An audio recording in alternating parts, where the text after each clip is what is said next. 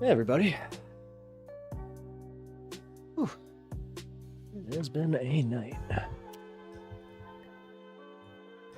Hello. Hello. Hey, Anna. You were first. Sorry, Inamugle. She beat you. How's it going? How's everybody doing tonight? Oh, man.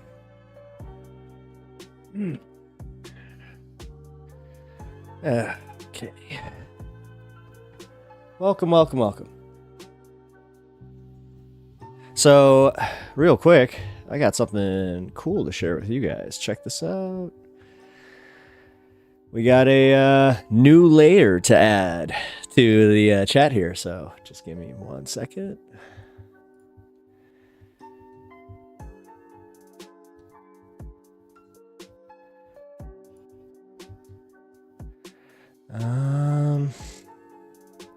Nope, that's not it.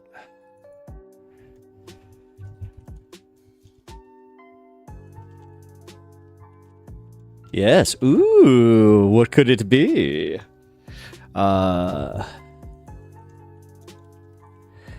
It could be that I have a new link. Woohoo! Ashton Dowling. Hey, welcome. I appreciate you stopping in. Literally just started the show, so getting everything off to a good start.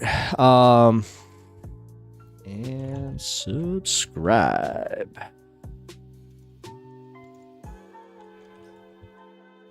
to the channel.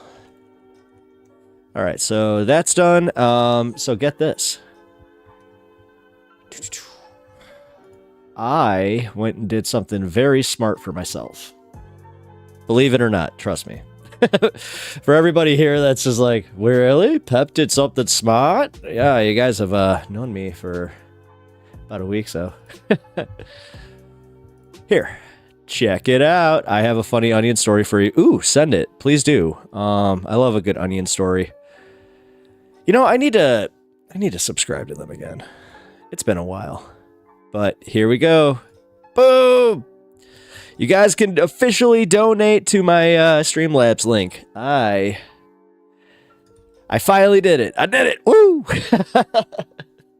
I know, so socialist of me, but man, I do have to I have to say that this was not as hard as my boy's wicked smart. Yeah, wicked smart. Definitely. Did you know that? Actually, I mean, I was about to do like Sammy's Boston accent, but I'm like, I can't appropriate that as a Chicagoan. Nah. Go in the yard. I've always thought that Boston and Philadelphia, like the Philly accent, they sound so close. They're so close. Here. Join the chat. And subscribe on YouTube.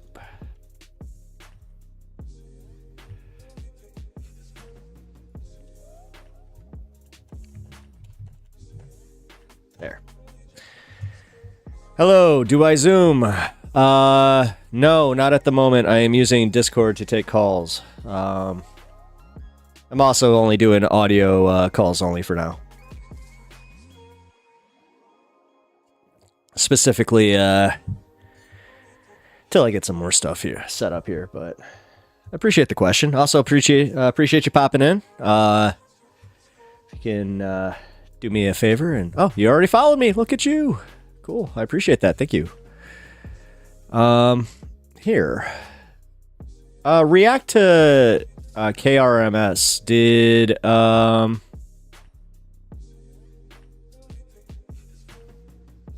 yeah, did you find me through like my my replays? Because I see that you joined here a few hours ago, so I am interested in always knowing how people find me. So Weasel Lord, I get called out for my Chicago accent. Dude, it's funny because like in media, specifically in like broadcasting school, we were pretty much trained to speak with a Midwestern vernacular, but even for them, even for like the teacher that I was working with, he would call me out and he'd just be like, okay, bud, you're getting a little bit too much. Oh, hey. All right, cool, Jim and Skinner. Cool. Look at you. You swap chats on me. Wah! Jeez. Wow, we got a lot of people who just like popped on in here, so cool. If you haven't already, like the stream. You know the deal. It really helps me out, and it makes you a very, very cool person. And then, yeah. If you didn't see it in the very beginning here, I got my Streamlabs tips working. So if you guys want to donate any amount now, it's not just the locked in 3-tiered memberships and all that. So it's good times. Also, tonight is the night that I kind of wanted to get some of your opinions on what I should be doing with my chat here, as far as maybe bringing it up. I don't know.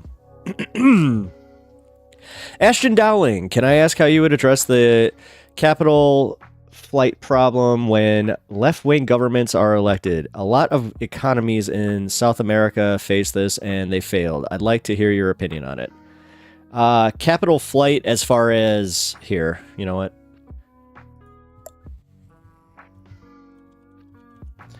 I'm going to make sure I understand exactly what you're talking about, because I think I know what you're talking about. Our assets and money rapidly flow out of country. I don't see them rapidly flowing out of country as much as I see it rapidly flowing to the rich and the private sector. I think that's the problem. I mean, I understand where you're coming from with it, but I also think that we focus way too much on that specifically without bringing up the Pentagon budget. It's scary how much money is in that budget, the trillions with a T, where it's your brain cannot comprehend it. So I don't know. I'm not sure if I'm necessarily worried about it, but that doesn't mean that I'm not worried about us. It's essentially the same problem where we're gonna get screwed. So, Bloodsoap by Stars, what's up? What's up? Glad you could make it. But also, Ashton Dow, I appreciate the the comments. So, I'm also trying to think. So, because you're saying specifically when left-wing governments are elected.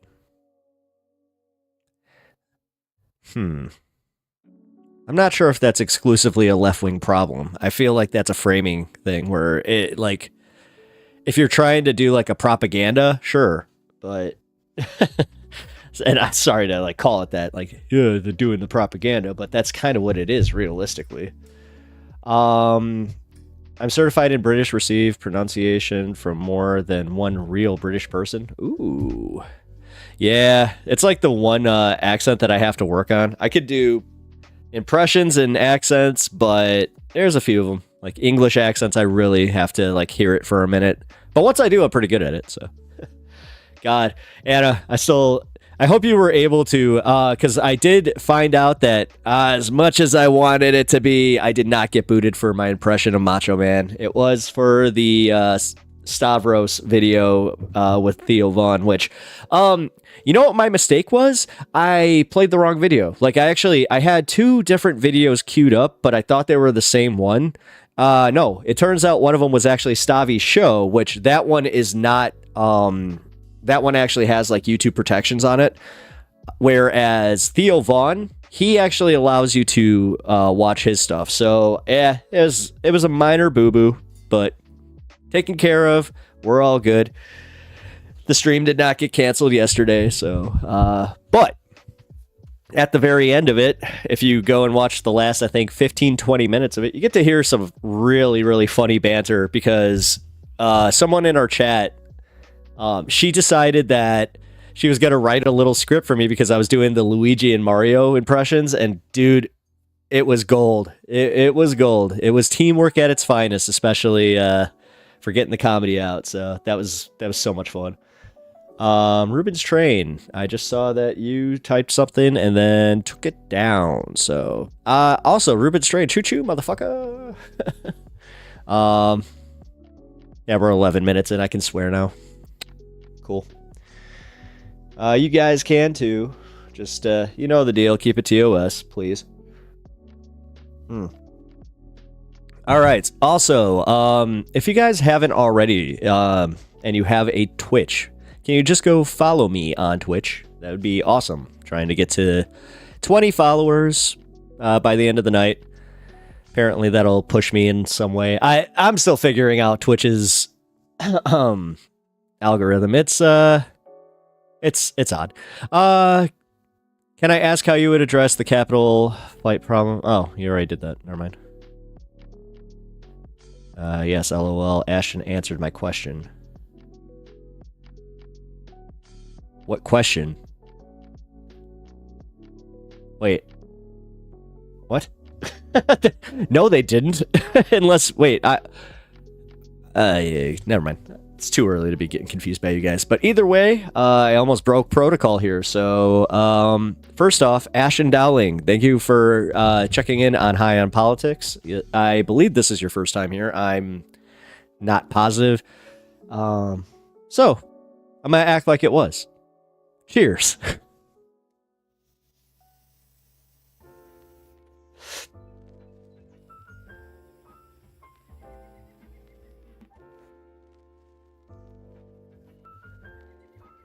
Okay. Man, did you guys see that shit about Britain? Huh. Apparently Britain is doing the anti-trans thing, and it's bad. Like, it's really bad. Here. UK indefinitely bans puberty blockers for children under 18. Yeah. Freaking awesome, right? I still can't believe that. Can we just, I don't know, let people just live their lives? I just don't understand why people get so up in arms about this. And I also don't understand why we keep falling for this crap, because notice how, like, within one day, no stories are now about Luigi. They're trying to make us forget. They're trying to just be like, haha, business as usual. Ha. Don't think about the class warfare. Don't think about that at all. No. Ugh. Just take heed in this. We're very close. This is the closest we've been in a long time. I mean, dare I say, why didn't your message send? What the F? Oh, Duke, I don't know. I don't control the chat here. That would be a YouTube daddy problem. So, but welcome, Duke. Good to see you, buddy. I just love how your first message is, why didn't you get my message? But I don't know. Are you sure you sent it? I mean, I hate to ask that. Or did you send it through Discord? That's another thing. Wait. Did you? Oh, shit. Oh, I'm sorry about that, bud. Well, that's not you. What are you talking about? They popping off in the Twitch chat. Yeah, no shit. Yeah, Jim, that's actually how we ended up with Coolio fan, and God, I keep forgetting his name in here. But our libertarian friend, that's how we ended up with him. Which hey, you know what? For a libertarian, I gotta actually say, he's a pretty decent guy.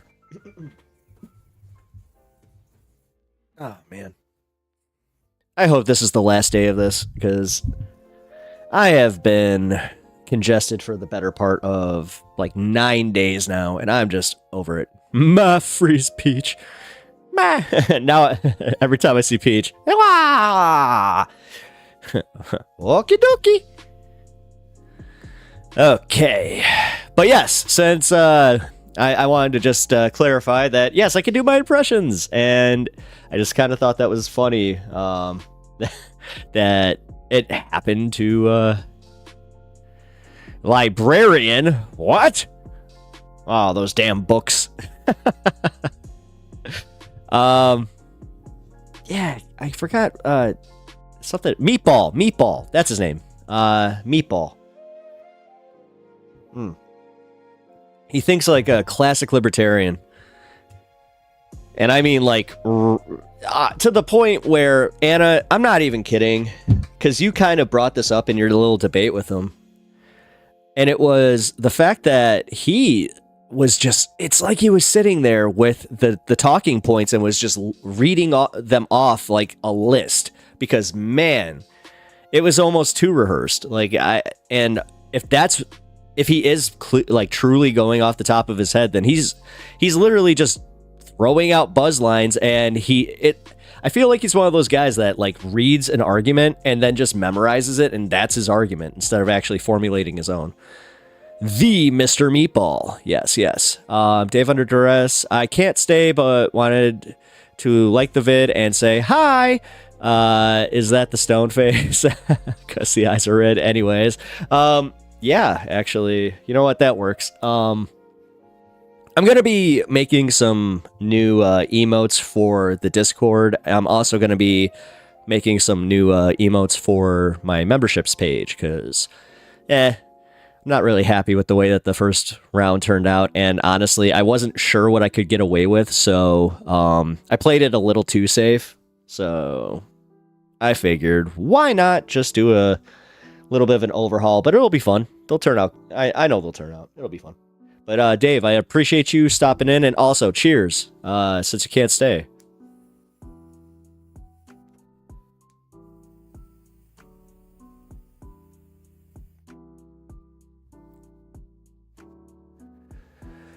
Dude, classic libertarian is anarchist, socialist, capitalist anarchism. It was invented excuse me, in the 1950s. Okay. Woo!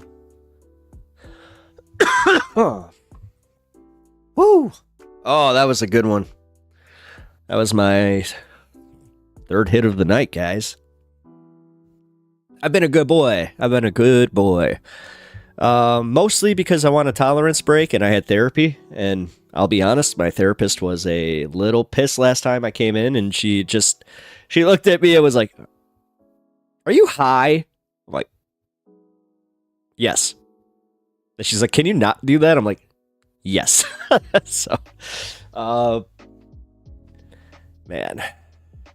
Ashton Dowling, I like your dog. Oh! Thank you. He's so good. He's a good boy. He's a little foxhound. Cheers. Chase. Cheers with the British accent. Okay, good to go. Bye. All right, see you, Dave. I appreciate you stopping in, bud. I always do. Remember to leave that like on the way out. You know how that goes. Which, that applies to all of you. If you guys could leave a like on the stream, I would very much appreciate that, so. Also, Dave, before you go, you can leave tips now. Never go to therapy high. I know. I actually put that in the same vein as never tell your never lie to your therapist, because why? Like, why are you there if you're going to lie to your therapist? I used to kind of do that because I was like, oh, I want to try and impress them, but you know, I've had a few therapists that were, you know, worth their weight in gold, I guess. Because, yeah, they actually gave me that good advice and just said, yeah, I feel like this isn't good for you as far as coming in here high. You don't get everything that you're, you know, trying to get off your system. And, yeah. And I made that mistake once. Did you get called out the same way? It's like they know immediately too. It wasn't even the smell. I'm Pep, by the way, Ashton. Nice to meet you. That's my name is Pepper. It's actually my last name, but yeah, Yeah, you can call me Pep. This is Pep Talks, and I appreciate you checking in. Yeah, welcome to High on Politics. If you haven't subbed to the channel already, I'd appreciate it. My therapist explained to me that it makes it difficult to do their jobs. Yeah, yeah, I could see that, especially like if you are like that type of stone too. Oh, yeah, you're right. Yeah, today she thought I was a little bit, but I explained. I was just like, well, to be fair, I kind of spoke a lot, so I may just seem high a lot. And I was trying to be like proud of myself too. I'm just like, hey, I haven't gotten high all day. So Mr. Pepper is the name, being Silly Goof is the game. Yep, that's me. That's me. Ha ha ha. Waha. Yep. God, I made my did a little impression this morning, just out of nowhere, and I had one of those moments where just the scenario itself made me laugh. I was thinking about Winnie the Pooh, and everybody was like, "Well, Winnie the Pooh is public forum, so you can't copyright Winnie the Pooh." And then I was just thinking, it's just like, well, they don't know how that mouse gets down. He has his lawyers ready to go. Why do you think I don't wear pants? I'm ready to take it up the ass at any moment. Bend over, bear. Sorry. And I'm done. Guilty of being too silly. As you just saw there. Sorry, gotta go fight for democracy. Illuminate dropping in hell drivers. Oh, no worries. Come on back whenever you're done with your rounds. Whenever you have done your duty. Ashton Dowling, I did sub to your Twitch and YouTube. I'm a big Kyle Kulinski and Majority Report fan. Cenk is still saying the correct left-wing populist rhetoric, so I won't unsub from TYT yet, but I'm worried. Well, that's what we're covering today. That is not a... If you want to know, I don't really do the clickbait as much as most people. I do actually cover what's on my titles as much as other streamers tend to just be like, just get him here and then we'll do it. Duty. Yeah, go do your duty. God, we are children. And I think we are all of the age of like around 30, but we are children. We still laugh when we say duty like a good human being. But yes, we are we are going to be covering the TYT situation. Also, did you guys know that Pod Save America, like for being the liberal shills that they are, also had just what I could only describe as damn near Ben Shapiro-esque takes about the shooting. So I was debating covering that too, because I'm not a big Pod Save fan. So that's one of those ones where my family and my aunt and my cousins, they're pretty big into that stuff, and I'll occasionally get sent some of it, and I'm like, do I have to watch this? I don't want to, so. All right, well, let's get to the ground news segment first. No,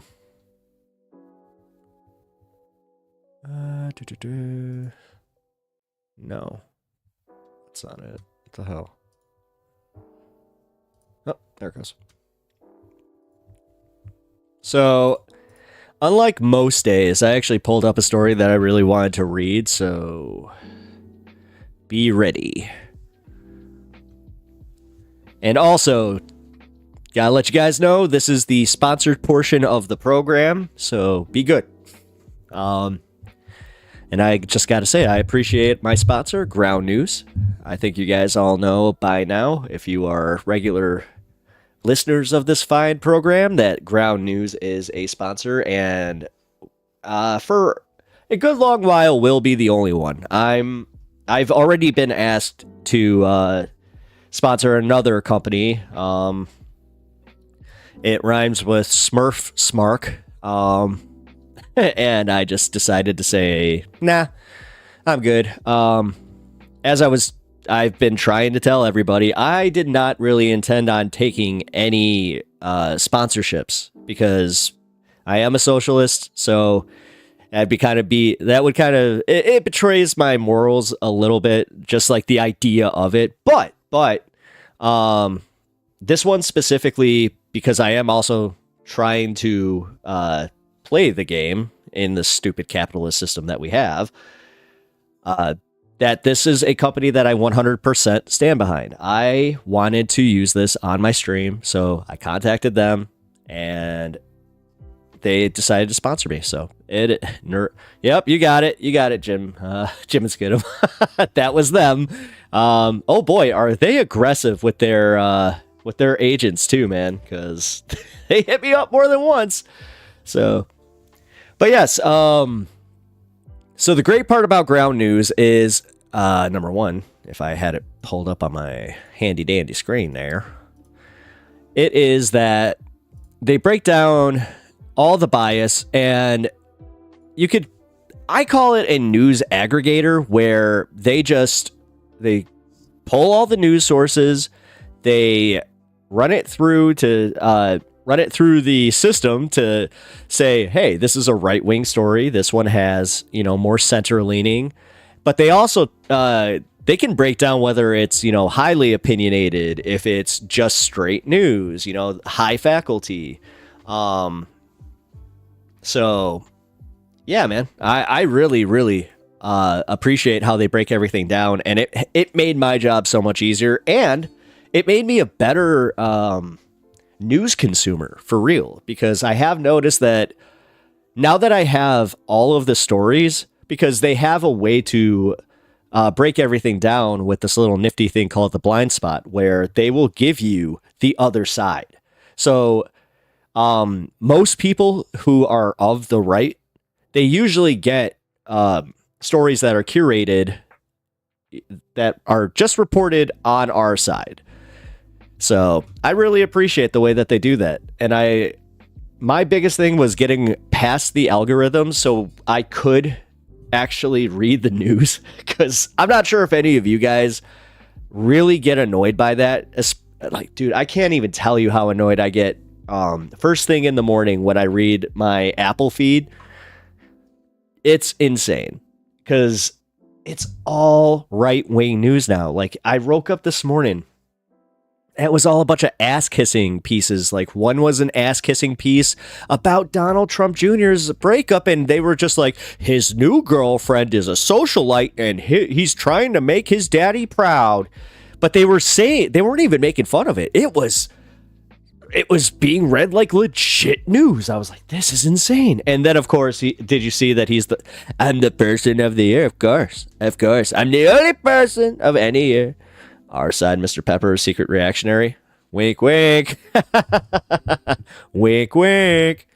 Sometimes I misspeak. I mean, also, like, if I'm going to go, all right, so it's the same way that people try to lump in Democrats with all liberals and Democrats with the left. Every once in a while, I'll just be like, fine. If that's how you see me, then fine. Jim and Skidum. All right, well, we got the center spin on a very important story that I care about, because this is the one that we're going to have to, as I would assume non-Trump voting members here, start pointing out to our countrymen, especially the ones who voted for him, exactly because remember, why. And this even goes for people on the left. I guess the Democrats who didn't show up, or the ones who voted for Trump, thinking that this is just, hey, let's give the other guy a shot. Well, Trump states that slashing grocery prices will be very hard. I thought, listen, I got it. This day one thing isn't exactly what you think it is. What sucks is that his supporters are already doing the pivot where they're just like, well, he didn't mean it. It's like, oh, you gotta be kidding me with this shit. He discusses the challenges involved with reducing grocery prices. Trump acknowledges the task of lowering grocery prices is not simple. He suggests that there are significant obstacles to making grocery prices more affordable. Oh, what? What? Are you fucking kidding me? Like, you gotta love how, like, now that the election's over, that, oh, now they want to focus on this. Weird how they also don't want to hold him to account on that and just be like, well, you said that you were going to lower the prices. You, like, and then now we get to do the, well, he's a politician. Is he supposed to actually do the things that he runs on? And then they're playing the game.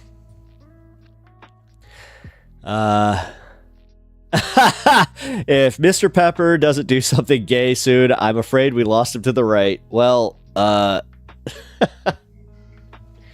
I'm trying to think. Sorry. I actually did say, like, earlier to one of my friends, like, dude, do you realize that, like, being straight, white, and leftist in this climate, at some point, I feel like I'm almost, like, they'll target everybody else, but they'll do it from a distance. At least with me, they'll do it to my face. It's brutal.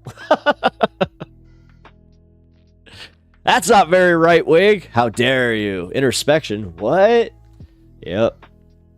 So, guys, I mean, long and short of it, Trump isn't going to do the thing. Groceries are still going to be expensive, and right-wingers are still somehow going to be like, Biden's fault!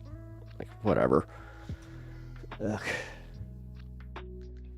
I just love how we're just in this position of, oh, yeah, you know, the economy wasn't that bad, and then it's going to get so much worse, and they're somehow still going to blame the left, even though they're in power. Ugh, so much fun. Hey, welcome, Twitch viewer. I appreciate you being there. Just saw you pop in.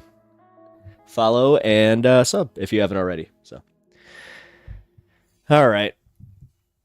My coffee is hitting the spot tonight, guys. Oh, did you also see this? There's only 2 more spots left on Twitch. Oh, there are. Oh, shoot. You're actually, you're right about that. I thought you were making fun of me for a second. Yeah. Well, two more spots. Yes, that's all there is. Once I hit 20, I'm done. No, I'm trying to reach 20 over on Twitch, so if you guys can help me get that, that'd be awesome. I'm actually trying to reach 50, so. Because I guess that's when they can even consider you an affiliate or whatever. I don't know. I had a Twitch viewer get mad at me. They're like, you don't seem to care about your Twitch chat at all. I'm just gonna bail. I'm like, okay. I'm sorry. The majority of my chat is through YouTube chat right now, so I don't know what to tell you. All right. Yeah, did you see Schumer says Senate will vote on Social Security changes. The Senate will vote on Social Security changes.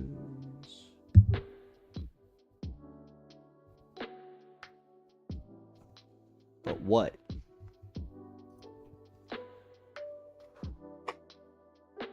Senate begins final push to expand Social Security benefits for millions. Oh, that's good. We'll see what happens. This is a lame duck Congress, so... Although, if a lot of people don't show up from the holiday break, I think they might be able to pass this. We'll see. All right. Anything else? Ocasio-Cortez, people experience denied claims as an act of violence. Yep.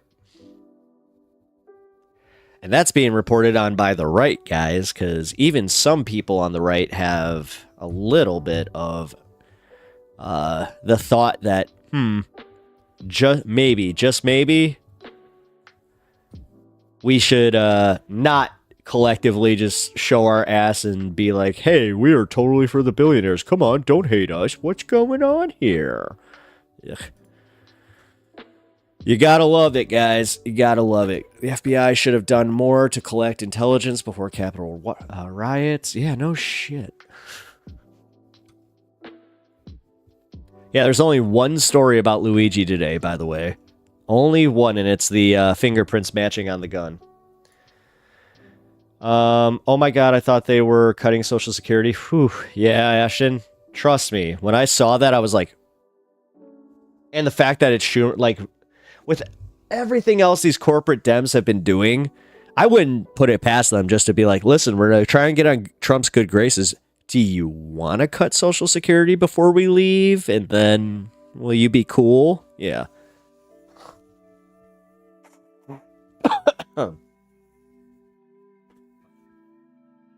Not the worst news, so we're okay. We're for now. They always pretend they're trying to pass good things when they know it won't go through. As I said, because this is lame duck and we're coming into the holiday here, they actually could use this to their benefit. I do remember, God, I was like in high school when it happened, but that's kind of how it the Republicans at that time got a bill passed, because they did it when everybody was on vacation, but they strategically had enough Republicans stay behind to get the bill passed, and then they all fucked off. So, you know, it's almost like we have to be smarter about how we do this stuff. I'll be completely honest about, like, me not having very much faith about that, though. How can we? How can we? We constantly, like, dude, I had a moment today, like a real moment where, and I'm sure you guys have these, where you just think about this shit and then you just start getting mad about it. And then, actually, Duke, you'll appreciate this. I was just having silence. Like, I was just driving in silence, trying to meditate a little bit, but oh my God, like, halfway through that meditation, I started thinking about just how Trump is convincing people that he actually cares about them. And these people legitimately oh, I remember what it was. I saw a truck next to me with a Trump sticker that also had a another Trump sticker next to it that was Trump's profile, kind of like the Alfred Hitchcock, but he had a cowboy hat on. Yeah, because you know how, like, they actually perceive him as like one of the people without like any hint of irony that he would not even piss on them if they were on fire. Legitimately, he'd even probably go as far as to say, as somebody get me a fan. I'm getting a little bit too much of the burnt skin flavor over here. I don't like it. It reminds me of pork. Ooh, making me hungry. Somebody call McDonald's. I want a double bacon cheeseburger.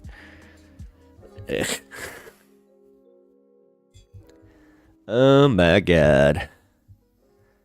I know it is kind of like passe to think about, but I actually had that stoner thought of, like, when he eats Cheetos, does he just wipe it on his face? Because no one would notice. So, just a thought. Also, are you guys like me, and have you been that stoned to where you do the thing where you eat Cheetos with chopsticks? Because halfway through a meditation while driving, you can meditate while driving, dude. Like, part of like the meditation that Duke of Bread has been talking about, Vipassana, I've been looking at it a little bit more. And this is one of the methods that you can practice, just like small scale, where it's just being mindful and not just filling, you know, the air with a bunch of shit as far as like focusing on other things. Like I could have called somebody and had a conversation, but it was a nice way to quiet my mind. So I hope that other people kind of try to do that a little bit, because yeah, man. Cheetos with chopsticks sounds like a real life hack. Hey, it is. It is. I saw the meme years ago where it was like the cool teacher meme, where they're just like the cool teacher, your cool professor. But it was a picture of the guy who plays Poe Dameron. Oh my god. Why am I blanking on his name? Fuck. He's in Moon Knight. Oh crap! I really like that guy too. What's more surprising to me about Trump is the fact that a billionaire regularly eats at fast food restaurants. Not necessarily, like, dude, he loves just the worst shit. But that's also why I don't buy into this narrative that like that shit kills as fast as it does. Because if that's the case, he would have been dead long time ago. So. And he's not like one of those guys that, you know, he has like thousands of different types of blood pressure medication. Because if he did, he wouldn't be able to get as riled up as he does. So, yeah. I don't know, man. I don't know.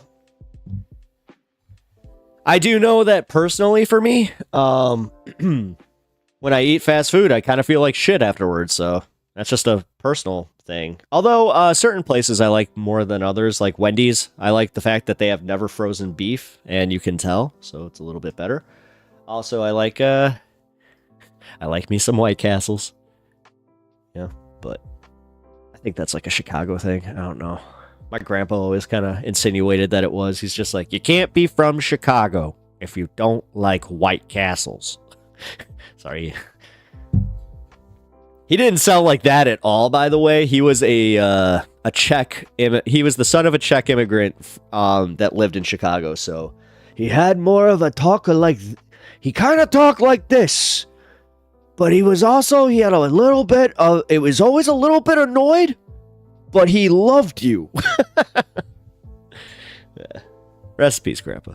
You're the shit. There are different forms of meditation. When you go to the retreat, you will do Anapana meditation for 4 days, and then Vipassana.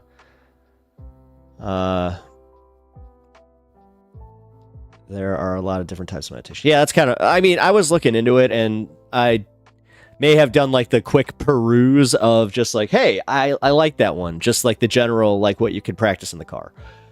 I quit worrying about diet when I saw an 80-year-old buy a steak, a Snickers, and a pack of cigarettes. Dude, legit. I'm not even kidding. One of the most unhealthy members in my family is the one who lived the longest. So I don't know what to tell you, man. The other thing about that, though, is he wasn't a stubborn asshole. He would go to the doctor if he felt like something was up. And I think that's why he lived longer than any of his siblings or anybody else. Like, dude smoked cigarettes and was running marathons on his 95th birthday. He was running a fucking marathon. Like, that shit is wild. Anapana is just bringing your attention back to your breathing through your nose. When you catch yourself thinking, you bring yourself back to focusing on the real-time sensation of breathing. Well, I guess I got to get my nose fixed then. I do have a bit of a problem with that. Like I have a deviated septum. That's why I'm a bit nasally. On top of the fact that yes, I have been sick.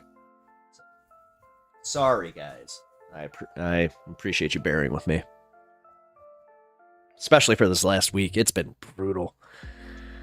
Alright. Man, it got hot down here. Whew. Am I wearing a shirt? Yeah. I was about to say.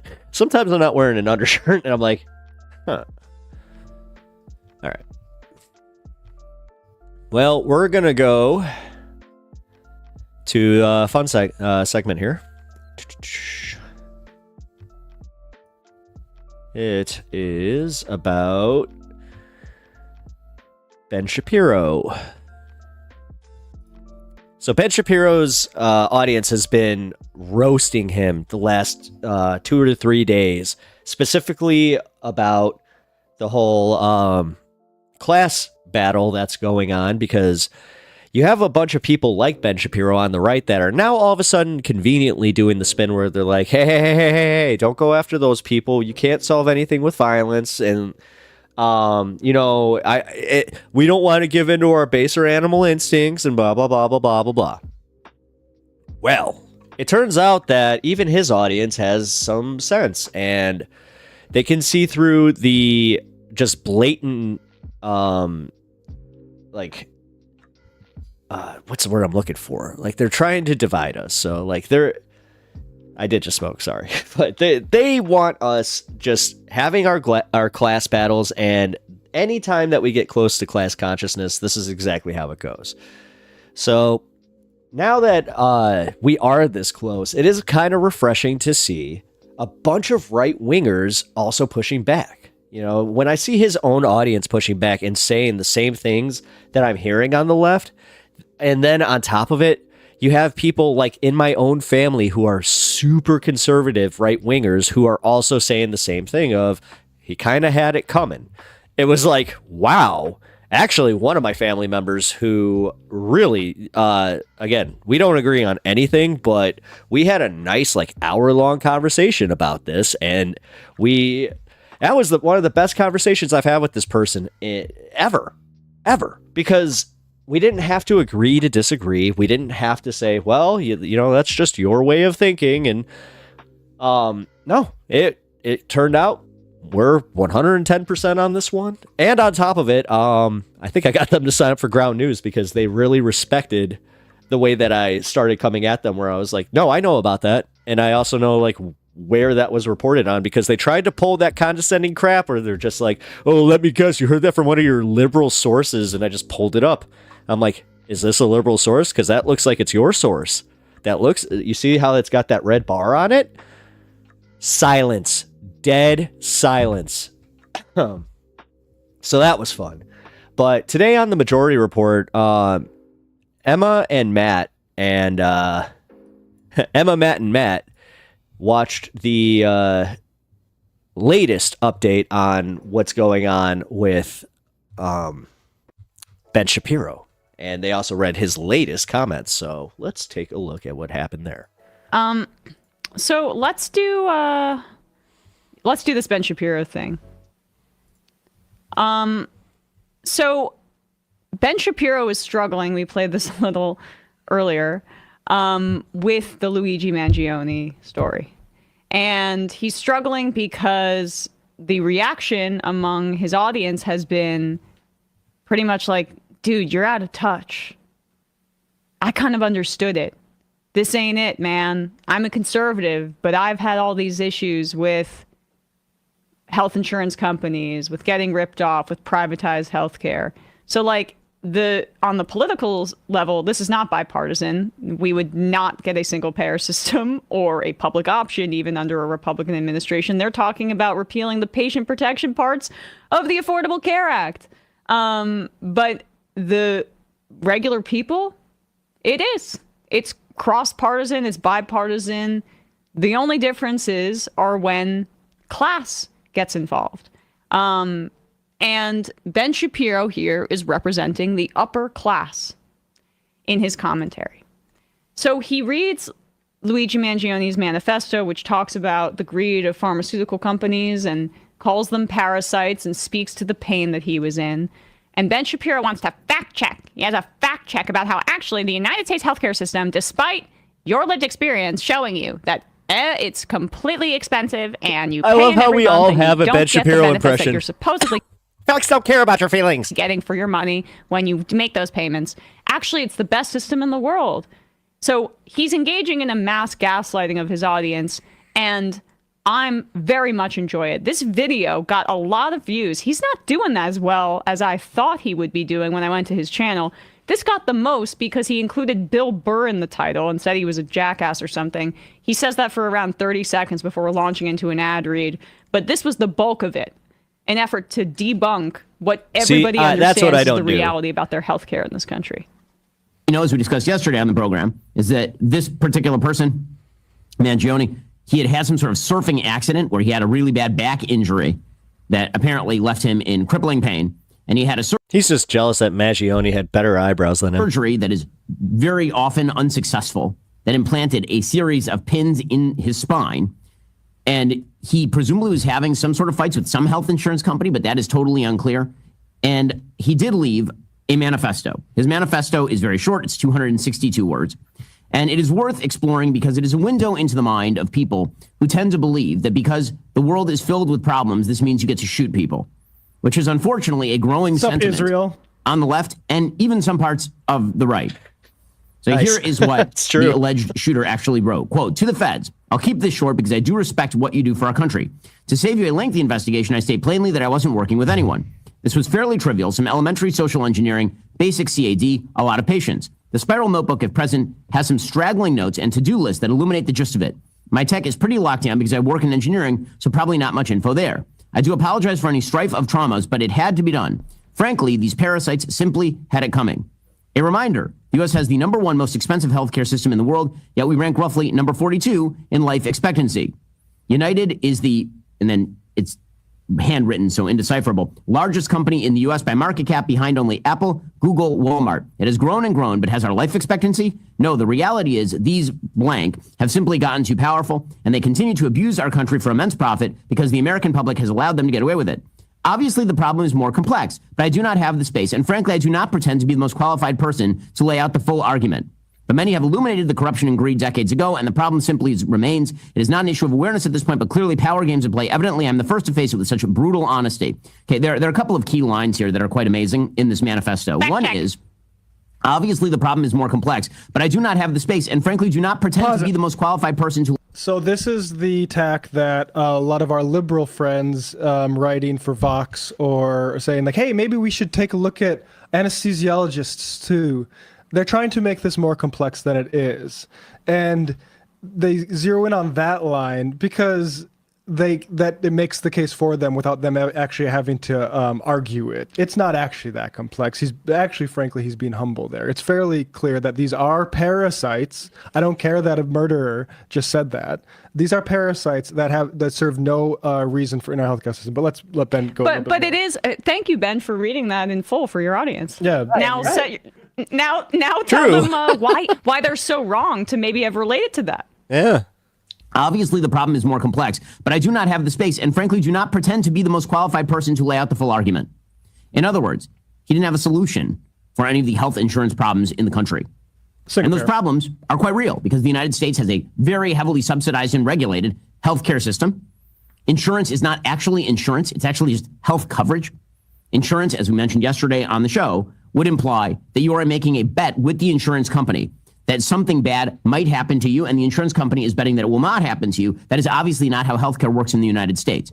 Because no one in their right mind would bet. That's exactly how it works. What are you talking about? That is nonsense. We actually said that nobody in their right mind would bet, and then we can... Yeah. Keep going.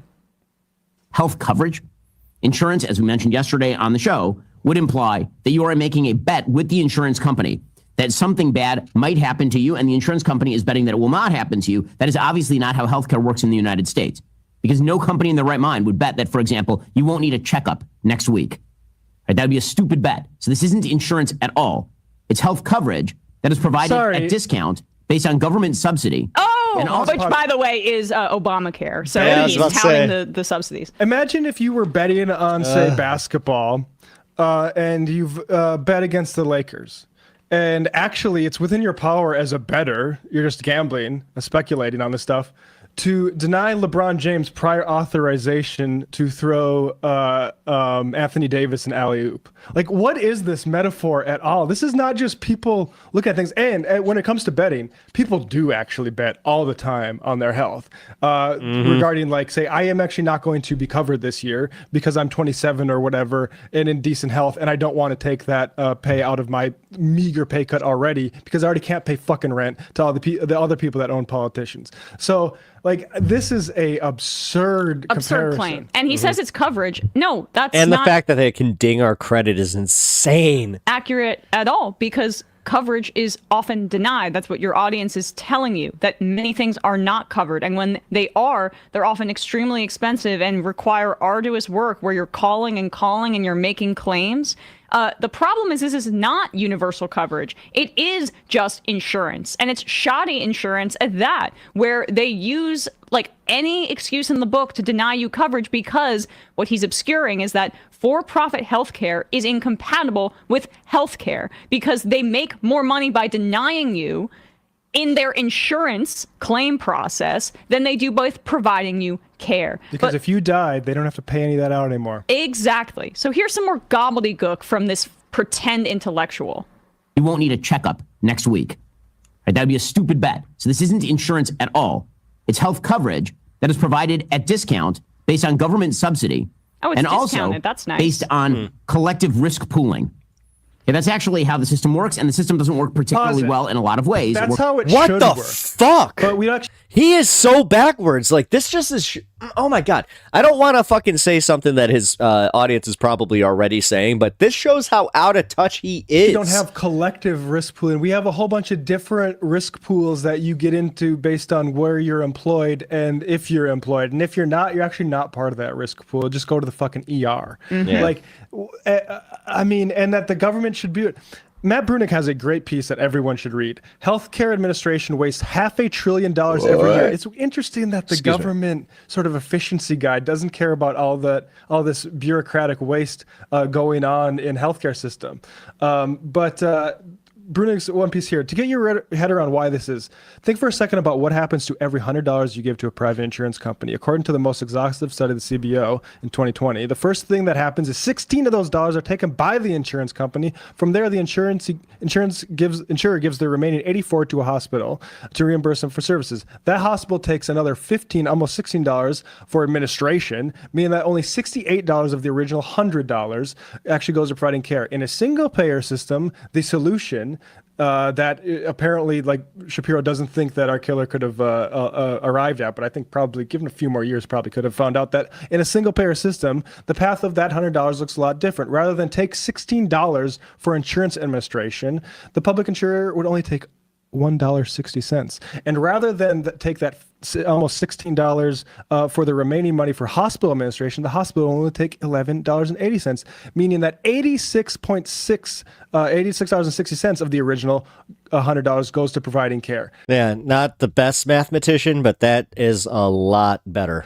The difference is just graft. The difference is just Brian Thompson buying a house and providing for his family that's in such a tough position. But I bet you he had a life insurance policy. I bet they're going to be kind of okay. As for the people who United Healthcare goes on denying coverage for, or delaying coverage, or sort of running out the clock so maybe they die, so we have to approve all of this expensive stuff, that's happening. Happened before the December 4th, happened on December 4th, happening every day since. The insurance is definitionally risk pooling.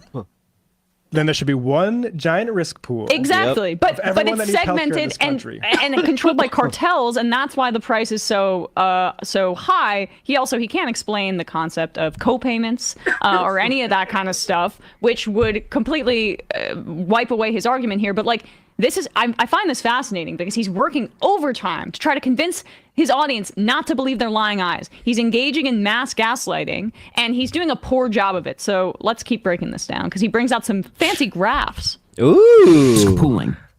Yeah, that's actually how the system works, and the system doesn't work particularly well in a lot of ways. It works better than many of the other systems, including nationalized healthcare. But the point there is that the alleged shooter himself is angry at a system that he says he does not fully understand, and he has no proper solutions for. And by the way, he happens to be wrong on the merits. So when he says that the United States has the most expensive healthcare system in the world, but we rank roughly number 42 in life expectancy. There's an excellent thread from a person named Jeremy Kaufman laying out some of the statistics with regard to the United States healthcare system. And the point that he makes is that healthcare spending in all countries tracks income. In other words, the more people get rich, the more they spend on healthcare. And this is true across countries. Oh my God, this reminds me of the argument we had with Mr. Meatball. Here, for example, is a chart of health spending increasing rapidly with real income. All right, pause So it for a if, sec, for example- so we can have this bullshit up on the screen Yeah, as what we're the looking at fuck? it. If you look, the USA is really high up there. Still, so even with the in terms of what he's purportedly showing here, that is healthcare spending as it relates to income, it still means there. I guess I'm trying to make sense of that. It just means we spend a lot on healthcare. We just spend which a lot all on fucking healthcare. know, and Right. we would be spending a lot less if we didn't allow these providers to play different insurers off each other and like scam the system. If there was one single payer for health insurance, Right. they would be able to negotiate all this stuff way lower, including the anesthesiologists that apparently, like Eric Levitz wants to point out. This is No, but not- that- Wait, so but is this chart supposed to be saying that like the more money you make, the more you spend in healthcare? Like, is that what I mean? There's a really simple like across the board in any country. There's a Yes. real simple argument for that. It's because when you have more can. money, you can do that stuff. You can go like even if I have health insurance. And luckily I'm in fairly good health, but I don't go to the doctor for small bore things like wealthier people do. Wealthy people, something's bothering them, they go to the doctor, they get a prescription, and they solve the issue. I don't got the time for that. I don't got the money Yes. to lay out for. That's disturbing because Matt is about the same age as me, and honestly, man, like I've had a few issues pop up, and it's just literally post 35 stuff where you're like, no, you should be getting this checked out. Like you should definitely be getting your blood work done and having this stuff. The other thing is I got my HPV vaccine because I hadn't got I was of that age where I was not I didn't have the option to get it. So, which by the way, ow.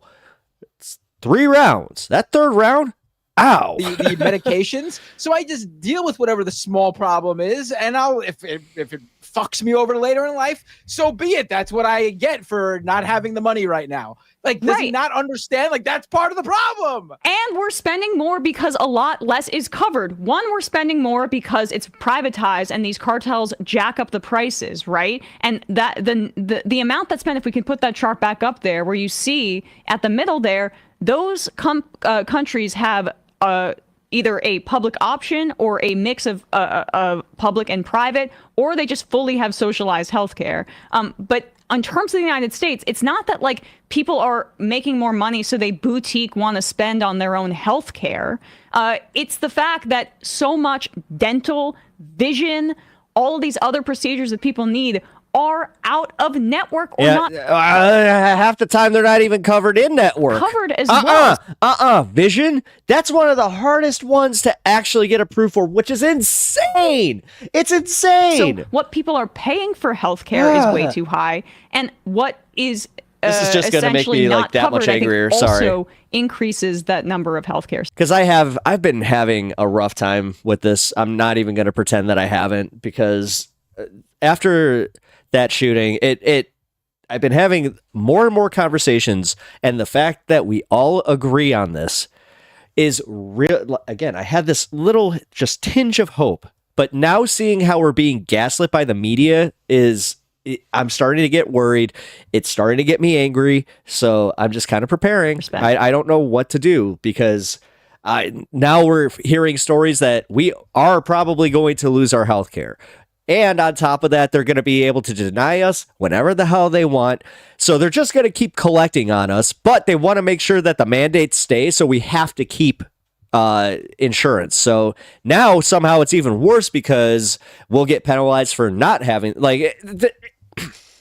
And I'm you have so to sick of getting fucked. look at it. Like, I'm so sick of being just an average American, but we're the ones always on the chopping block. And somehow, some way, the mass majority of us are just we're gaslit into pulling our pants down and just being like, more, please. What the? In terms of, every American is just an American, as opposed to some are extremely wealthy and make money passively and some are workers. Here's Bernie Sanders. Here's another statistic I'll throw out. It says, Bernie, it's not only that our life expectancy is lower than virtually every other wealthy country, it's that if you are working class, you are going to live 5 to 10 years shorter than people who are wealthy. Mm-hmm. So if you are a working class person in this country, the stress that you live under, the economic duress that you... Yep. And that's why then they push the fucking Social Security age back to 70. They're pretty much just banking on you dying before you can even collect. Live under the lack of... Robin B, everyone seems to love their health insurance until they have to use it. Insurance is a scam, and making a mandate proves healthcare it. Yep. That you are receiving 5 to 10 years shorter life than people who are rich. All of that is unacceptable. It is not acceptable to Ben Shapiro. Ben Shapiro is being paid to make sure everyone you love who is a working... Real quick, welcome to the viewers on Twitch. I appreciate you popping in. ...person dies 5 to 10 years later, and all the rich people that pay Ben Shapiro get to benefit from this system that prioritizes the health of rich people and lets them live to like whatever 110, and your family dies and right after they retire. And do you notice that his definition of health insurance and like betting that you won't have some sort of disaster doesn't even include the idea that people need routine checkups and preventative care checkups prior to that? That it doesn't have to do just with like a traumatic car accident or something. No, cancer doesn't exist in these people's minds. Like, God forbid, you get breast cancer. Or if you have a heart attack. Health insurance is about helping people have healthier, longer lives throughout. But also, that real income, I think that's the x-axis. Yeah. I have no idea what the hell that means. But these are wealthier countries pay more for healthcare. I don't know why that should be a surprise. Yeah, you probably pay more for a lot of things because of all the wealth. I don't know. But we're not talking about the waste. Have you ever gotten a medical bill and actually like looked at the itemized list of how much everything costs? I'm not kidding. The one time that I saw one of my itemized costs was a Band-Aid, not a bandage, a Band-Aid, and it costs $12 fucking for the Band-Aid. How that wealth is allocated.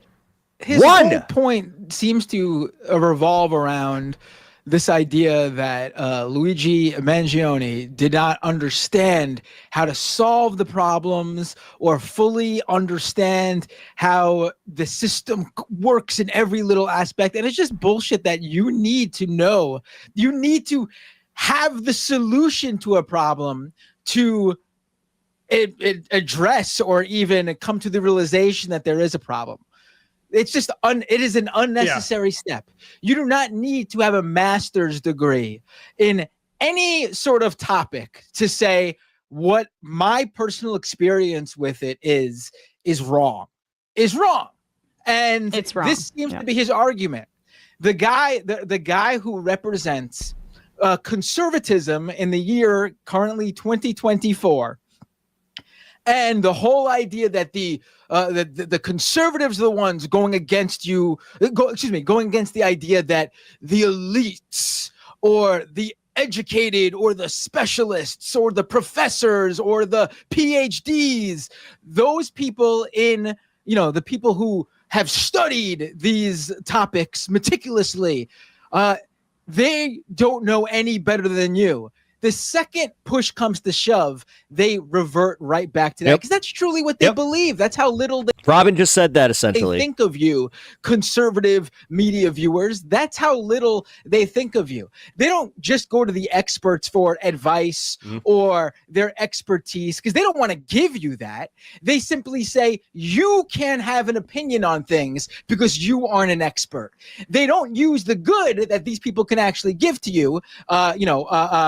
Their actual studies, their actual knowledge. They don't give you that.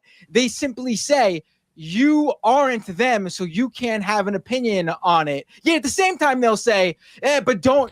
Jim and Skinham, how much can you make a Band-Aid for? I don't know about that, but I do know I could 3D print a cast for just about $20. Don't educate yourself like those guys, because then you become a piece of shit like those guys. They want you to not understand these things so they can continue to have this foothold over you in telling you to continue to tell you to keep eating dirt and honestly shit. from the Yes. executives and the people up at the very top who they serve. I mean, it's just so crystal your clear what's point- going on here. To your point, How- notice how yeah. he didn't even deal with what Mangione said about life expectancy. He moved Right. on to wealth. He didn't even deal with it. Yep. And I mean, this is the thing is, and it, you know, and Tim Pool also said like he was R-worded because he, for the same reason, he apparently said he didn't have all the answers to it. But this is not just a conservative problem. From Matt Burdening's article, again, at the People's Policy Project, Healthcare Administration wastes $500 billion every year. He points out many tweets and articles from prominent pundits like Matt Iglesias, Dylan Matthews, Noah Smith, and Eric Levitz. The quick consensus among these pundits, these are all liberal pundits, is that dislike of the private insurers is overblown and that the main problem lies with providers and their overcharging ways. This is Well, it's not. not honest. No, because sometimes the healthcare providers are the ones setting the price too, and it's in conjunction with the insurance companies. Like they're in it together. Like this idea that it's one or the other setting the price, and somehow, some way, one of them is a good guy. Let's not play that fucking game. I'm not saying there's conscious dishonesty on all those people, but I would be shocked if none of them were being consciously dishonest and mercenary in their argument here. But the idea that graphs like this could convince you that actually the private health insurance system in America is all hunky-dory, that is only going to work on a very small sliver of professional class morons. Well, we're going to read the comment section in a bit, but I wanted to get to that second graph, and then we'll leave you with that. You live in Hungary and you have a significantly lower income, you're going to spend less on your health care. And as your income rises, you're going to spend more on your healthcare. That is true everywhere. It is true in Norway. It is true in Canada. It is true in Italy. It is true in Spain. It is true everywhere. It is almost a straight line arithmetic correlation here. Oh my goodness. That as you make more money, you spend more money on your healthcare, which of course makes sense because you care very deeply about your healthcare. That is not a Okay, I'm giant sorry. shock. Actually, just pause it really quickly. You don't even need to take it off the screen. But but the baseline for care in those other countries is that they have some semblance of basic care that people can get. So even if they're spending more because they can when they make more money, that doesn't necessarily mean that we have the same baseline, you idiot. I went to Paris with somebody who had to spend a night in a hospital for food poisoning, including IVs and stuff like that, and urine tests and stuff like that. We walked out of there paying $0. All right, keep going. Actually, I had a similar situation in Paris. It wasn't food poisoning. It was actually alcohol poisoning. But yeah, I had actually the same thing as far as an IV. But the one thing I did have to pay for was I had to pay for the medication at the pharmacy, which was like maybe 20 francs. As it turns out, so if you actually correlate healthcare costs with income, what you see is that Or income euros, rises, francs. so does Sorry. healthcare costs. Again, not a giant shock. In rich country, labor costs more. Oh my God, this is Inputs the same cost thing. more. The real price of healthcare increases actually slower than incomes in cross-sectional analysis. So as income in the United States increases, so does healthcare price, This is but slower than income increases in the United States. Not only that, you can see in surgical prices that there is correlation between income and the price of surgery, for example. Because again, as people make more money, they also demand more money as the inputs on Okay, labor. anyway, whatever. If you're a It's How silly. stupid do you have to be confused by this? I want to explain this He's to Ben lying. Shapiro viewers who may come across this. This argument is the equivalent of saying people who go to McDonald's tend to spend more money on hamburgers. Like, it is literally the argument. Yeah, if you go to the doctor, you're going to be someone who spends more money on medical care. Tuca Bread, imagine being humiliated by the French like that. I'll be honest, I'm still reeling. That's a great If you point. go to the doctor, though, you also tend to be someone who's wealthier because you have the time and money to know that, this my trip dog's to the barking. doctor Give me is a probably going second. to cost me something. Because even if I'm covered, I still got to put out of my pocket whatever it is. Maybe your deductible, maybe you just got to pay for whatever's not covered, which sometimes is the medication, literally or just the hear her lay treatment. down. This is Yeah. ridiculous. The more money you make, the more money you will spend on healthcare, because in the first place, you are seeking out medical care more often or more frequently in general. Like the 20 million uninsured aren't included seemingly in this pool, by the way, or I'm not necessarily sure what this data is. It doesn't necessarily matter. No, American health insurance is expensive and a lot is spent on it. That's actually the problem. That's actually that's half of the citation that Luigi cited. We pay the most, Ben. We know that. The outcome is the problem that we're fucking 42nd. He doesn't talk about the outcome. Isn't that instructive? Is that he leaves out that part about life expectancy because he does not want to talk about the outcome. Now let's see how the audience responded. Let's scroll down because maybe this is better. He was getting roasted in his comment section last time he tackled this video. Here we go. My insurance denied our claim when my third child was born. It wasn't a mistake. We fought them for months over it because they finally agreed to pay. But look at these graphs. Ben saying Bill is disconnected from look at this graph. Audience is insanely ironic. The right and left agree on this issue. The healthcare system is broken. We, the regular people, are the ones suffering, not millionaires. I feel like I'm being gaslit. He's suggesting the CEO of the biggest health insurance company in the U.S. has zero effect on anything around him. Invite Bill on your show, I dare you. It's absolutely rich when Ben says things like, just because you had a bad experience with a health insurance company and having a bad experience with a health insurance company isn't like when a barista messes up your morning coffee and you hope to get a better one tomorrow. These bad experiences result in people losing their loved ones and being denied prolonged life-saving medication and procedures. Coverage for my husband's asthma inhaler was denied this month for the first time ever. He's had the same prescription for 25 plus years. This is a rich guy trying to say insurance companies are justified charging you thousands of dollars for a hospital visit. I agree with Bill Burr. I mean, you can go on and on and and on in this comment section. Do you want to just play the part with the Bill Burr, the clickbait part that he shoved in right before an ad read? It's a little funny because, again, as we mentioned, we played the other day, Bill Burr was talking, saying, people get it. These health insurance CEOs are crooks. This is how he shoehorned that in there for the views he coveted. Oh, this brings us to Bill Burr. So I have to say, Bill Burr is so Bill Burr, I used to really enjoy his work. I mean, on occasion, I still enjoy his work. He's a comedian, which means he's very hit or miss. I'm sure his Red Rock special, for example, hilarious.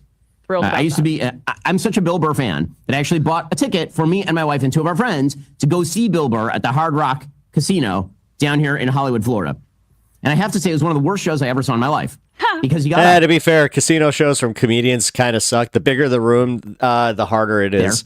And Bill Burr has become... If you guys, just a little piece of advice, go to, if you have a local comedy club and you actually have a headliner coming that you want to see there, go. Seriously, that's the most intimate room that you could see him in. Those are the best ones. Woked. He has become woked, I assume, because we got him, guys. His wife is very much on the left. What you mean? Duke of Bread, Ben Shapiro brainwashed my sister. I hate that little weasel. Over time, I think he became embarrassed that many people on the right thought he was very funny, and so he decided that he was going to start woking it up. Well, Bill Burr is a disappointment, sort of like incognito mode on your computer, because they keep telling you what a seg! Everything you do in incognito mode is incognito. Did you hear that ad read? Yeah.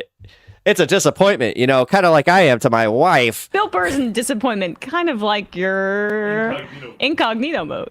Yeah. Anyway. We remember the wet ass pussy debacle over there, don't we? There you have just how, we're not. That's not how it's supposed to be. Dude, Ben Shapiro is such a weenie. That's for real. He's just a weenie. The liberal says, if there's one thing conservatives can't stand, it's the performatively woke comedian Bill Burr. What a dope. Oh wait, I didn't. Oh my God. Okay. With, who Bill Burr's wife? All right, I'm gonna play this for a minute. I gotta go let my dog out. Bill Burr's only woke. She is going because nuts. of his wife, and then I looked at who his wife is. And his wife's just a black woman. Yeah, I don't know if she's a liberal. Kind of says it all, doesn't it? Right. I don't know if she's a leftist activist or something, and she puts her politics out there often. But it seems like she's just she turned him. A black woman. Yeah, that was it. That's all. Look, we'd have great. Bill Burr would have bashed trans people in Hollywood, Florida, if it wasn't for his damn wife. You're right. It's the wokeness. It's everywhere. You can't even escape it. Even when he's trying to see a comedian he thought was on his side because of the whole white thing. All right, let's take a call really quickly. Calling from a 401 area code. Who's this? Where are you calling from? Hey, this is me. This is you. Who's this? Where are you calling from? Hello? Yes, this is you. Hey, my name's Tyler. I'm from Olympia. Tyler from Olympia. What's on your mind? I've called before about this, but I think it's so important that I wanted to call once more about it. And that was with the recent, like, it's been awesome with the recent, like, push for people to get off Twitter and go to Blue Sky. But I think there's some serious concerns with the funding coming from cryptocurrency and serious concerns about, like, what the future will Blue Sky look like and if it will look any different. And I don't say all that to criticize people moving to Blue Sky, but to say that there is a functional alternative. It's not as popular. It's called the Fediverse, and it's like a not-for-profit system of different communities that can decide to join together, and it's actually providing that vision. And I just wanted to, like, raise awareness about the fact that there's, like, Mastodon, which is like a Twitter software, which is like Blue Sky. What is it called again? But it's Yeah, not for profit. Right. I know what you're talking about. Mastodon, and specifically, I wanted to. No, I know what you're talking about. Like, for example, there's a community called Masso.nyc that some guy in New York City made, like, a Mastodon community, like a Twitter-like community for people, you know, like, themed around New York City. Like, there's a lot of these different communities, and I'm not trying to, like, sell people. Like, I don't make any money on this. I just think this is a moment we have agency, especially on the left, to really, like, take control over our own social networks, because I just fundamentally, I think, to me, either you can make money off a social network or you can make it healthy. And until we really tackle that front on, we're going to keep, like, letting our communities be corrupted and undermined by for-profit corporations. I hear you. I mean, look, it's really difficult to. A Wikipedia model would be great. Yeah, it would be great. It's difficult to make consumption choices under capitalism, and frankly, I don't like. I'm still on Twitter in part just because I have a bigger presence there, but I also like all those people in Palestine that are posting, like, they're not on Blue Sky.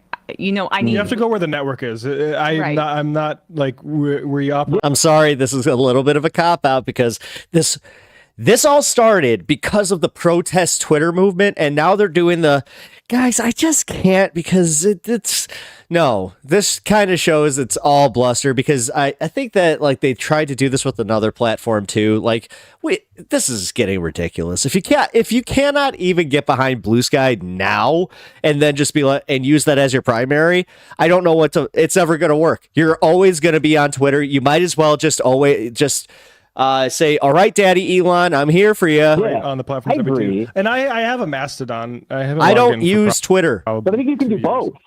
You can, but I think I'll be honest. Like, the thing is I agree with you, and it'd be nice, but I wasn't posting on Blue Sky until Blue Sky started taking off. Yeah.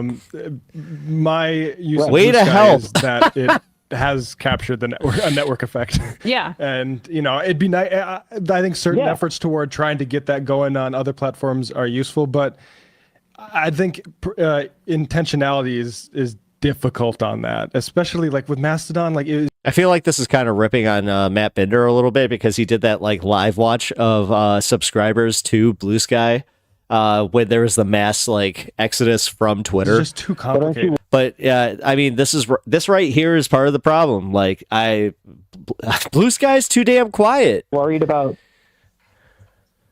Well, aren't you? But, like, the thing, and I agree mean, with for me, it's fine because the quieter the social media, the better. But for everybody else, come on. that at the moment, and I'm not saying, like, I don't think the long-term future is to replace Blue Sky in, like, 3 years or something. Like it's nowhere near in the same magnitude as Blue Sky already is, right? Like, but I'm really concerned for the way that corporations are going to interact with the next presidential administration in terms of censorship. I hear and you. the kind of normalization that's going to create. I hear you on that front. Appreciate And the I think call. it's good to at least just have some awareness. Like, thank you for your time. You guys do an amazing job. Thank you so much. Hey, nice way to take the hit.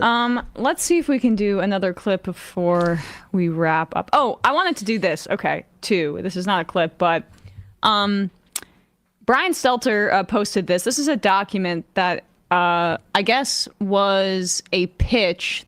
Okay. Alrighty, we got what we wanted out of that. The Ben Shapiro part, which is hilarious.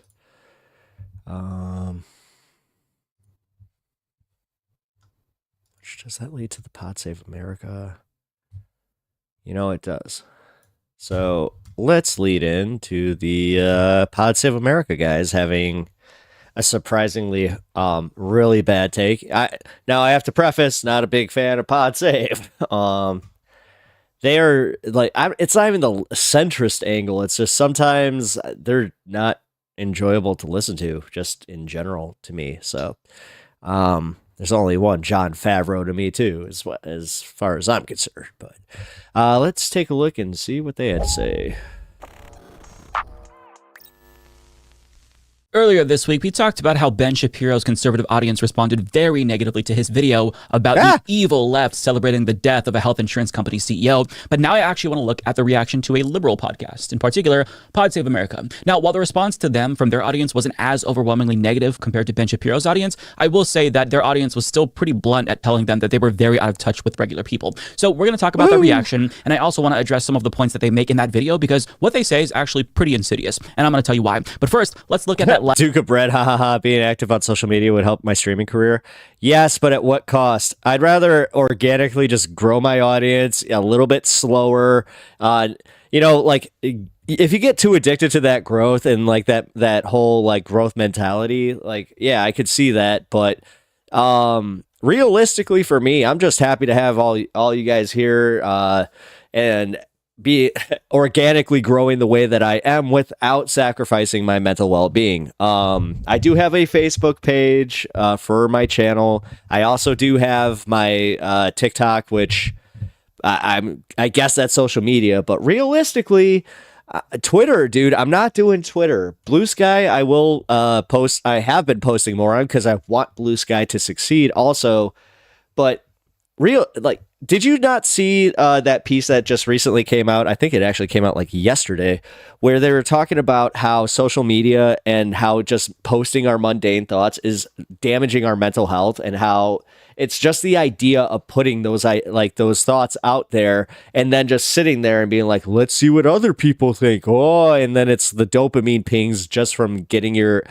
it's ridiculous. So, but I understand where you're coming from. Like to dislike ratio. As you can see, they are currently getting ratioed by their audience with more dislikes than likes, and the commenters are explaining why their takes were so tone deaf. The trouble with the murder is bad, denying healthcare claims is also a bad take, is that it's just factually wrong. In 2024 America, you are punished for committing murder, and you are handsomely rewarded for denying healthcare claims. People who have suffered so that others can be made rich by their suffering aren't going to be against punishment for what you call bad, but the legal system and business community calls good performance. Exactly. Don't expect the deer to weep when they are told a hunter has died. I think you're massively underestimating the rage Americans feel over not just healthcare in America, but wealth disparity and the feeling that we are totally powerless to change anything. Even if this murder does somehow bring us Medicare for all, which nobody's expecting, by the way, it'll come too late for thousands upon thousands of loved ones who didn't have to die, but did directly because of our inhumane, ugly, intentionally cruel system. I have no empathy left for the CEOs who make millions off of the suffering of people like me. Nobody in the health insurance system had an iota of empathy when it was my twin sister who couldn't afford insulin and died at 26. Wow.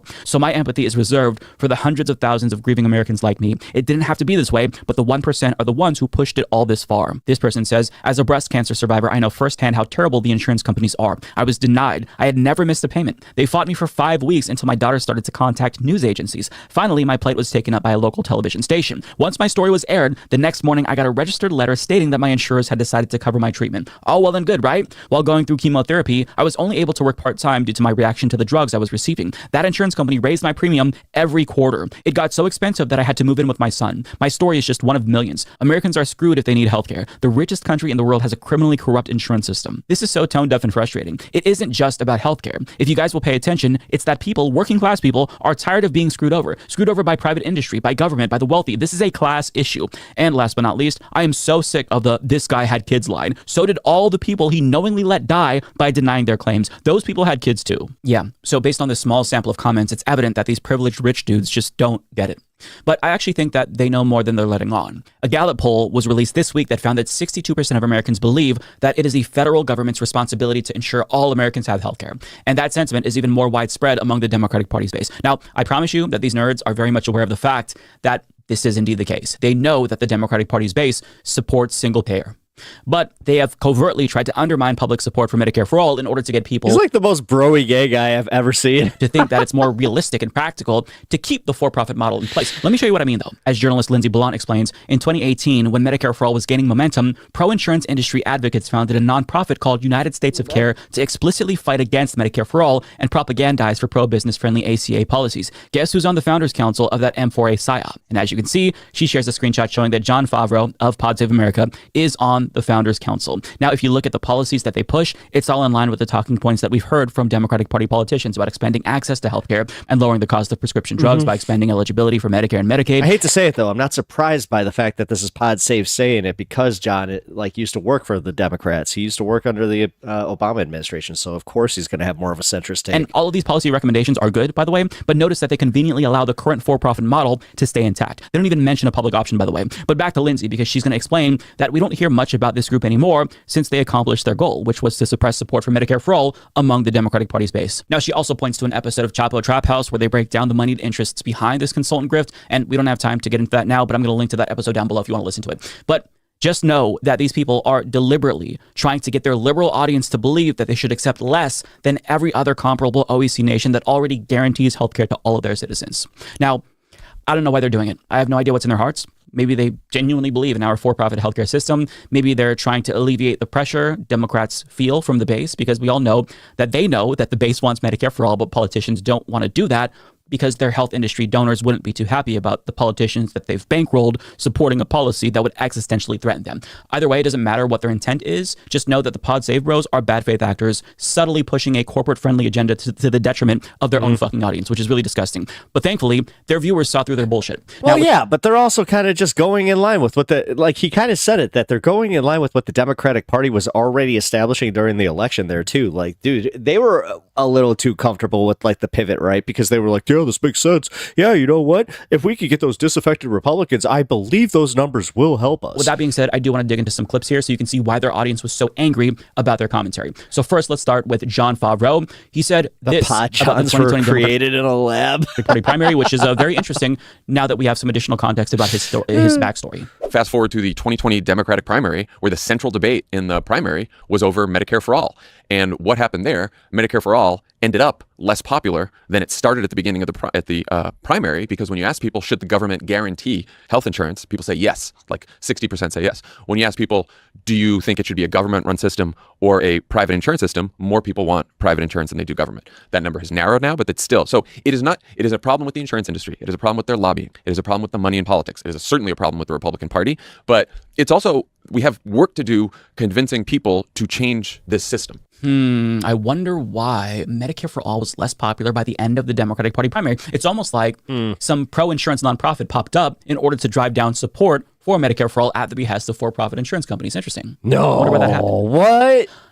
Insufferable. Now, what he's doing, it feels like gaslighting, because he's saying that in order to get a big policy like Medicare for All, we first got to convince people to change the system, which is ironic because his nonprofit tried to convince people to not change the system. But here's the thing. You don't have to convince Americans of shit because they already clearly want to change the system. Yeah, these are the shit libs that, anytime you say the word shit lib, this is, I just picture them. Look at your comment section, for fuck's sake. Look at the dislikes on that video. I mean, this isn't a left-right issue. Even Ben Shapiro got backlash from his audience. This is an American issue. But he goes on to cite data about the public and how they prefer private healthcare to a government-run system, despite thinking that the government should guarantee healthcare as well. So it's a bit of a contradiction. Now, the way that Americans respond to questions about healthcare reform varies greatly depending on the question and how it's phrased. So if you ask Americans whether or not they like their own healthcare, that's not necessarily an endorsement of their private insurance. If they say yes, it's them acknowledging that they're thankful that they have healthcare in general. Yes. Because not a lot of people have health insurance in this country that's actually great. Yes. And a lot of us didn't have health insurance at some point. So, I mean, if I were asked... No, seriously, if you were to ask me that, right after I got my actual health coverage, I'd just be like, yes, I do like my health plan, but it's because I went from having nothing Nothing. And now that I have had more like experience with my health plan, I can tell you that I'm not exactly too fond of it, because I did finally have something happen where they were like, nah, it seems like that was more like you were doing that as a just in case here. We're not gonna cover that. And then I got a bill. Whether or not I like my private health insurance plan where I pay more than $900 a month, I'd probably say yes, just because I think that that's preferable to having no insurance at all. But if you follow up by asking if I would support getting rid of that plan for a cheaper, more comprehensive... Yes, but at what point is it just more like lucrative to just put it in a freaking just $900 in a jar, and then when you have something happen to you, then you send money? Now it's they made it illegal to do that. They made it illegal to save your money to use on healthcare. That's what's really messed up. Of single payer plan where healthcare is free at the point of service, I would say, yeah, I support that. Now, if you follow up again and ask me if I would give my left nut to get that system, I'd say, you bet your ass I would. So if you don't ask Americans questions in a way that gets them to think about this in comprehensive terms, in the ramifications of like what this means for their wallet, you're going to get whatever response you want, right? But to be fair, our healthcare system is complicated in ways that are beyond comprehension. And because of this, it's easy for corrupt politicians and insurance propagandists to drive down support by obfuscating and by scaring people about wait times and rationing. That's why it's important for platforms like Pod Save America to harness that rage and explain to their audience why a single payer system is the solution we've all been waiting for. It's important for them to explain how we already have rationing in our current healthcare system. We just ration based on whether or not you can afford healthcare. Medicare for all. Les Wiseman, you really... haven't seen you in a while. You really think you can save enough money for a hospital stay? Well, if you're going based on his logic here of $900 a month, I'm pretty sure, yeah. I mean, it depends on when you would need to use it. Save American families thousands of dollars per year. And more importantly, it would save 68,000 lives per year. But these guys... My broader point was the fact that they kind of made it illegal for you to even have the choice to do that. Aren't talking about that. In fact, they're actually taking issue with the people who are using this moment to push for Medicare for all. And as you're about to see, they're going to do what they usually do. They're going to try to convince their audience that they should accept less. Part of what happens when you end up only debating, when the debate becomes about are you for single payer or against single payer, is you don't have other debates. A debate like, should we lower the Medicare eligibility age to 60? How about that? Or I was going to say, to your point about people liking Medicare so much, I think that the plan offered in 2020 that was both the best plan but also the most politically palatable plan and that most people liked it was, remember Pete Buttigieg proposed Medicare for all who want it? Yes. And so basically it would allow anyone, if you really want Medicare and you want to be covered by Medicare, you can choose that. And if you really don't want that and you really want your private health insurance plan, you can choose that. And the idea would be that Medicare would be so popular that more and more people would buy in and we would eventually transition to a system where Medicare covers everyone. There's a lot That's bullshit, because they would disincentivize it by charging more for the Medicare coverage and also having less coverage. Come on. Yes, that was a sort of a form of a public option. But like, you lower the Medicare, the public option was killed from Obamacare. And it was killed by a bunch of senators. They all hid behind Joe Lieberman. It was killed by a bunch of people. But one thing that Joe Lieberman personally killed was the Medicare buy-in for people. And that was just a policy to help. Like, if you were between the ages of 60 and 65, that is where your health, you're not yet in Medicare, but you still are in the age where you're starting to have more and more health problems. It's extremely expensive group to insure. If you get laid off when you're 58, it's incredibly expensive. Like, there's a huge bunch of problems that happen there. And Joe Lieberman personally killed a Medicare buy-in. But like, if we could get the Medicare age down to 60, it costs about $25 billion a year, a tiny, tiny fraction of the budget. And that alone would bring healthcare costs down for fucking everybody just by dint of getting this pool of expensive people to insure off. But like, these are the kinds of things I think we should be talking about, like simple fixes that get us on the road to Medicare for all. You see what they're doing, right? They're trying to co-opt the conversation that we're all having about healthcare, and they're trying to set up parameters so that way we ask for less, right? They're trying to talk about policies that will put us on a path towards Medicare for all, but without mentioning how that could be co-opted. Down the come road. on, man. Like, they've already done it. Why the fuck am I supposed to have any faith in this when they've already done this? To Medicare for all because they want to placate us. But understand that they're trying to negotiate you down from the position of Medicare for all. They know that's the policy that we really want. But if they can ease the pressure just a little bit by making a few more tweaks around the edges to the system, they're hoping that the fervor for a more transformative policy like Medicare for all will die down. And to be clear, they're not proposing these incremental changes because they actually want to put us on a path towards Medicare for all. If you want Medicare for all, you can just support Medicare for all directly. But the reason why they're dangling everything but Medicare for all in front of you is because they're hoping that you'll take the bait. Since all of these solutions that they're proposing conveniently will let private insurance companies continue to exist. Isn't that interesting? See what they're doing? See, in Bernie Sanders' Medicare for all plan and Pramila Jayapal's plan as well, they offered comprehensive coverage that bans duplicative care. So in other words, private insurance companies wouldn't be allowed to cover what the government already covers in that system, because that prevents it from devolving into a two-tiered system where rich people can jump the line and pay for better care than poor people are able to get. Banning duplicative care in a single-payer system means that we all have the same exact quality of healthcare, regardless if you're a politician, a billionaire, or you're Joe who works at McDonald's. So I say all this to say, Bernie's Medicare for All proposal would have killed private insurance companies. They could technically still exist, sure, but there wouldn't be much for them to cover. It's why healthcare stocks tanked in 2019 during the Democratic Party primary after Bernie Sanders introduced this plan, as the CBS News headline points out. Now, look, I'll be completely honest. I would be happy to have a public option instead of the Affordable Care Act, just as I'm happy to have the Affordable Care Act instead of the previous system where insurance companies could literally deny coverage to people based on pre-existing conditions. But they're pushing a public option because it's but also what they're pushing is like the ACA. I would say it was the step forward that we needed, but now this is the 2 steps back kind of scenario, because we're about to lose our protections that the ACA even gave us, and then we're talking now about, well, then we can go to a public option, right? It's a multi-payer system, which we know it's not going to happen. Means that private insurance companies can still exist. Now, on paper, it makes sense to have a public option because it forced private insurance companies to compete with the public plan that's offered by the government, which is going to be cheaper and better. But the problem is that when you have a public option that coexists alongside private plans, what's going to ultimately happen is private insurance companies are going to offer plans to young and healthy people so they can then dump sick people onto the public plan, since sick people obviously are more expensive to cover, which means that eventually that public option is going to become overburdened and inevitably underfunded with time. And once that happens, Republicans and health insurance companies are going to point to that as evidence that government-run healthcare just doesn't work. It's a catch-22. The way that you keep costs down is to have every American on the same plan in the same risk pool. The Pod Save Bros are well aware of this fact. They know this. But remember, the goal isn't to actually sell you on the public option. They're just trying to talk you down right now from supporting Medicare for All. But once you agree that the public option would suffice, then they'll talk you down from that to get you to accept even more incremental changes like the ones proposed by John's nonprofit, which doesn't propose a public option, by the way.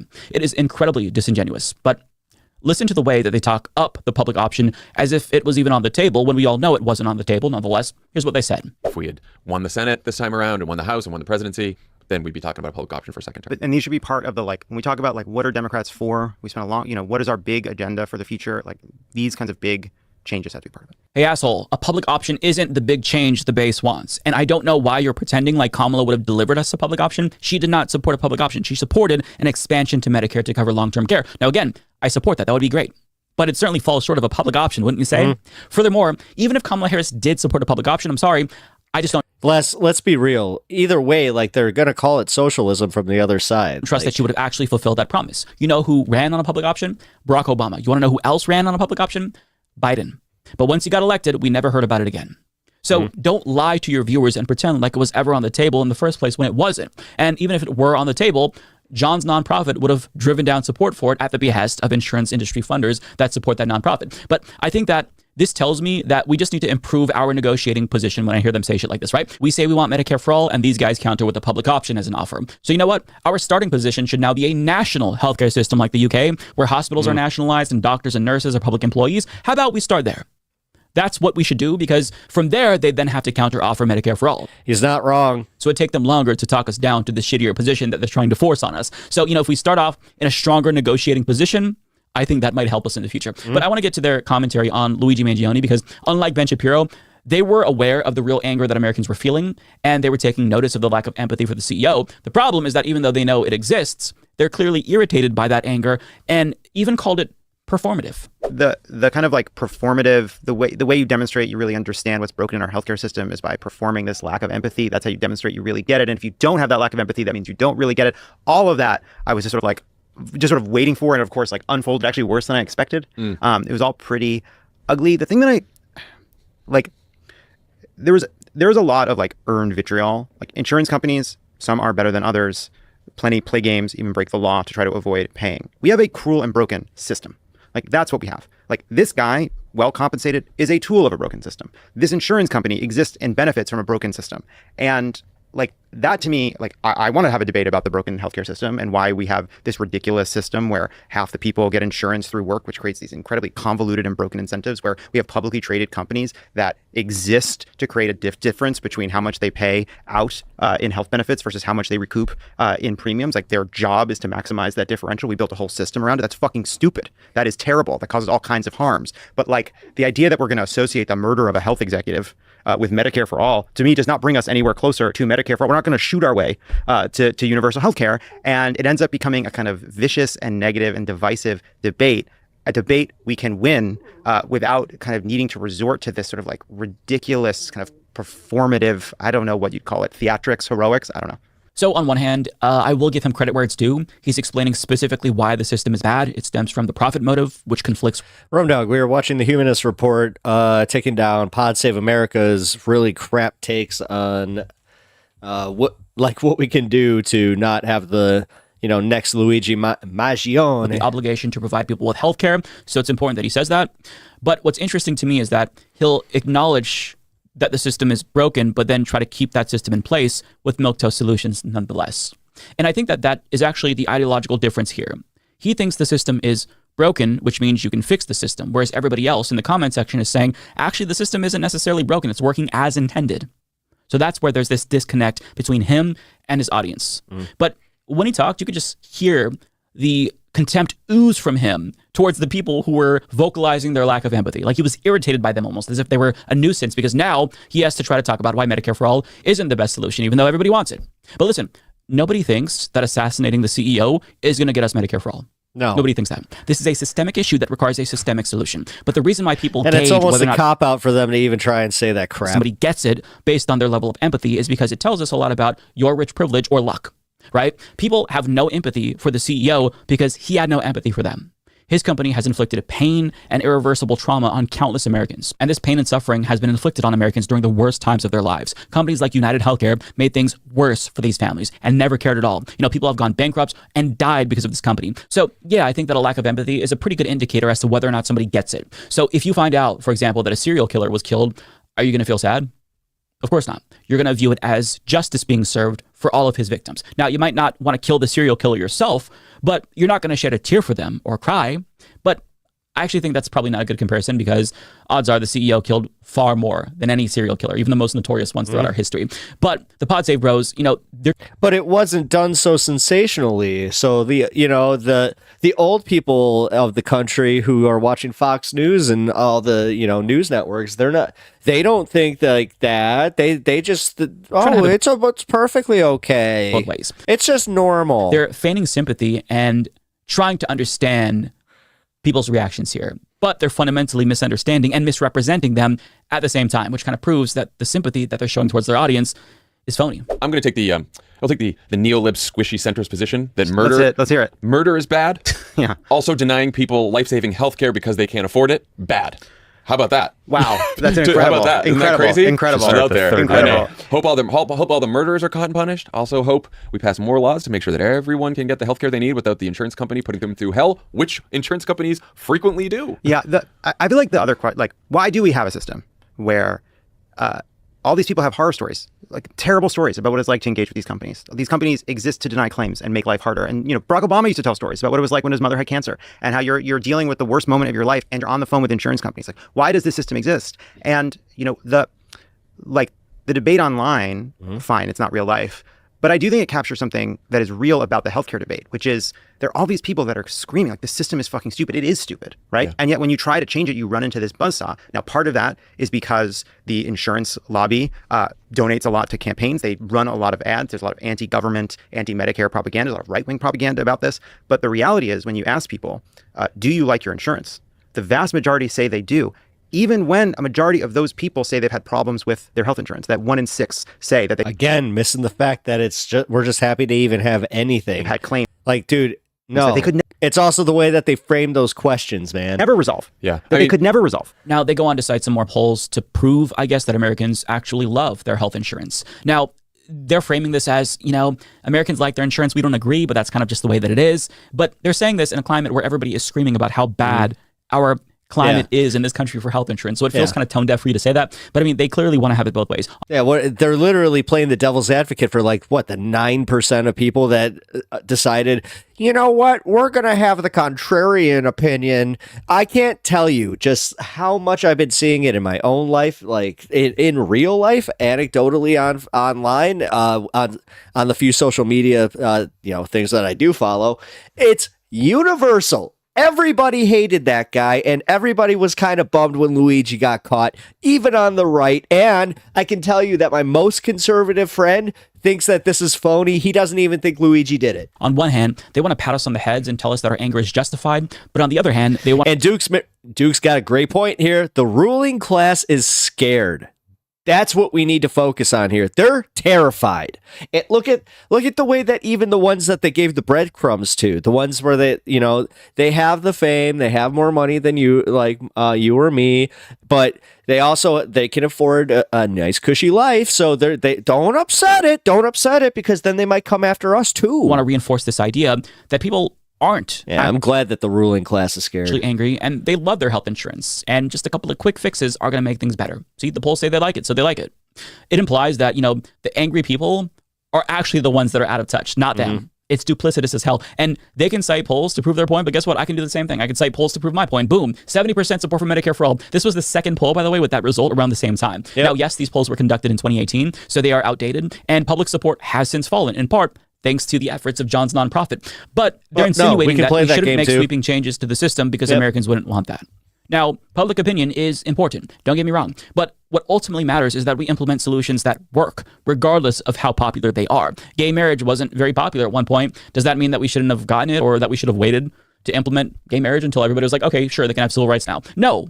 Because the job of lawmakers is to find solutions to societal problems. And the solution for healthcare has been staring us in the face for decades. And I promise you, if Americans had Medicare for all, they would never want to go back to the for-profit model. But they're cherry-picking these polls to justify the existence of our current for-profit model that they're fighting to keep but tweak. But how about this? No deal. No deal. I don't support that. Read our lips. We want Medicare for all and nothing less. Healthcare should be free at the point of service to every single person in this country. If you don't agree with that, you have to admit that you're okay with people dying if they can't afford health insurance. Even a public option is going to require people to pay money each month to get healthcare. If they can't afford that, they don't get healthcare. Now, maybe are you guys just okay with just being commoditized, like in every way, shape, and form? Maybe these guys are okay with that, since they're probably multimillionaires who'd be able to pay out of pocket if their claims were denied. But working people, they don't deserve an early death or bankruptcy because they happen to get sick. Now, that's not what they're saying, to be clear, but the system that they are arguing to keep in place is going to facilitate that result. What's that whole phrase about actions speaking louder than words? And if they were really sympathetic to their audience and the anger that they're feeling towards the system, they would stop fucking shilling for it. But that's what they're doing, and that's how you know they're full of shit. Yeah. Hey, good coverage, Mike. I gotta say, honestly, that was really annoying of them, like, to even try to take that position, because now they're like, again, we know who they're placating to. They're placating to the centrist, center left grandmas, like the ones that are, maybe 55 and over, that are just like, I feel like this is poor taste. I feel like this is in poor taste for us to be cheering on something so atrocious. I mean, did you see it? Did you see it? I saw it on the news. They showed the whole thing. They just blurred out a little bit. I was so scared when that guy fell on the ground and grabbed a wall. It made me realize just how violent it was. And I don't approve of violence. I don't, but you know what I totally approve of? I approve of you denying my friend's health care because it's at least in good decorum. It's fucking annoying. Like, seriously, that shit. You want to talk about privilege? The fact that they can even think like that. Does it annoy any of you that these are the same people that, bought their houses for $25K and then they have the nerve to just be like, why are you guys bitching so much? It's not that hard out there. I read a report that millennials are making more money than we ever did. God damn. I don't know. Maybe it's because Les is in chat that all of a sudden I was just like, If what he's saying is true, why are so many Americans choosing Medicare Advantage over Medicare? What? You mean, what?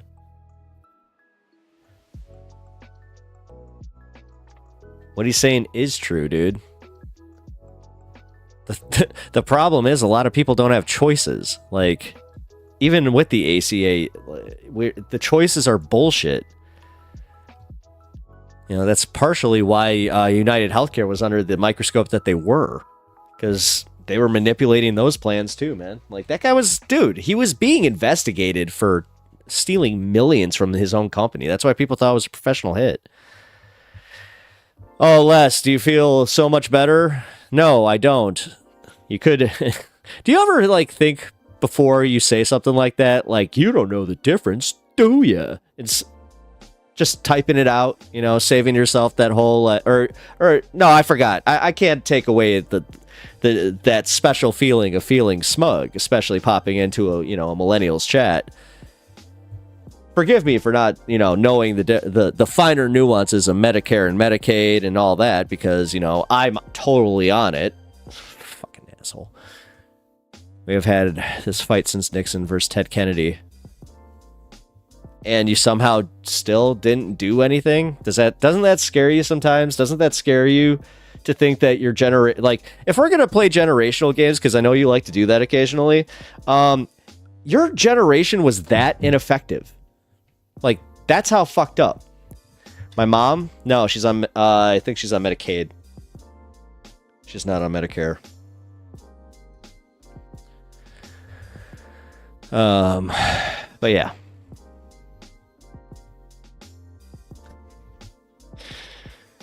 And no, I'm sorry.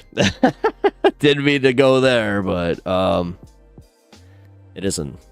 Now you got Trump and the GOP, so yes. From the majority of a bunch of white old dudes still voting for this shit and thinking billionaires somehow represent them.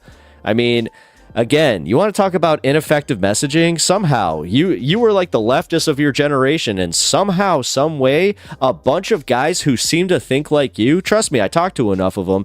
I have talked to enough of white-haired, ponytail, old-ass hippie, like ex-hippies that love Trump because they think that he's like he's gonna upset the system. He's everything that I love. So you get nothing, be happy. Wes, you're literally talking to somebody who has seen through the system. You think that I'm going to be able to claim Medicare? You think I'm even going to make it for Social Security? Like, they keep pushing it back, bro, and the life expectancy keeps going down. The climate change is a real thing, and the food crisis is also a real thing. Hell, we'll probably be in the water wars, but by the time that I'm your age, if I'm being fucking real. So I don't know, man. Maybe I'm being a little hard on you because you literally made it a point to say that you hate watch me because I'm a millennial who doesn't know what he's talking about. But again, the fact that you're so effective at your messaging, the fact that you were, not condescending about it, you're no better than anybody else. Look at this. Yeah, this stupid millennial doesn't even know the difference between Medicare, Medicaid. Blah, ha, ha, ha, ha.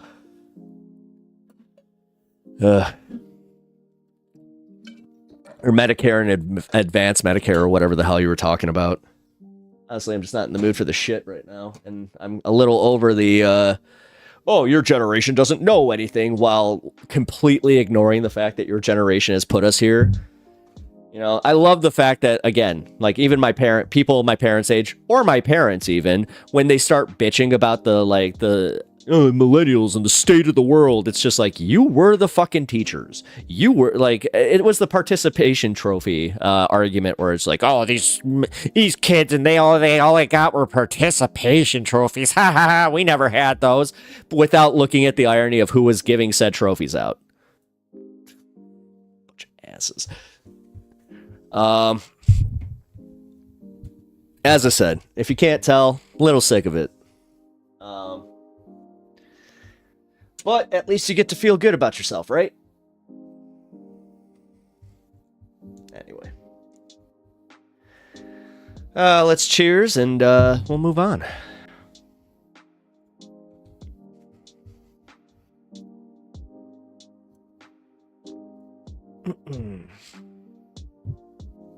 Oh, hey. Appreciate you checking in. If you haven't already followed on Twitch, please do. Also, you know what? Screw it.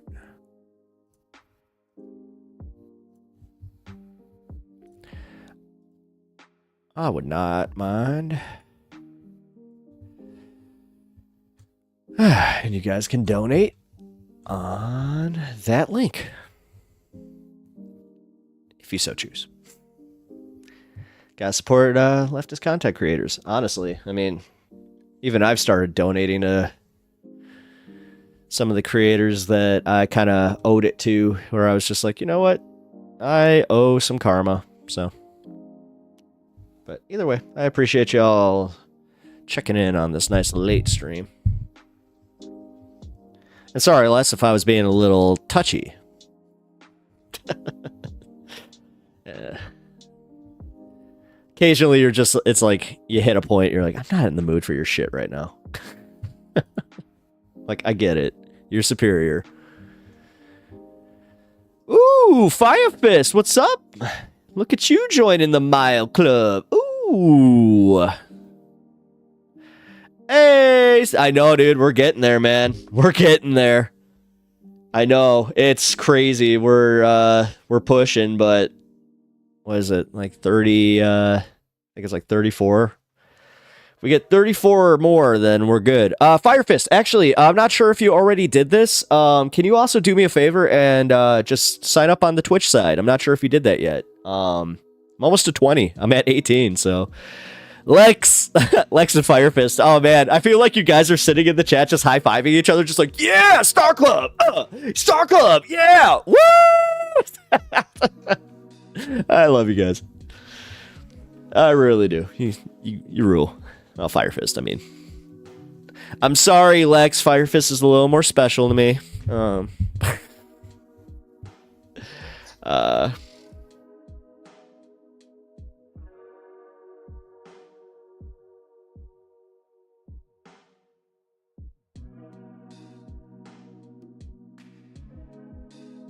Give me 1 second. Okay, cool. Cha cha cha. That's what every time I see that damn pepper, I'm just like cha cha cha. It reminds me of Chi-Chi's, if you ever ate there. One.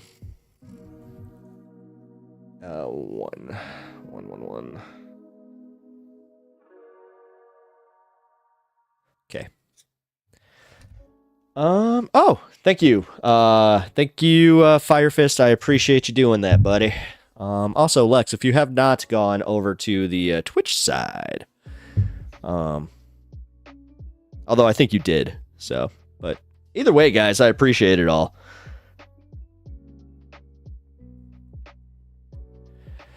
What? Chi-Chi's is coming back? Get the fuck out of here. How did I miss that? What? Hold on.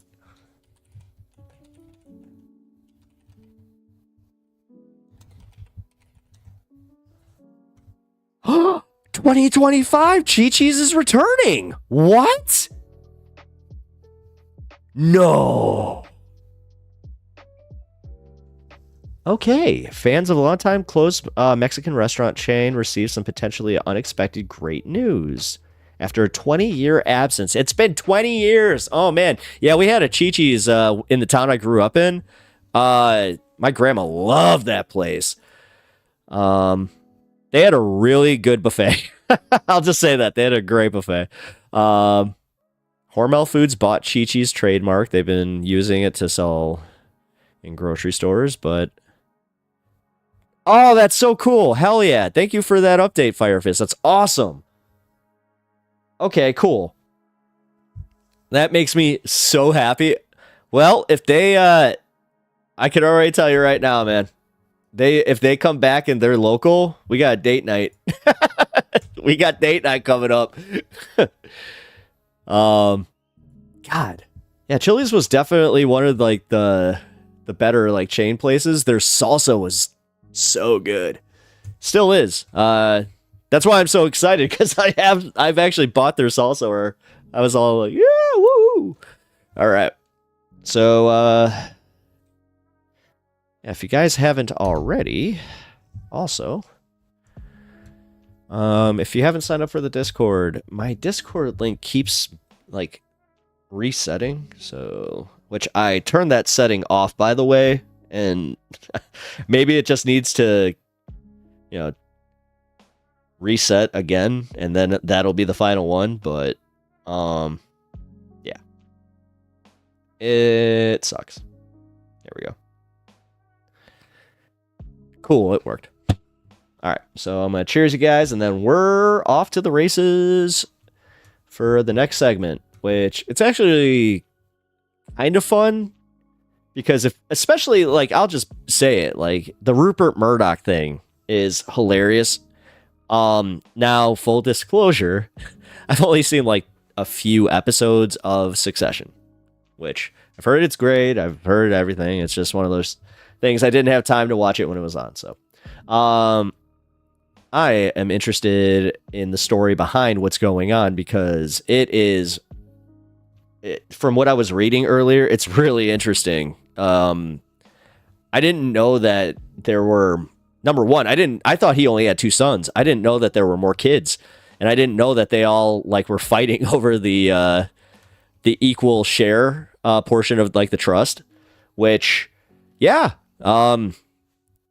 without burying the lead on the story, it sounds like it didn't go their way, so let's take a look. According to some bombshell new reporting from the New York Times, Rupert Murdoch had been engaged in an effort to change the family trust so that his son Lachlan could lock in Fox News' right-wing editorial slant. Lock in. So here's the deal, and if you've watched the show Succession, this feels like something plucked right out of the series. Rupert, who is 93 years old. Everybody, every single person. I was reading this from the frickin' New York Times, and they were like, directly out of an episode of Succession, and it's like they can't help themselves. So it's which is a really good show. By the way, you should really watch it. Retains full control over the business of Fox News and News Corp while he's still alive. Once he dies, his voting shares will be distributed equally among his 4 oldest children. But the issue, according to the New York Times, is that James and Elizabeth are both known to have less conservative political views than their father or brother. If Mr. Murdoch fails to lock in Lachlan's leadership of the company, he will be unable to ensure that Fox News will remain a right-wing news outlet after his death, putting in jeopardy the legacy of the conservative empire he had spent his life building. In seeking to consolidate Lachlan's control over the empire, Mr. Murdoch has argued that maintaining the political bent of his outlets and stripping the voting power of 3 of his children is in the financial interest of all his beneficiaries. So, in an effort to cement his legacy, Rupert Murdoch is seeking to consolidate power among Lachlan, who will protect the right-wing bent of the properties. Again, according to the Times, in recent years, they have grown increasingly concerned that James, who has left the company and is hardly on speaking terms with his father and brother, was planning to lead a coup with Elizabeth and Prudence to oust Lachlan after their father's death and change the editorial slant of the company. During the proceedings, Mr. Murdoch and Lachlan's lawyers pointed to a meeting that James, Elizabeth, and Prudence held at Claridge's Hotel in London in September 2023 as proof that they were scheming against Lachlan, but the commissioner ruled that accounts of the meeting were insufficient evidence of plotting. It was Lachlan who initiated the plan to change the trust in the middle of 2023, according to the ruling. His and his father's lawyers and advisors ultimately drew up a blueprint to consolidate Lachlan's leadership by amending the trust. They called it, perhaps too optimistically, the commissioner quipped, Protect Family Harmony. It singled out James as the troublesome beneficiary. But the effort by Rupert and his son Lachlan is going to butt up against one major issue. And that's a black sheep syndrome that I can only imagine. That is Holy that crap. In order for their changes to the trust to pass legal muster, Mr. Murdoch and Lachlan had to prove that they were being done in good faith and with the sole purpose of benefiting all of Mr. Murdoch's heirs. In court, they argued that locking in Lachlan's control would ensure that the empire remained on its highly profitable conservative course, which would be in the best interests of all of Mr. Murdoch's beneficiaries. James, Elizabeth, and Prudence, referred to in the proceedings as the objectors, guys, let's just enjoy this for what it is, the rich eating the rich. Strenuously disagreed. They argued that they were being disenfranchised from their own family trust under what they maintained was a false presumption. They, quote, disavowed any plan to oust their brother, according to the decision, which also did not find that they shared any singleness of purpose of changing the management of Fox News or any outlets following Mr. Murdoch's death. In other words, it's going to be a tall order to convince a judge that by disenfranchising the other 3 children, that is somehow to the benefit of those other 3 children. any change to the trust has to satisfy that threshold of benefiting all of Rupert Murdoch's heirs. And the notion that they should be shut out is going to be a hard sell for a commissioner who would rule here. And to that exact point, it was. A Nevada commissioner, Edmund Gorman Jr., quote, concluded in a decision filed on Saturday that the father and son, who is the head of Fox News and News Corp, had acted in bad faith in their effort to amend the irrevocable trust, which divides control of the company equally among Mr. Murdoch's 4 oldest children, Lachlan, James, Elizabeth, and Prudence, after his death. The ruling was, at times, scathing. At one point in his 96-page opinion, Mr. Gorman characterizes the plan to change the trust as a carefully crafted crusade to permanently cement Lachlan Murdoch's executive roles inside the empire, regardless of the impact such control would have over the companies or the beneficiaries of the family trust. Characterizing the effort to change the trust, Mr. Gorman concludes, this effort was an attempt to stack the deck in Lachlan Murdoch's favor after Rupert Murdoch's passing so that his succession would be immutable. The play might have worked, but an Guys, they said the thing. Evidentiary hearing, like a showdown in a game of poker, is where gamesmanship collides with the facts, and at its conclusion, all the bluffs are called and the cards lay face up. He added, the court, after considering the facts of this case in light of the law, sees the cards for what they are and concludes this raw deal will not, over the signature of this probate commissioner, prevail. So where does this leave us now? As of this moment, Rupert and Lachlan were not successful in squeezing out the other 3 heirs, James, Elizabeth, and Prudence, but a lawyer for Rupert has already said that he intends to appeal, meaning this saga will continue. What could it mean moving forward in the future?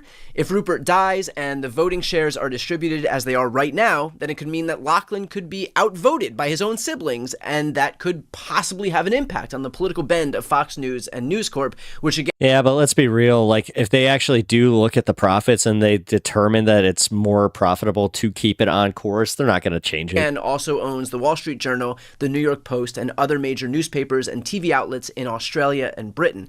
Am I expecting that Fox News one day becomes some liberal bastion? No. Might it moderate its positions? Possibly. Remember, as it stands right now, Fox News exists as little more than a propaganda arm of Donald Trump's White House. This is a network that was forced to pay out nearly $800 million for lying on Trump's behalf. So the notion that Fox isn't inextricably linked to the political fortunes and agenda of today's far-right Republican Party, the Trump Party, is undermined by the facts right in front of our faces. And so perhaps down the line, there is a world in which a scorched earth approach to propping up the most extreme members of the Republican Party won't be the driving force of Fox or these other News Corp outlets. Am I expecting it? Probably not. But will I acknowledge that there is a world in which this could happen? Sure. But one thing is for sure. It's objectively good news that the plan by Rupert and Lachlan to preclude this from happening is hitting a serious roadblock right now in court. Also funny. And just like Lachlan and Rupert have legal might behind them, so do the other 3 children who are entitled to equal shares. This is an instance where Rupert is learning that his own family's money and legal power can be a double-edged sword. Yeah. But in the meantime, while this is certainly an interesting saga, I would implore everybody not to hold out hope for some major editorial change over at Fox. Yep. Our focus should be to continue to support independent progressive media as a counterweight to what Fox is doing right now and will continue to do for as long as the foreseeable. So with that being said, you guys can donate and also join my memberships page, and you can also donate. No, I do appreciate all the support. No, we got the story on that one, so which it is fun. It is fun. All right. So we're going to also cover the Cenk and Anna thing and the TYT fallout. There is more. So if you can believe it, their week has just been so bad because they had the contributor quit on air. Was it 2 days ago now? And then because of that, you could tell that they were definitely trying to avoid talking about it, and they were trying to avoid even hinting that there might be a little bit of an issue. It seems like it's not going so well because Cenk is Cenk. So leave it to him to screw it up for himself even more. But actually, we're going to take a look at the Letter Hack and Jussie Dollimore. I love these guys. Letterhack is also just a nice guy, nice fella. I have had a few conversations with him in the Majority Report Discord, so Shout out Letterhack. I just realized I need to sub to his channel. There, subbed. And let's see what Mr. Letterhack and Jesse Dollamore had to say about the Cenk and Anna situation. So do you consider yourself the type of guy who says, if I already know the answer to this, if you can't beat them, join them? Actually, yeah, I am. That's for sure who I am. If you can't beat them, join them, Matt. They're out there. I just submitted my application to the Trump administration for whatever job they could afford me, even if it's just mopping the floors. I'm here for fascism now. Jesse Dollamore is the only one that came out of like the David Pakman network that I really do enjoy. Actually, no, Farron Cousins is also he's pretty okay. He gets a little annoying sometimes, but his heart's in a good place. I think there's an easier entry point if you just submit your resume to the Young Turks. I think that way you can find your way into the Trump administration, from what I understand. But no, seriously. The only difference there is I would have to be less transphobic to work for Trump than if I was to work for TYT. Right? Yeah, right. Okay, good point. Wow. Again, what do you make of that? That was a call out. Jake Uger, Anna Kasparian, they're on this self-imposed redemption tour on right-wing media where they're throwing the left under the bus and condemning the left for everything under the sun, and then cozying up to right-wingers. What do you make of that?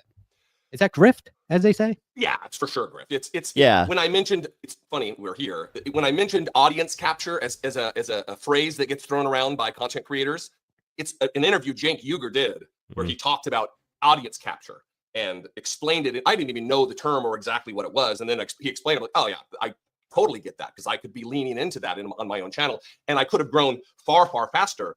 But it's selling my soul. It's not being genuine and true to who I am and true to the audience that has sacrificed to support me over all these years. Unless you're doing it my way, where it's just like, I'm trying to get organic audience capture here. I don't understand what took place. I think it must be they saw the writing on the wall. Anna leaning into all of the crime nonsense. Dude. Cenk and her. So fast, all too. Of the weird apologia for anti-trans bigots. If I can't stand for the most vulnerable and try to stand in the gap and utilize my privilege, even weaponize my privilege for people who are at risk of suicide and abuse and imprisonment and all of the horrors that will absolutely be visited upon them by Donald Trump and this administration and conservatives at large, what the fuck good am I?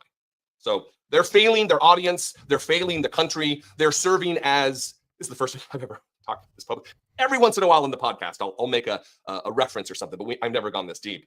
If you have to lean into right-wing talking points and apologize for their positions and make space for bigotry and hatred and intolerance, you're not a progressive. Mm-hmm. You're just not. If you're abandoning statistics and research and data and what the actual crime stats are, what the actual economic stats are in this country, we have record Jesse winning over disaffected TYT progressives. The vultures are going to pick TYT apart. I love it. Low on a global scale inflation right now. They are, though. Joe Biden, for all of his faults, and there are many, has shepherded this country through an historic downturn of the economy brought to us by Donald Trump and his fecklessness, his ineffectual response to COVID.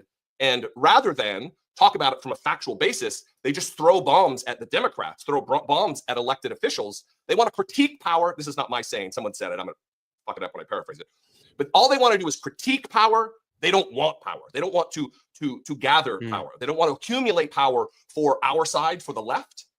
They want to critique it. And there's no value in that if the end goal is not to also have power and make things better for people.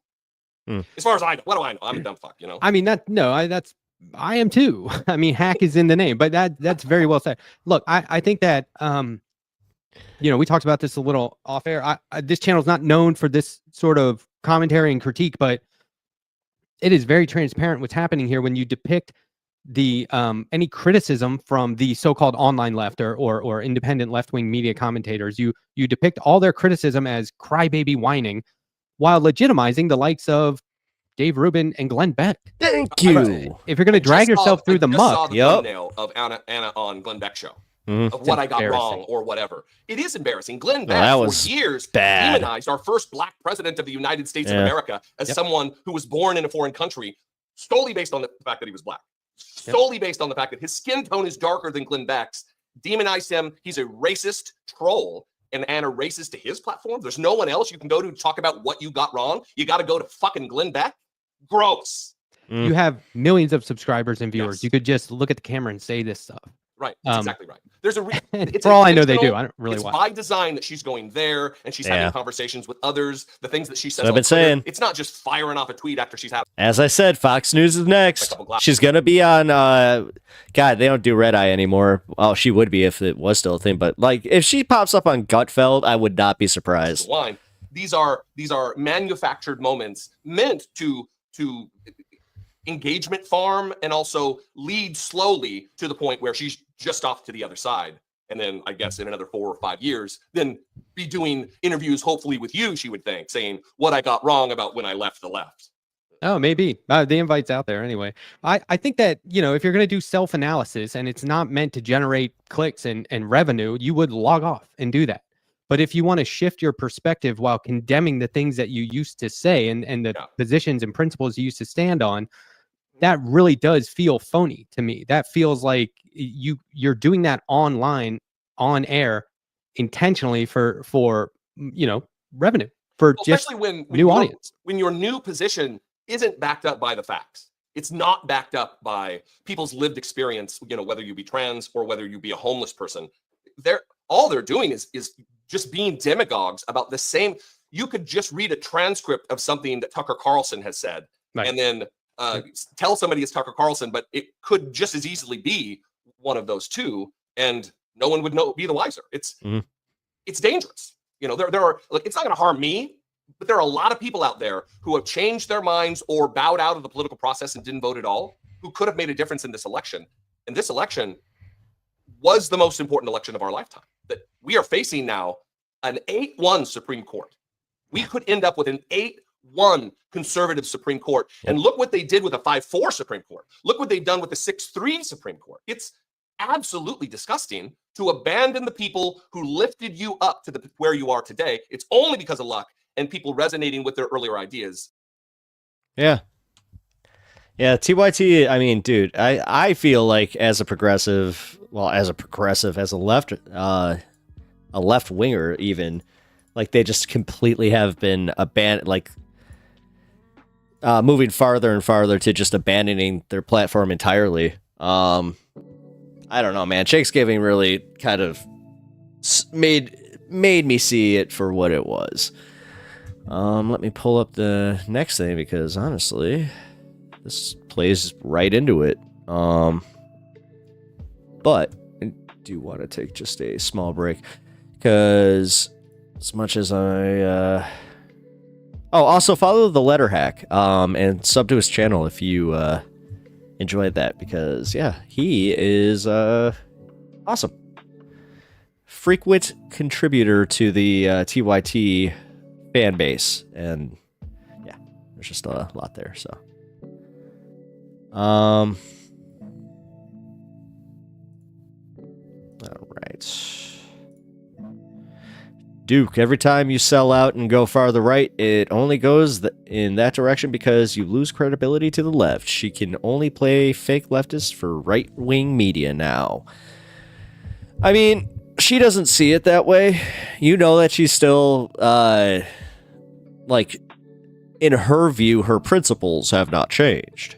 But, yeah. We all see it.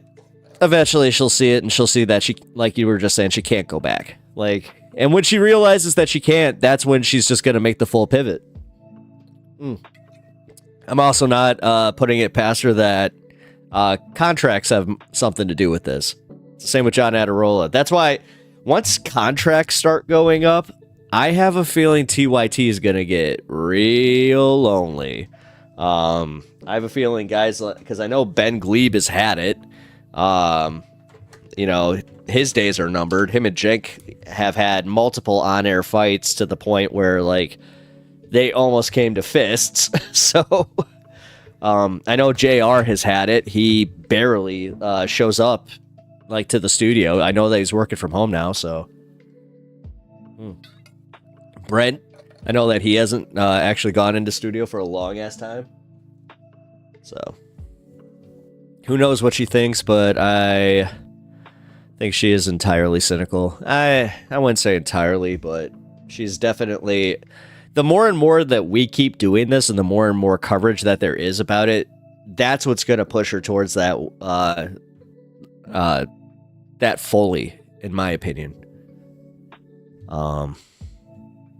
Which, hey, you know what? That's her prerogative. If she thinks that she can gain more followers throughout the Trump administration or whatever the hell, because she wants that bag, man. Like, just look at the way that she was responding to Hassan's payout. And then, like, that was the first hint that she was not exactly who she said she was, especially, like, in her principles where, you know, she has a nice condo. She actually has, like, a pretty nice little setup, nice little place to live, she makes a nice living. No, she has to sit there and complain about the bag that Hassan's getting. You know, very becoming of her. You know, showing where her mind is. All right. Huh. Well, all liberals are cynical to an extent because they are capitalists. Being a capitalist ultimately means you will be for sale in the right circumstances. Yeah. I'm trying to be fair on that one, though. Because, again, I'm a sponsored program, so, I mean, obviously I'm playing into capitalism. I know what I'm doing. I'm actually doing it for a good cause, but still, it is, like, if you're gonna just see it for what it is, then yeah, I mean, I'm kind of doing the same thing. So I want to be careful. I don't want to be a hypocrite. So at least in this circumstance, I at least admit where I have to, like, what I have to do there. Oh, by the way, Fire Fist, I forgot to show you this. Everybody else has pretty much seen him. Check out what the wife found. He's adorable. He's a little pepper. And look. He's wearing a beanie. So I named him Tim Pepper. It's my little Tim Pool. But also, you'll appreciate this. Check this out. Turns into a cup noodle with a little pepper on him. Figured you'd enjoy that.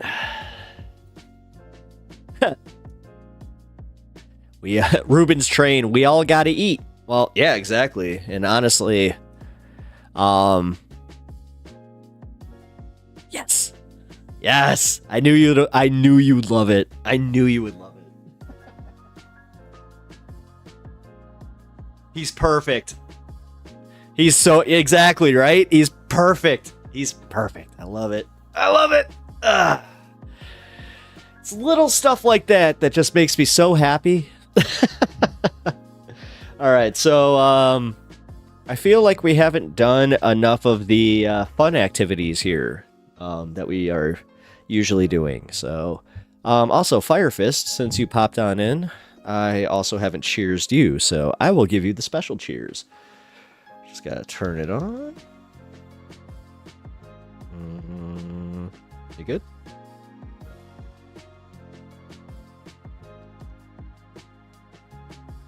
Ooh. So pretty. I love this thing. All right. So let's cheers and we'll be moving on into the next segment. Well, it's not the next. It's actually part 2 of the TYT segment. Because Lance of the Surfs, he has had it with Jake calling him out. So, somebody actually sent it to me. They were just like, hey, you might want to check this out. I think that Lance is finally having his Joker arc. I was like, oh, really? Because, yeah, he's, I guess, he finally covered TYT attacking Majority Report. And also, like, I'm not sure if you guys know about the Poly Market scandal where enough people in the leftist space have been calling out Jank. And Jimmy Dore, of all people, got involved. So that was kind of funny. It's like, how are you going to try and pretend you have the moral high ground when Jimmy Dore can call you out? So I thought that was pretty freaking funny. All All right, so I hope you all are loaded up and ready to go. I would like this to be a team activity. All right. When it's red, you know what's up. Also, this just means that I gotta turn around, so you know the deal.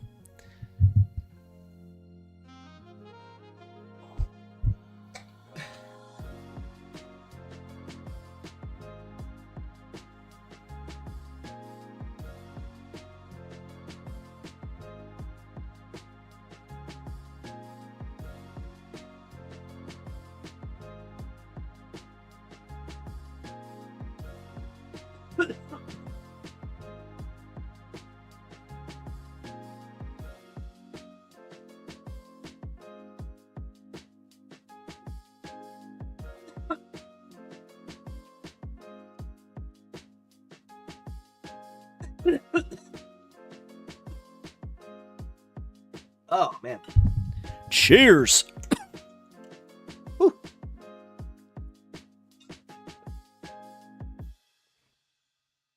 He's judging me, guys. Look at those eyes.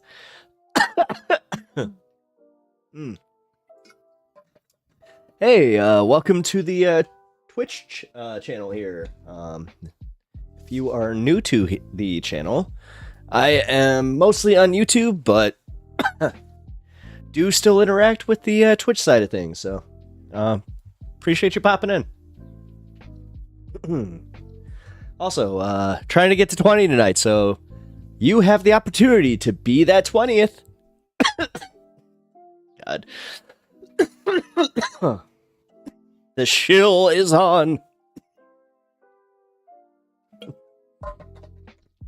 Man, for real, it got hot down here. Also, uh-oh. Uh-oh. All right. It's time to fix that. Here, I'm gonna do that, and then we will go to Lance talking about TYT.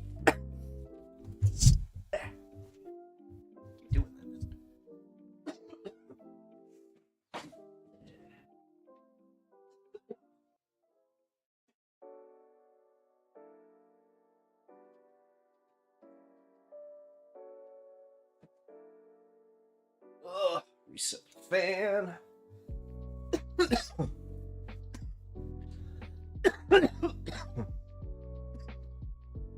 Fan is reset. Oh.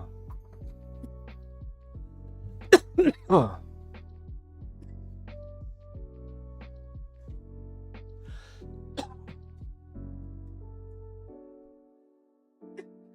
Oh.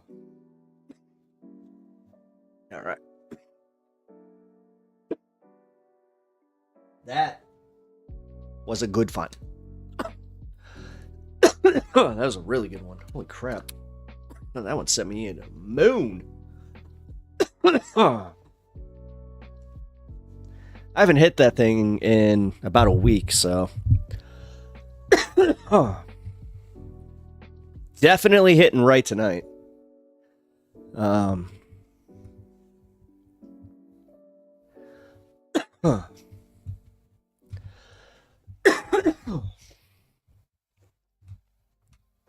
Let's see. Oh, there you are. Cool. Good to go.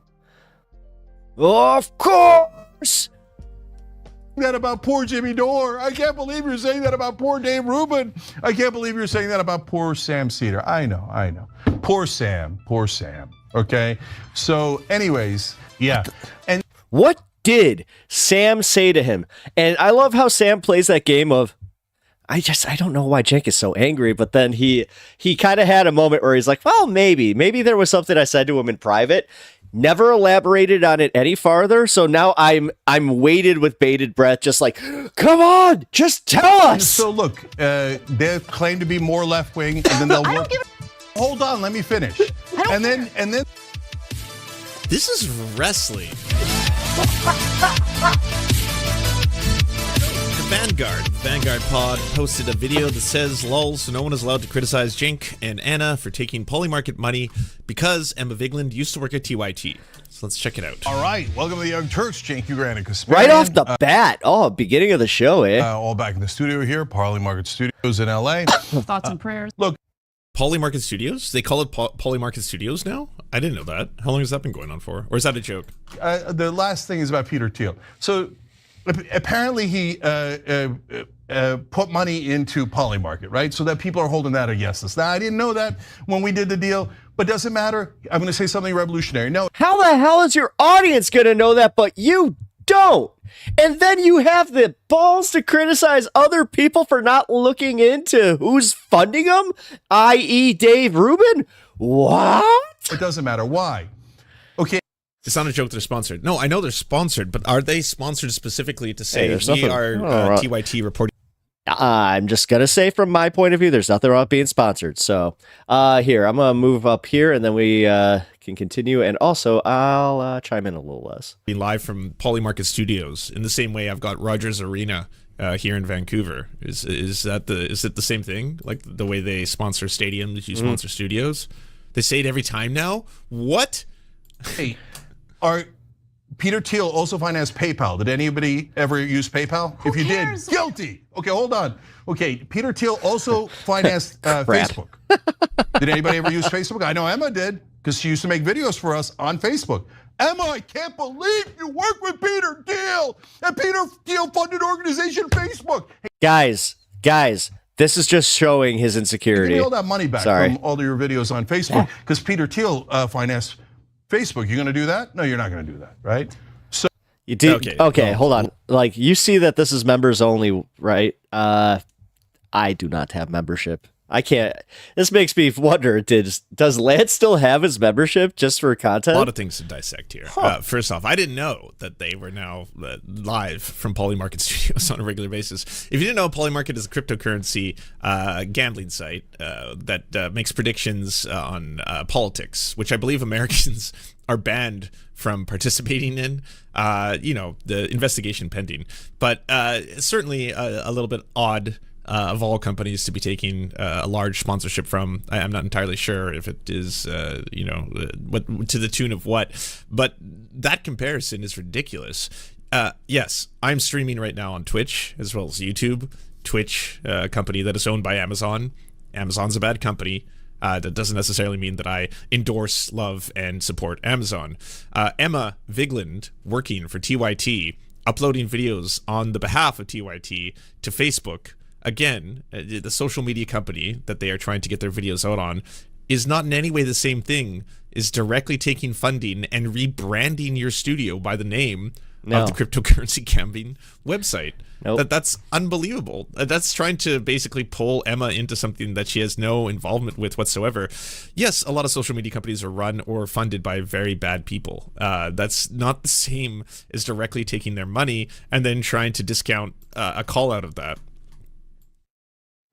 Founded in 2020 by Shane Complin, Polymarket is a prediction market that allows users to gain and or lose the outcome of world events. In January 2022, Polymarket was fined $1.4 million by the Commodity Futures Trading Commission and received a cease and desist order from regulatory violations, including failure to register as a swap execution facility.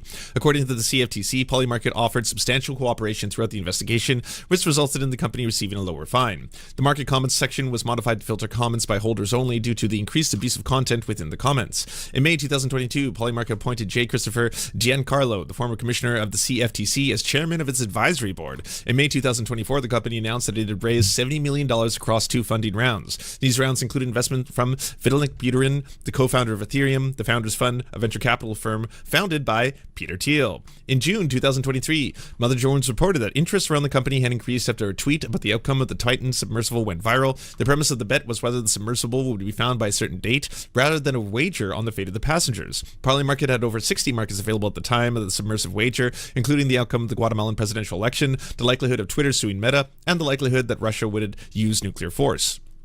In 2024, the outcome of the U.S. election became the most active market on the platform, with over $3.3 billion wagered on presidential races between the Republican candidate Donald Trump and Democratic candidate Kamala Harris. Nate Silver found that polling analysis from 538 became an advisor to Polymarket in 2024. As of September 2024, Polymarket operates its election prediction operations offshore, as domestic operations would be regulated by the CFTC. A few days later, in the 2024 U.S. presidential debate held on June 27, 2024, Polymarket predicted a 70% chance that the Democratic candidate Joe Biden would withdraw from the 2024 U.S. presidential election, an increase from 20% weeks before he officially announced his withdrawal. By contrast, on August 5th, Polymarket showed 68% odds that Kamala Harris would pick Pennsylvania Governor Josh Shapiro as her running mate, with Minnesota Governor Tim Walz at 23% odds. Harris selected Walz the next day. On October 7, 2024, Polymarket showed a spike in the odds Donald Trump would win the 2024 election, with 53.3%, with the corresponding decline that Kamala Harris's odds, 46.1%. Two Polymarket competitors continued to show that Harris had better odds, etc., etc. The divergence. On November 13, 2024, the FBI raided Copeland's home and seized his phone, according to Bloomberg News. The Department of Justice investigating Polymarket for allegedly allowing U.S.-based gamblers to make bets on the website. As of December 2, 2024, the French authority, l'Autorité Nationale des Jeux, geo-blocked Polymarket. ANG watched Polymarket, which was run by Web3 developer Adventure One QSS. During November, it stated that the website's gaming offerings weren't likely in violation of French gambling laws. Polymarket has blocked access to Americans since 2022, following a settlement with the Commodities Futures Trading Commission, which accused the company of running an unregistered derivatives trading platform. Polymarket is shady as fuck.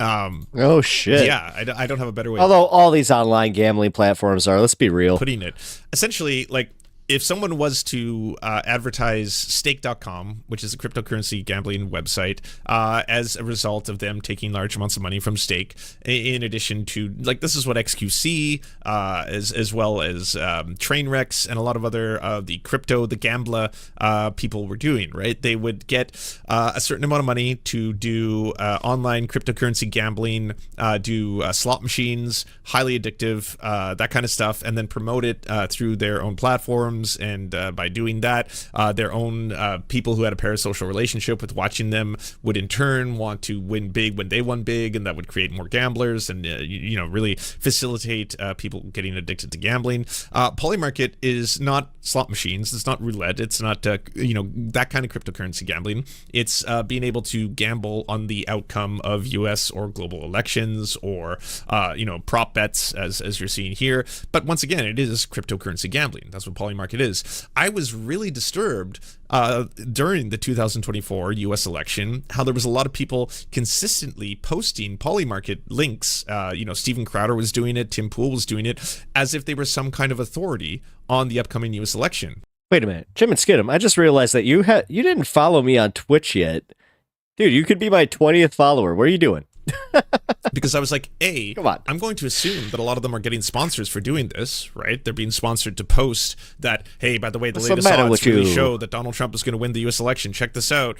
That kind of feels like a branded post that you didn't brand. I could be wrong on that. They might not have gotten direct sponsors, not being sponsored by Polymarket. They just like the numbers. That could also be the case, but it did seem really sus. And also, we're talking about a site whose odds can be influenced through cryptocurrency gambling, which obviously this is going to be an incredibly irreputable source for information for people to consistently use to make predictions on upcoming outcomes of elections. You have a system where whales are able to manipulate it very, very easily, which would be a big problem with Polymarket, and invest large amounts of money into one particular outcome versus another, which again is going to change the odds in anyone's favor depending on in what direction they're going in. That also is quite wild. Yeah, I would say that there is probably a lot of ethical concerns that come up from TYT's now, direct partnership with them, in the sense that they are branding their studios off of Polymarket. I wouldn't deflect onto Emma Vigeland on this one. I don't see, even your own audience is going to be like, well, that's ridiculous.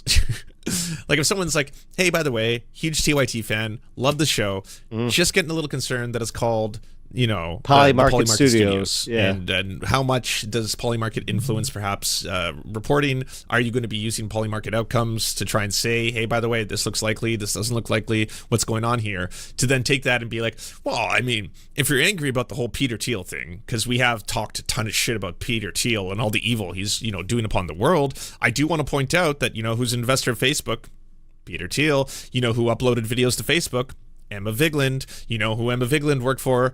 Us. So is Emma Vigland the villain in all of this? So it's just a piece of propaganda that they're using against us. I don't give a shit, okay? I don't care at all. I'm here, I'm speaking my truth. Okay, speak your truth. I don't want to have to do my typical I'm so pure, and then do what I always do, which is just call them Nazis for about 2.5 hours and just watch the subs and then all the money pour in. So I'm gonna avoid that for once. All right, we're gonna try something different today. We're not gonna do the thing that I always do, which is just call them Nazis and talk about how they refuse to endorse the fact that China wants to give trans people gender affirming care. I'm not gonna go down that road. Okay, we're gonna try something completely different. Let's listen to Emma. Posting on Facebook, which the company that employed me required me to do, is not the same as that media company selling its naming rights to a crypto betting site. That's just becoming quote-unquote corporate media. Still no response to Sam Cedars' offer to come on for a conversation. That part does remain.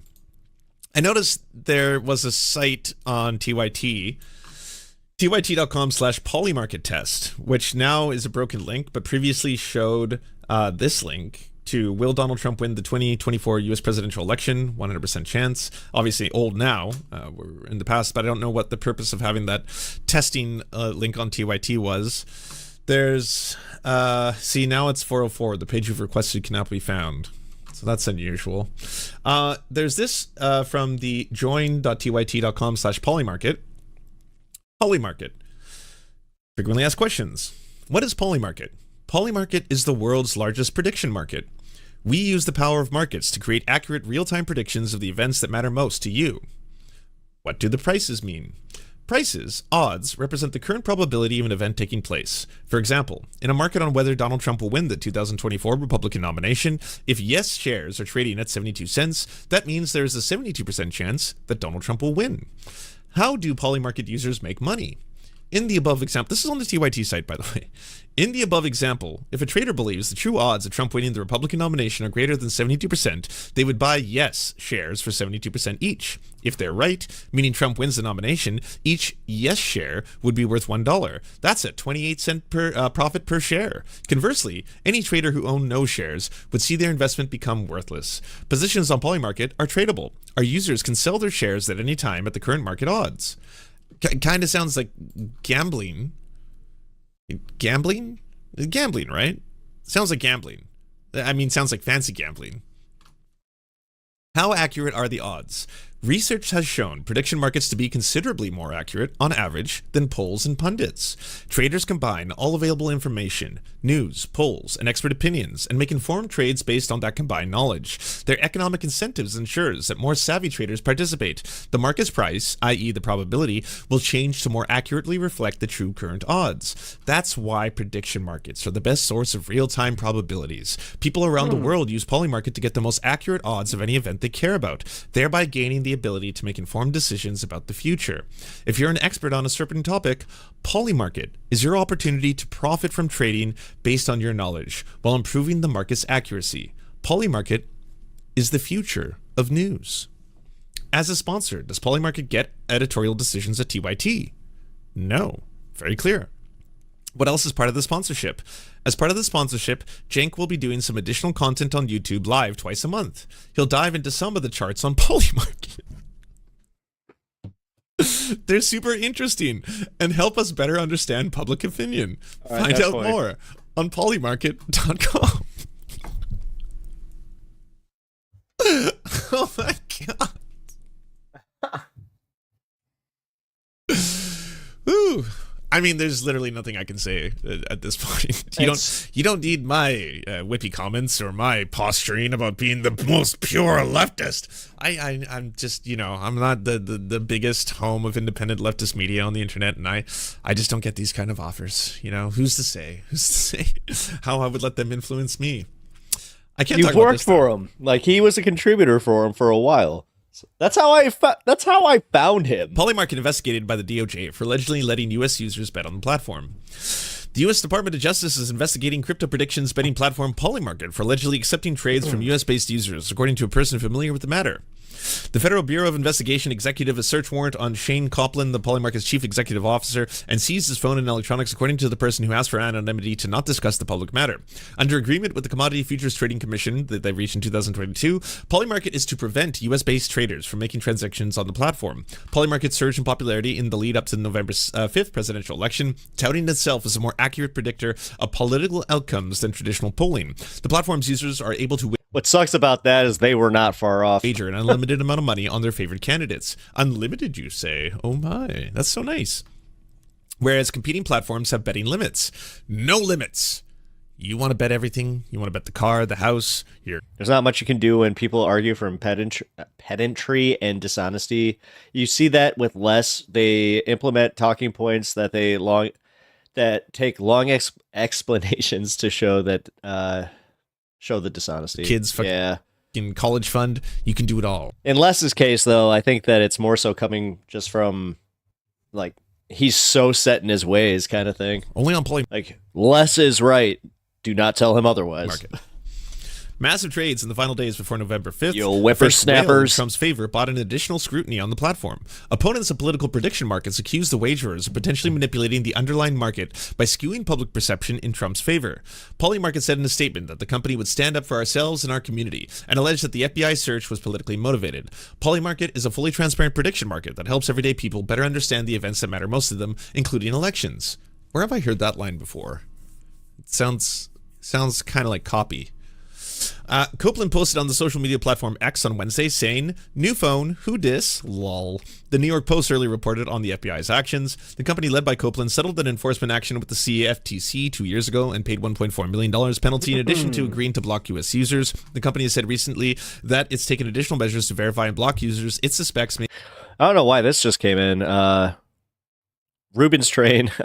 Check is unhinged and on uppers. Maybe U.S. citizens based in the U.S. So I guess, yeah, you can still use a VPN or something. I guess maybe that's the justification that I can't say this for sure, but I would assume maybe that they feel this isn't as shady and fucked up as it seems to be on the behalf of TYT because their audience is mostly American. So it's not like they can access the site. I mean, this is really just for the European rubes to get suckered in and Canadians. Oh, there we go. First to say investigators even raided CEO Shane Copland's New York City home on Tuesday. The investigation set to center on whether Polymarket violated a prior settlement with the U.S. government by allowing American-based users access to its platform. Senior investigative correspondent Aaron Katursky joins me now for more on that. Aaron, what's the latest on this investigation? We don't know, other than what you said, that it's there was a prior agreement with the government that prevented was supposed to prevent U.S.-based users from accessing this platform. That was with the Commodity Futures Trading Commission, and it allowed the platform allowed U.S. users to improperly bet on things that. Yes, but the talking points Les is repeating are generated by corporate think tanks. It's strong propaganda. Yeah, I mean, between him and Mr. Meatball, what they were saying, like what he was saying yesterday with his libertarian talking points that literally came from an Ayn Rand novel. Yeah, would happen in the future. It's an event market, events that would.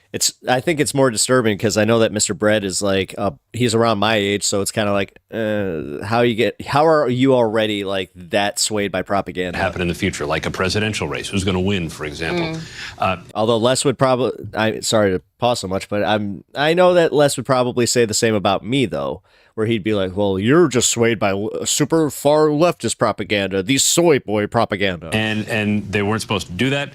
One avenue of the investigation is whether, like, that's shady as fuck, right? Like, just on its surface, to have a company like this, that's like, yeah, part of our agreement is we're just not going to allow Americans to use our service, period. That's part of it.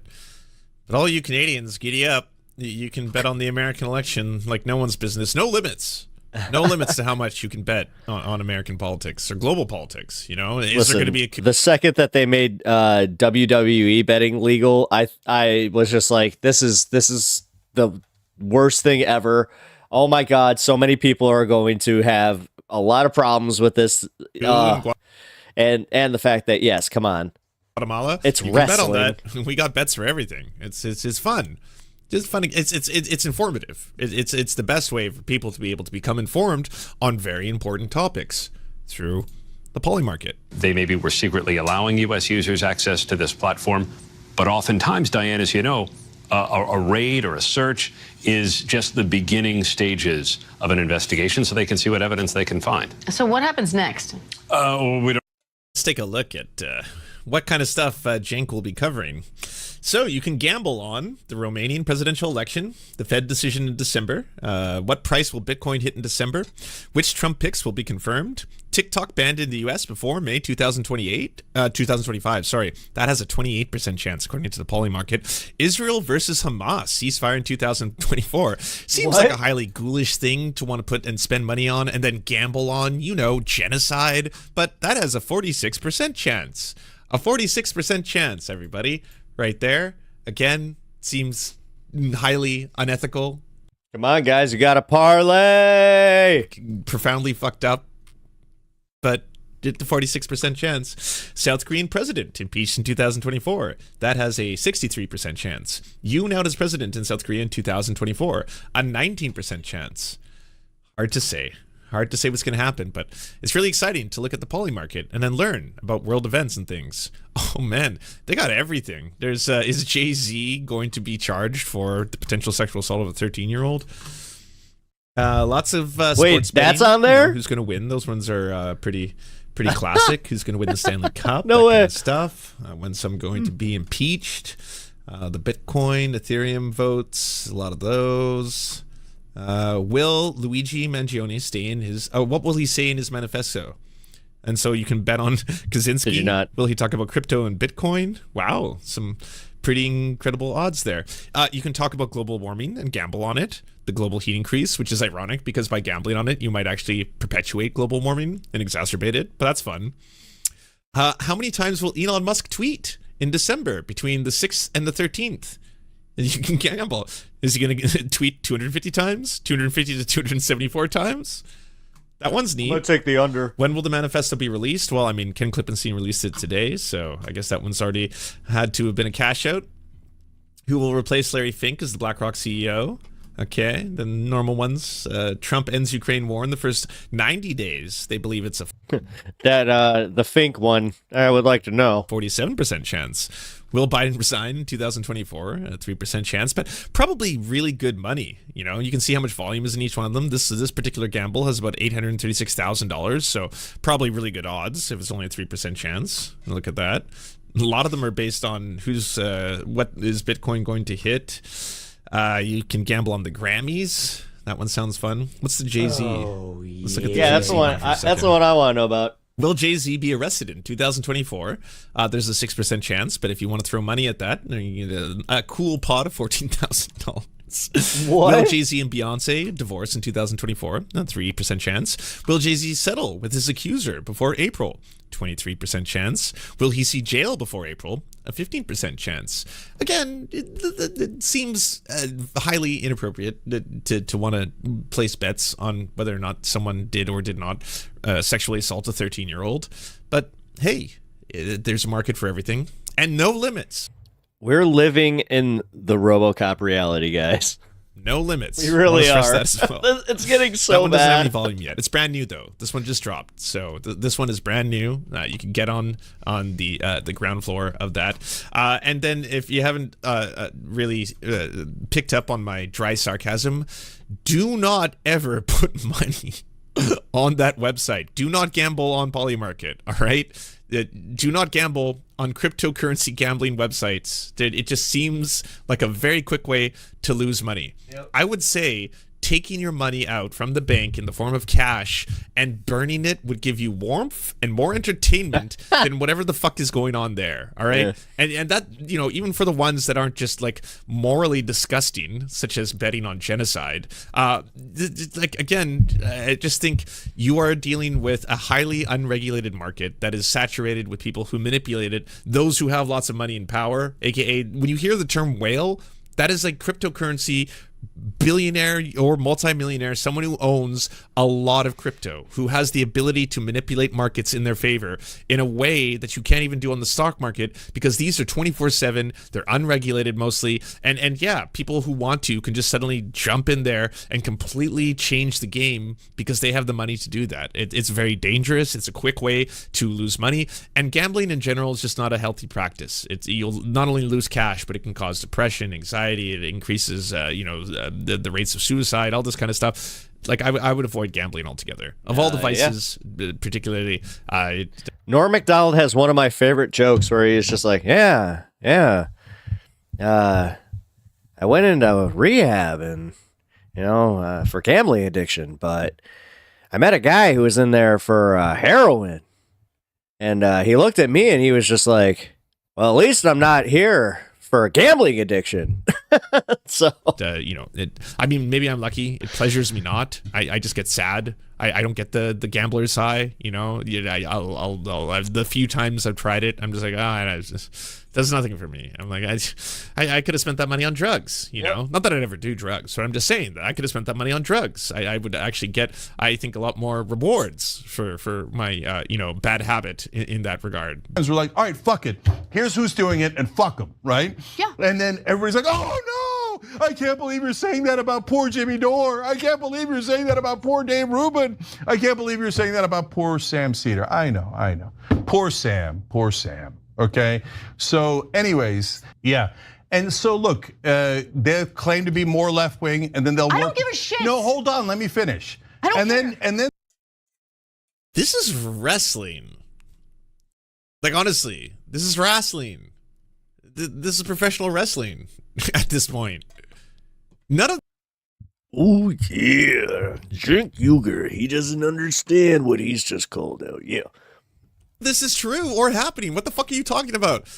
I watched the Sam Cedar response to the two of them. Sam Cedar is protecting Sam Cedar. Yeah, formed a tag team alliance with the Majority Report. Yeah, Matt Bender, go between. Wrestling fan he is, but you know what he is even more? Activist. Setting up the important battles. We're gonna go for Cenk Uygur and Anna Kasparian intergender. Yeah.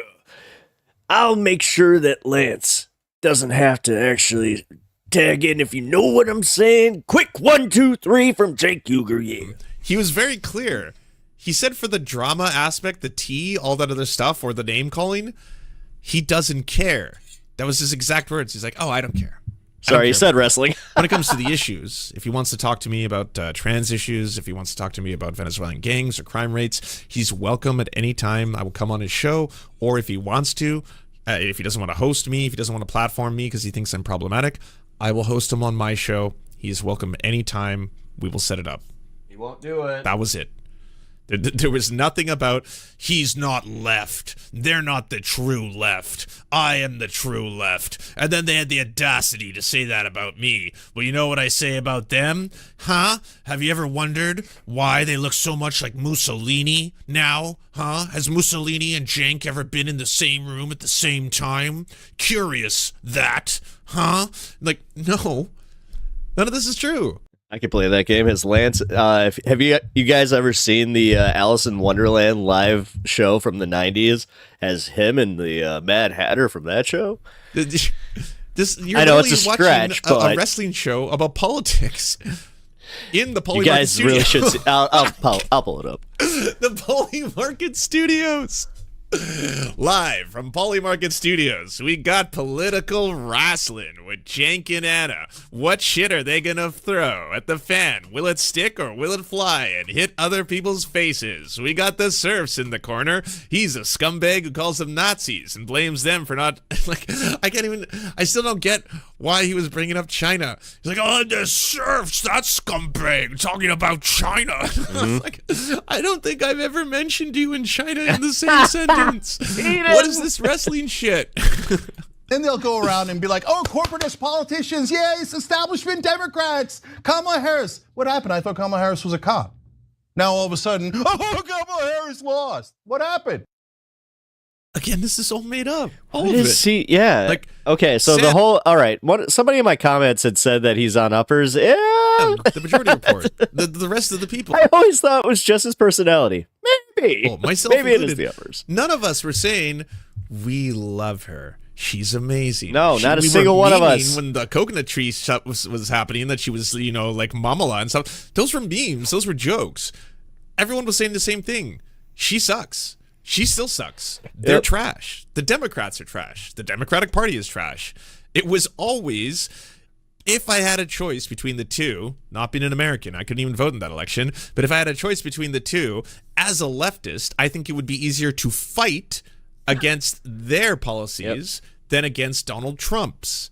I see it as picking your enemy, as a selection screen. You're booting up Smash Brothers. You get to pick who you're going to fight, and then between the two of them, I think that they would be easier for me trying to push my own goals and agenda. I do the same thing in the Canadian elections. Who do I think I'm going to vote for in relativity to who's going to get the most seats, in relativity to who's going to form government, and who's going to be easier as the official opposition to push up against? That these are calculations that you have to make because I don't have representation. There is no far leftist candidate who's standing up there and who's just saying all the things that I want to hear. It's trash. It's trash. We all have to deal with the trash. That's reality. But he's painting it like they're fucking Democratic elites or something, or insiders, or fucking Pod Save America. What happened? There's only two things that make you cry. When establishment Democrats lose. It's almost like our night has led to this. And when we fight back against you. Oh, well, you're not supposed to fight back. Oh, they're so rude. I mean, we only call them Nazis. Why are they fighting back? You see how they're the bad guys? Let's all cry again. Oh. Yeah. All right, brother. We're going to the octagon. The octagon of the mind, brother. Let's listen to Cenk. Hulk Hogan? Oh, I got stuff to say about him, yeah. Some shit. Cry all you want. I don't give a goddamn what you do. Oh. But if you guys support Omega Powers, yeah. A corporatist prick in the next primary because of Little racist in the locker room, if you know what I'm saying, yeah. Called the junkyard dog a bunch of words that I can't even repeat on YouTube, yeah. identity politics or any other bullshit, I'm going to let everybody know. If you know anything about Hulk Hogan, you know that that's true. The things you've ever done in your life was apparently totally and utterly fraudulent. And all you wanted was to get some pats on the head from the establishment. We're populist. Are you guys populist? I don't see that at all. Oh, cheer for the establishment. Yay! Okay, go ahead. Do it in the next primary. Go support Pete Buttigieg in the next primary or Gavin Newsom. Let me see you, okay? Fatality. Hell yeah. Hell yeah. Yeah. All right. Yeah, so I guess this is populism. Populism's a fucking trip. Thank you so much for watching, everyone. My flower power brain can't handle how exuberant Cenk is. Nice. Yeah, he's man. He can harsh a vibe pretty fucking fast, that's for sure. So yeah, Ruben's train. I think that you're onto something there. All right. Yeah, I'm pretty sure that TYT's downfall is coming sooner than later. This Polymarket thing really, it didn't just rub a bunch of viewers wrong. You think that John is happy to be on that show right now? I'm not even kidding. I've watched a few clips just after talking about it yesterday. I was just going through them, and I can only make it maybe 2 minutes in because it looks like his soul is gone. He looks like a GameStop employee. Like, legit. Feel bad for that, but I also feel bad for GameStop employees. Because the thing about GameStop employees is they are some of the most passionate workers that have been taken advantage of. Which sucks, because most of them are so passionate about the games and their job in general that if they were paid a decent wage, man, that company would be thriving. But nope, they just can't keep it together, and they always shoot themselves in the dick by, doing these little cost-cutting measures that always hurt the employees.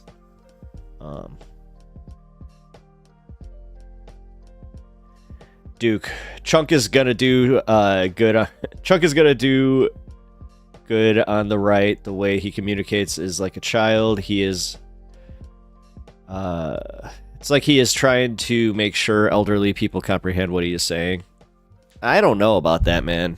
That would insinuate that it's like well thought out on his end. Because, like, dude, you want to talk about reactionary? Every time that I have heard that word reactionary, I see Jenk's face, where it's just like you can make him go nuts over anything. And also, it's like the conviction that he'll show for specific things, as far as like trying to push the idea that leftism is and the progressive movement is way bigger than it was. It was also the same thing that kind of led to him fooling himself with the presidential bid, where the rest of us, every single person, I mean, this was when he announced number one, his book, hashtag justice is coming. It was like 2 years out, where he's like, you could pre-order now, and then the pre-order was one that you had to pay for, and like that's technically illegal. When I was looking it up, and then he addressed that on air, where he was just like, well, it turns out that I may have made a little mistake by trying to collect some money for hashtag justice is coming. So what I could do is I'll put you on a list, and then you could be make sure that you're one of the first ones to buy hashtag justice is coming.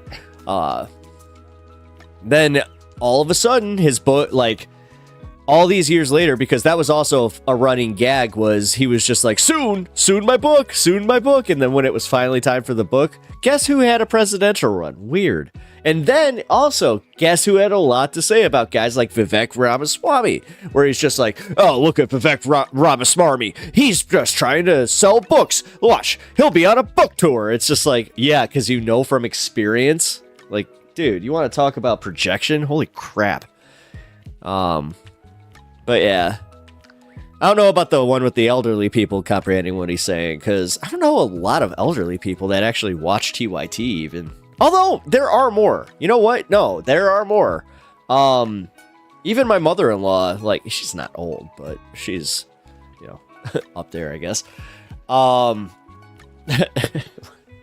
God, I hope she doesn't see that, because, yeah, that'll get me in trouble. Oh, excuse me. But,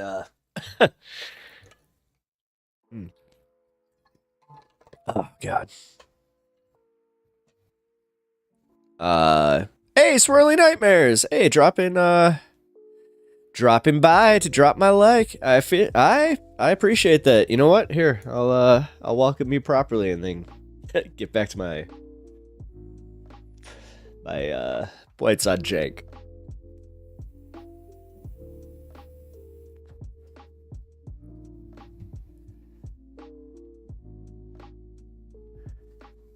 Well, Duke, we all get old, so don't scare me with the whole brain deterioration. Also, I tend to respect my elders. This brain deterioration thing wasn't a thing when my grandma, although, to be fair, she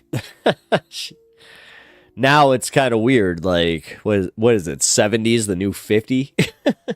For real, man. Like, you see some of these 70-year-olds out there, and you're just like, not gray hair on any of you. What the hell's going on? But then, I mean, hair dye is a thing. But, Duke, haha. It is a simple fact of life. It's just like, yeah. Yes. We get older, but also try and be nice about it, man. Like, I have a feeling you're not gonna be like, oh, these old fucks, you know, we gotta placate to them, and that's why Jake is just being so simplistic and blah blah blah. It's like, dude, what the fuck? I mean, you call it simple, I call it streamlined. You know, there's something nice about a routine where you eat dinner at the same time. Not right, whatever. Yeah, Swirly Nightmares, you got here right at the right time. Oh, by the way, real quick.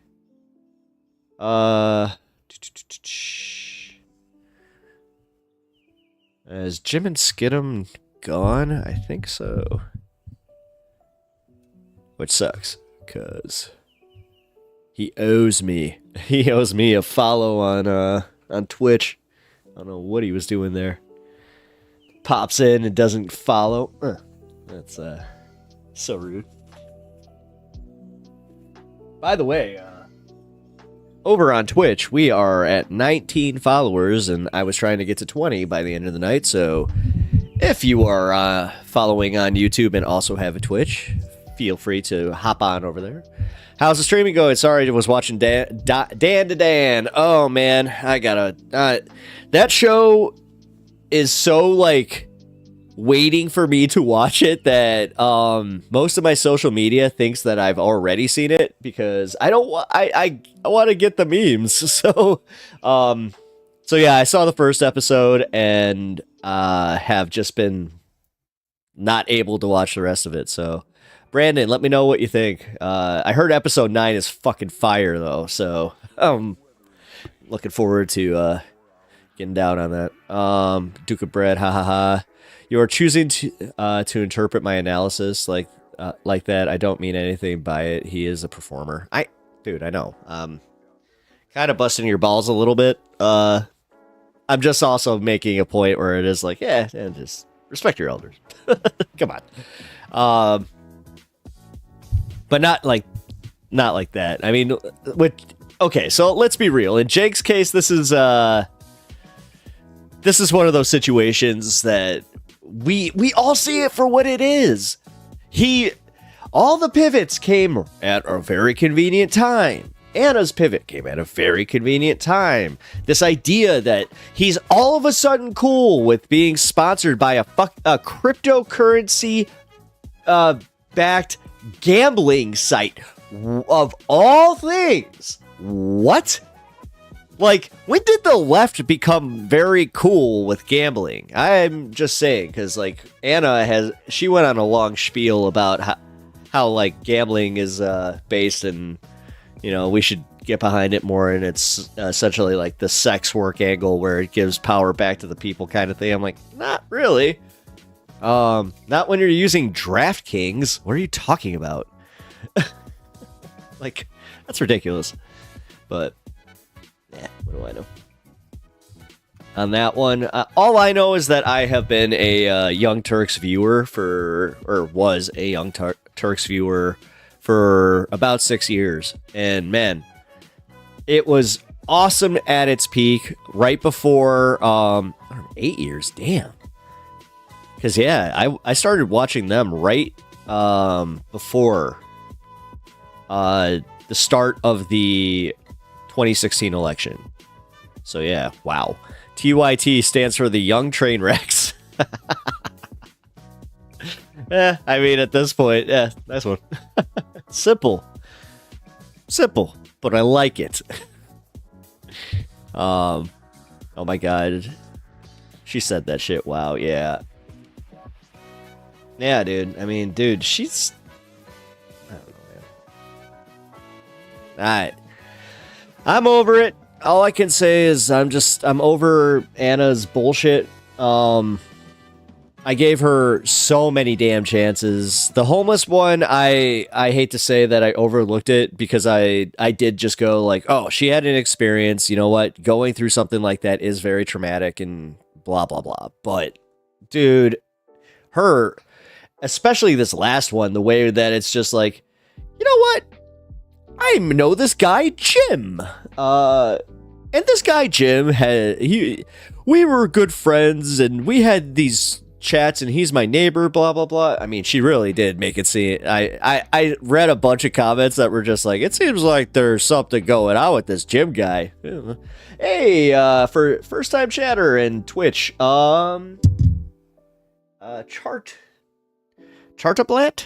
Or Chartabla 5. Sorry. Chartable. Wait. Chartable at 5, right? Or I don't know.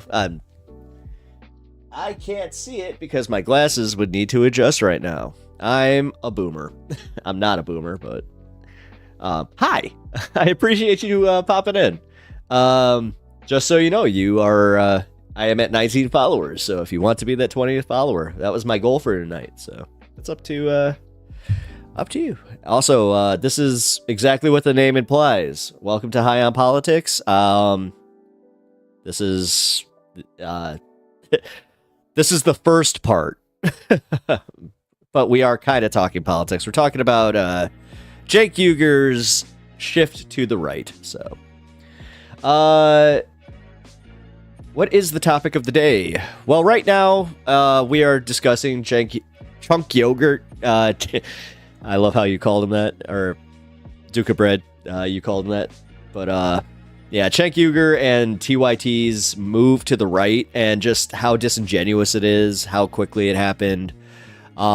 We just watched 2 videos on it, which more than summed up everything that's going on there. But I'm just giving my own personal takes at this point where, because I watched for so long, and I watched almost every damn show that they had, it just makes me sad. Again, like I can't reiterate how much like I feel bad for guys like John Adirola, where, you know, I hope he leaves and he does his own thing or starts his own thing or just streams. I mean, I think he'd find success in that, but I also don't know how much he makes, so I don't want to assume, because that like whatever contract he has, he may need.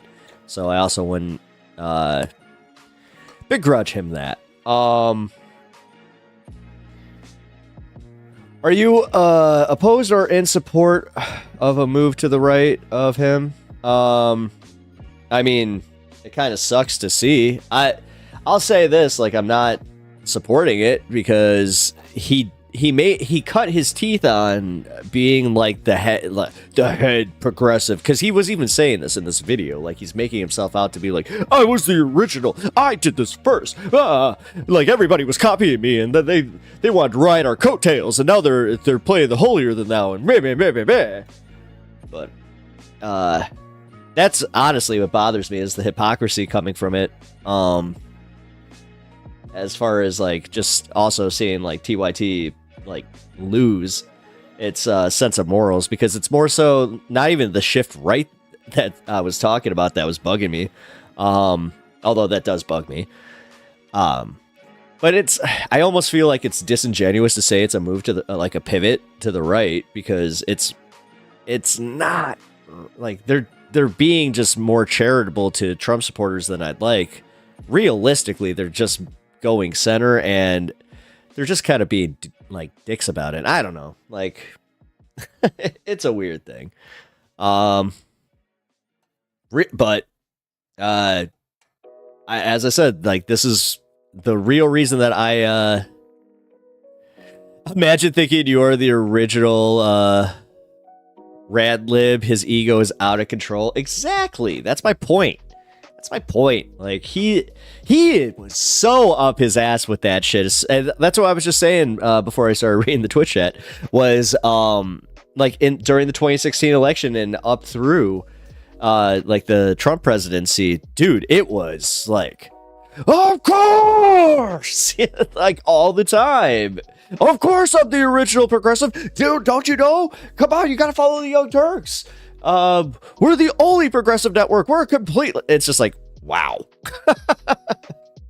I'm not certain about Schenk himself, but there's definitely a moment where Anna got railed for having and not leftist enough opinions and shifted subsequently. Yeah, I mean, it wasn't just her not left enough opinions. What happened with her was the fact that she started hating trans people, like, aggressively.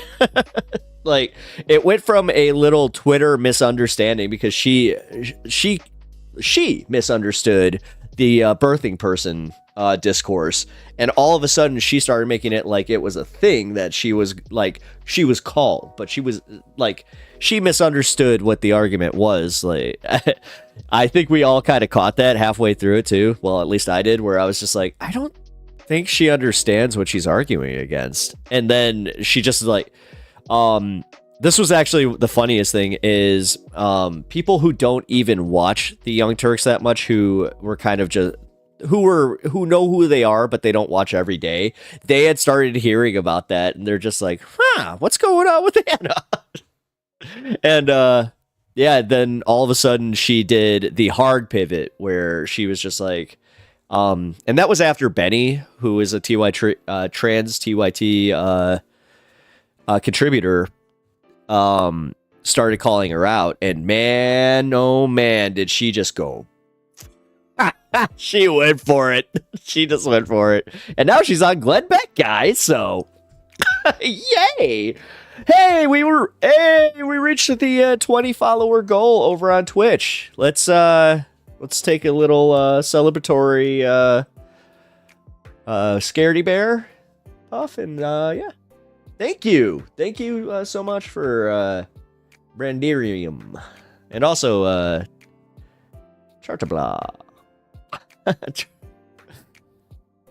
I hit you with that Twitch follow. Oh, what's up, bud? Thank you. You were number 20. Look at you.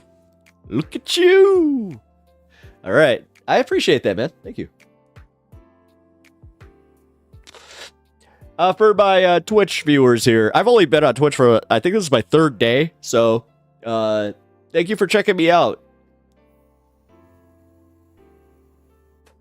But this is like my 3rd week on YouTube, so. But I've also been making videos on YouTube since like August, so. But I appreciate you guys all checking me out. Like, I always want to reiterate that. I really do appreciate all the support that I've been getting.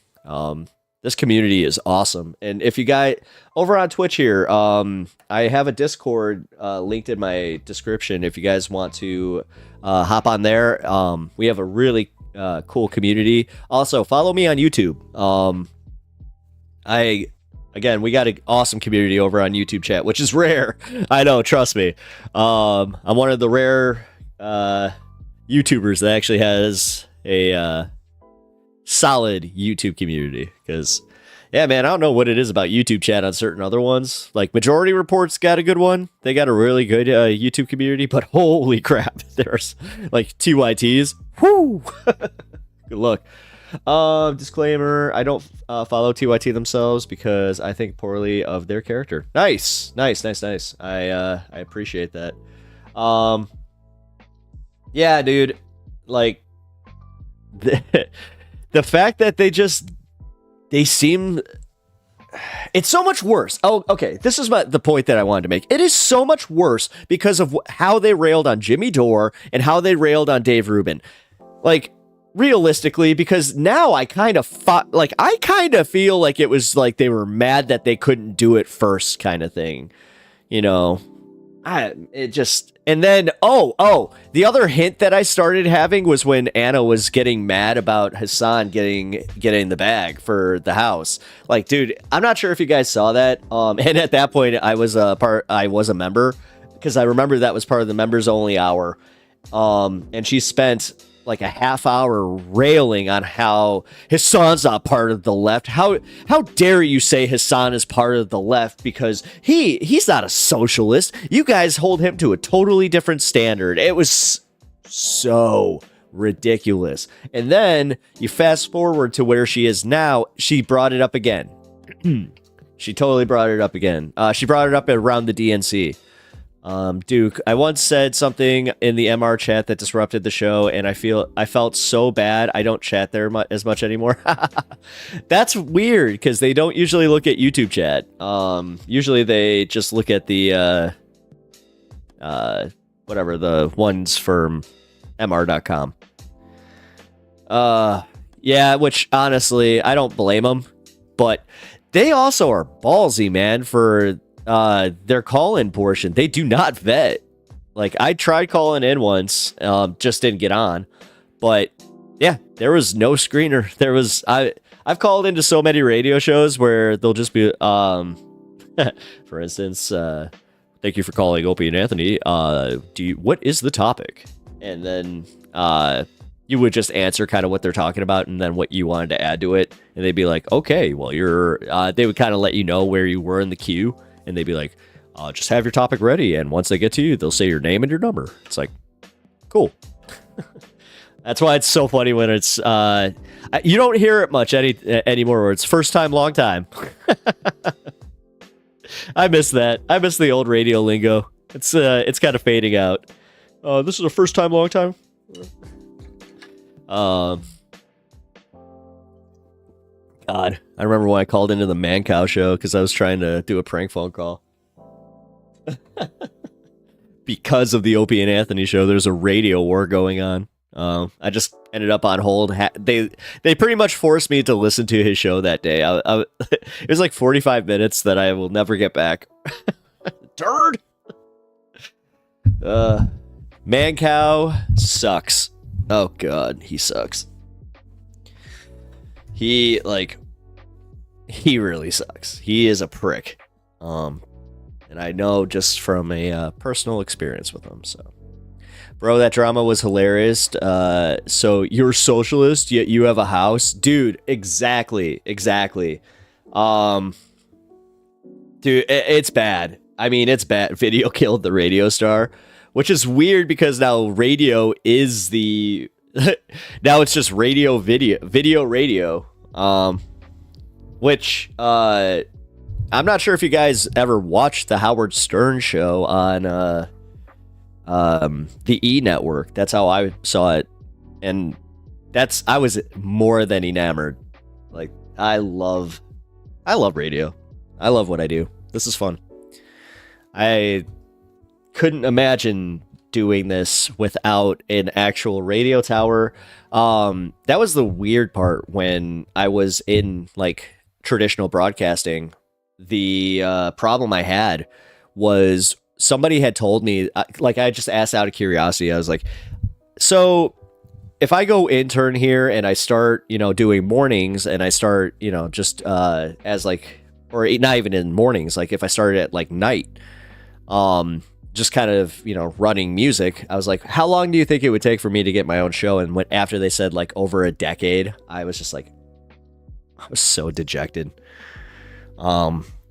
Which, I mean, I was naive because who the hell's just gonna hand out a radio talk show, especially to like a new broadcaster? Yeah. No. Which I'm kind of glad they don't do that, but at the same time, if you wanted to ever see like how that goes, yeah, you can just check out, your average Twitch streamer, I guess, that kind of just doesn't know necessarily what they're doing. I'd say like the ones that allow way too much dead air. That was always my biggest thing, was dead air. That was a big no-no. That's also why I think that as much as crutch. We got that lo-fi crutch. That's why I like having it, because there's not really a space where, there isn't something there. Dead air is just, I don't know, it makes me uncomfortable. So, but got me off on a little bit of a tangent there. Let's see. Oh, if you guys haven't joined the Discord yet, yeah, follow us over there, and also follow me on or subscribe on YouTube.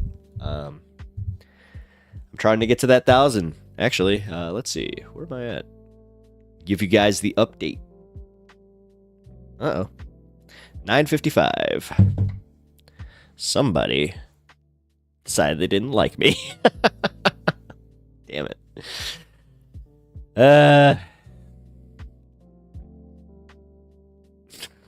What you gonna do? Can't make everybody happy, right? All right, let's see where we go from here. Did that. Huh. We pretty much made it through everything I wanted to get through, so if you guys got any suggestions, I will always take those too into account, but that's nice. I haven't done that in a while where like I actually made it through the list of videos that I wanted to get through. Because God, I always end up stun locking on something. Uh-oh. Destiny. What? Destiny is defending the U.S. What? Uh-oh. Uh-oh. Well, wait, this is Hassan. Hassan's on Twitch, so... You know what? I feel safe if I watch a Hassan discussing Destiny video. I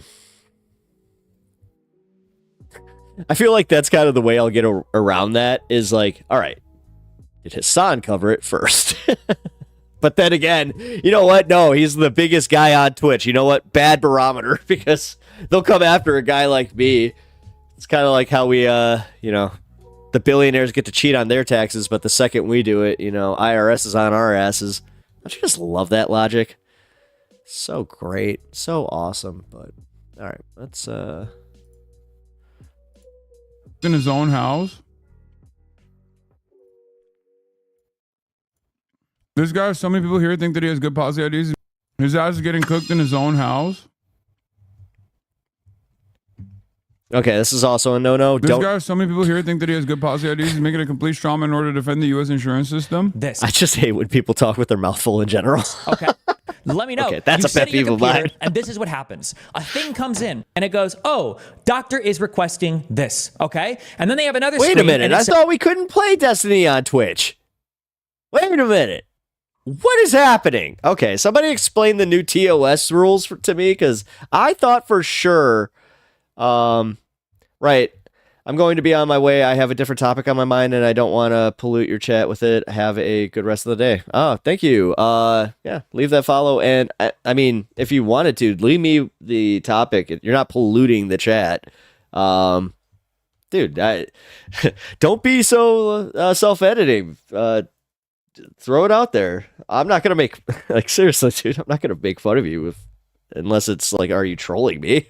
says, here are our standards of care, and here's what we provide. And then you look at this, you make sure there are no contraindications for the prescription or the treatment or whatever, and then as long as everything matches, then you click OK, approve, or you see there's a contraindication or there's some other thing that you suggest first, you go, oh, okay, deny. That's how it is. The CEO is not walking up and down the aisles and being like, oh, that, deny them. We need to make more money on that. I oftentimes wonder, like, who this is for. Whenever I hear commentary like this, where I just don't understand it. Like, what's the purpose here? Yeah, what's he? It's to be contrarian. No, it's the contrarian brain. It's the way, like, there's always devil's advocate, which is, it's fine. I mean, that's a good way of, like, kind of breaking things down. But then there's just the contrarian way of thinking, where you're just like, nope. No matter what the populist way of thinking is, I'm just gonna go against it, start from there, and then work my way to where they are. Because that's how Destiny seems to think. Am I wrong? A hyper-specific, ultra-autistic process guy in this situation doesn't change the dynamic, doesn't change the reception. It doesn't, like, people still have their claims denied, and the CEO in this situation is just a standalone figure that is signing off on all of those actions. He's at the tippy top. Okay? Like, this person didn't kill him because the CEO directly, immediately went into the files and was like, deny that person's, like, back injury claims. Like, this is I I think this is a part of what a lot of debate lords do, where they just like want to always be right, and they want to also always be contrarian. So when there isn't anything that you can grab onto, you just get like ultra specific. It's like, well, the CEO directly is not causing this. It's like, well, no, the CEO is responsible. That's why he gets paid the amount of money he gets paid. And yeah, the CEO signs off on it at the end of the day. He is basically the standalone figurehead for all of the wrong and maybe all of the right that the company is engaging in. The CEO is just as responsible for the deaths as Charles Manson is. He doesn't have to pull the trigger. But that's it. The difference between Charles Manson and the CEO, however, is that the CEO gets money. Hold on, real quick. While I've been following the ongoing situation in Syria, HTS has issued a demand towards SDF to basically become DEMI. Sorry, I couldn't even see the word. HTS issued a proclamation to set up Sharia law. Druze villages appeal to neighboring Israel, asking for official annexation. Do you have a link, or do you have a source for the news editorial? Because I actually I'm sponsored by Ground News. I'm just going to throw that out there, but I'm only throwing it out there because I have the ability to just go type that in and get it pretty much from the source, and then I can discuss it after this. Off of making sure the profit margins stay. Did you see anything about Elon Musk's stance against homeless people? Yeah. I'll you know what? We'll discuss this a little bit more. I do want to watch just the last little bit of this, and then we can go into Elon's stances on, it sucks. At least 6%. Okay? But the process in which those profit margins get up to 6%, there are a shit ton of denials. Okay? There are a shit ton of denials. And those denials are absolutely, those denials are absolutely causing so much pain, so much suffering. This is before we even factor in to the equation the necessity for privatized healthcare. It does not need to exist. Maybe as an alternative, if you already had a pretty fat, pretty robust social safety net in the form of some kind of socialized medicine structure. But that's not where we're at. Nope. Just because the CEO is not directly engaging in this process doesn't change that reality. It makes it almost worse because he's doing it with the stroke of a pen. Yes, like what Destiny was saying, it's like he's not going like, oh, you're denied, and he's personally denying these claims. But no, he's setting up the policies that set up for just that. So he in return is culpable. What is this? I mean, Destiny is right. How can you speak on the insurance industry if you've never had someone who worked in the industry? Don't speak on it. You're right. My apologies. Well, that's funny because in my chat, I actually have somebody that has worked with the insurance industry. I wish she was here, but I know that she's in the middle of a gaming raid. So, but yeah, Anna in our chat, Elirda, she actually, she can give us some life lessons on this one. Idea how the insurance structure worked. You're right. I have to literally be someone who works in the insurance industry. It seems to me like you are someone who works in the insurance industry. And although you are a low-ranking employee, you somehow feel the pain of this CEO. I don't understand what the f***'s going on there. I am not a part of the Israeli occupying force, nor have I ever been a part of any sort of military structure, but I think I can offer decent analysis on all of the war crimes that the Israeli government is engaging in. I am not a chicken, but I know how to make a scrambled egg. This is not a decent counter argument, chatter. This is yet another major issue that I have with debate lords, where they're just like bad. They're bad at arguing, but they think they're good at arguing because they think that they can LARP like the person that they're watching. It's very strange. That is the dumbest comment you can make. You're not talking to me, you're talking to him, right? It is a crazy thing to say that, like, well, you don't work in the insurance industry, so you have no idea how this stuff works.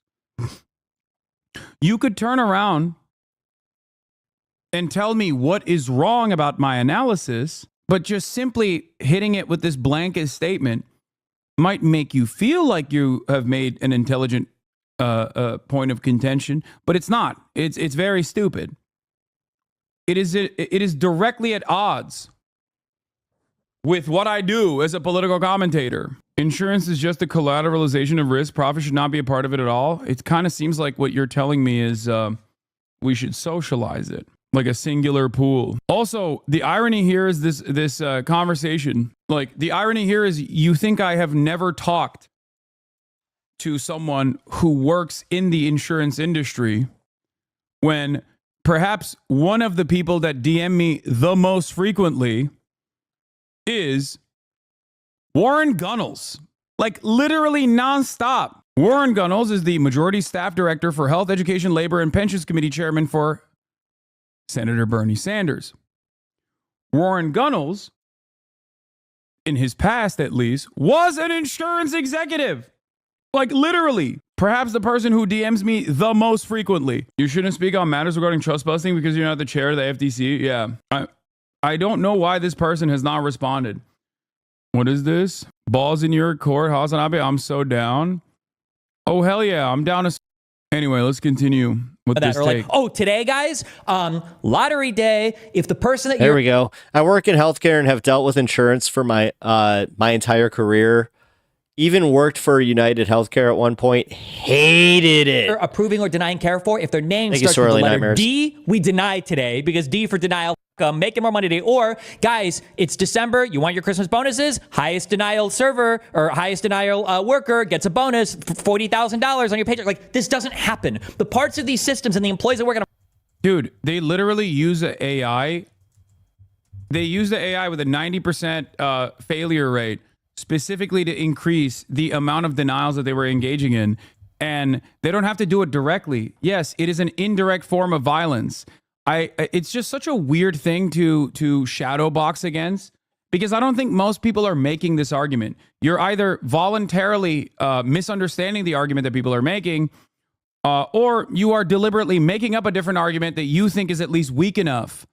It's not one that like any real person believes. And it also does not change the reality on the side of the victims. It's a very strange way to operate. But I guess it's ironic because Destiny and his weirdo fans will always say Hassan is too scared of debate. Okay? He's too scared of debate. He's too afraid, even though I debate plenty. And then they'll follow up and say, no, he only talks to like dumbasses. Dumbasses in his chat, which is ironic because he's calling his own fan base dumbasses, because most of those people that chirp at me are usually coming from his fan base. But having said that, at least I'm like responding to a real person in my chat. He's just making this concept up, or rather responding to, like, again, someone that he saw on Twitter, like a point that they made that he didn't fully understand. The real purpose here, in my opinion, the real purpose here is to try to address what the actual pressure point is. Okay? It also is pretty crazy. Actually worked there, high risk pregnancies and high risk pediatric authorizations and entering denials. First and only job I ever just up and quit. Nice. Yeah. Base Swirly Nightmares. Thank you for doing your public service. The only reason they have to use AI is because they cannot legally instruct humans to deny at the rate they wish to. So they could blame the over-eager AI denials as kinks in the process. Yes, it's plausible deniability. That's all this is. And it's ironic because the other institution that he defends vociferously, Israel, also utilizes a similar structure in the form of lavender AI targeting systems, according to Israeli investigative reporters over at Local Call and 972 magazine. The lavender AI targeting system operates in an identical capacity. Most of the AI that is utilized in this day and age is not to actually be correct. It's actually utilized in instances where you can be incorrect. And it's good to be incorrect. Lavender AI targeting systems that create new targets at a rate that is far higher than normal human processing is done deliberately. It's done deliberately because Israel does not care about killing random civilians. This way, they also get an additional way to say, look, we didn't choose to do this. I guess we got it a little wrong. Oopsie. are so disconnected from the actual CEOs themselves. The idea that there's like some guy just like, oh, deny you, blah, blah, blah. Like, it's just not how these jobs work. Who's saying that? I mean, I'm sure there's people that don't fully grasp it, but many people are using the CEO as a placeholder for the awfulness that they've experienced from the insurance industry. And I think the reality of the matter is, yes, the CEO is signing off on all of the awful shit that the company is doing. That's why they get paid $10 million a year. This CEO did at least. I wonder what compels someone like Destiny to be so aggressively a status quo defender. I genuinely don't understand Especially lately. Like, dude, he's been doubling down on all of these things. There was a point in time when he wasn't rich. You know what I mean? It's not like he's super far removed from being broke. He has no values or morals or ethics. He goes with a win. Yeah, no. Desperation to be the adult in the room and unwavering belief in institutions/hierarchies. I know, but like, this isn't an adult-like attitude to have. This is actually an idealistic attitude to have. I'll explain. The American healthcare structure, the American for-profit healthcare structure is like fundamentally busted, okay? It's the most expensive and it has some of the shittiest outcomes. It is not a system that needs to exist at all, but even in comparable countries where there are some at least like gap covering private healthcare providers, they're still heavily regulated. They're far cheaper overall. It's a shitty mediator that does not need to exist, especially in the United States of America. It would be far cheaper to the American public if we had abolished it in its entirety. And if you work in the private healthcare system and you're like, well, Hassan, I'm going to lose my job. First of all, that's not even the case. Unless you are quite literally a CEO, you are most likely not in a replaceable position. You are ironically doing something that the government is still going to have to do, depending on whichever way we change the healthcare structure to be more ethical, or rather, I'll use a term that people care about, efficient. CEOs are replaceable too. Yes, they are. Trust me, I know. I'm just saying that, like, CEOs in that situation would most likely not exist, whereas the paper pushers still would. Someone still needs to process claims. Someone still needs to file paperwork. So your job, regardless of the private or public structure, would most likely still exist, or at least some form of your job would still exist. The CEO's job, on the other hand, would not. Like, as someone who has direct personal connections to someone who's an exec in the industry, he's so objectively wrong, it's insane. Yeah, I know. It's just, I don't get it. Like, I don't understand why this is something that he chose to argue on. He's so pressed on defending the insurance system in the U.S. What does he gain out of this from defending it so hard when the majority of people in the U.S. hate the insurance system? He has nothing to gain from defending it at all. I have no clue. My guess is he likes being a contrarian. He also has some pretty terrible takes on Palestine lately. Probably. He and his community just like the debate. If Hassan was making this exact point, you can bet his fans will be on the other side. I like that random people know that, like, he just takes the contrarian position to whatever my opinion is. That is kind of funny. Ironic. I think that's the case. I don't fully understand what the ambitions are here, what the motivations are here.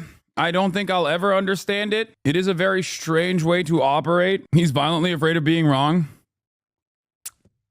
so he's trying to stay safe. That's really interesting. If he was violently afraid of being wrong, he should probably agree with me a lot more. Because, lo and behold,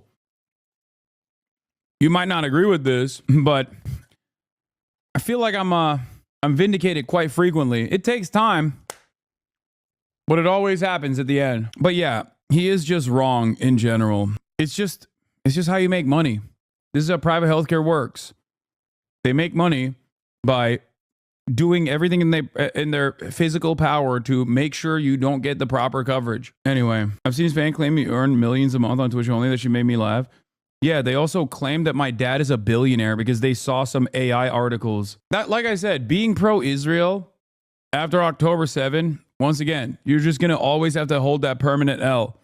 You might, over time, try to restructure your opinion, but you're holding that permanent L. And that's not the only, that's not the only L that Destiny has held.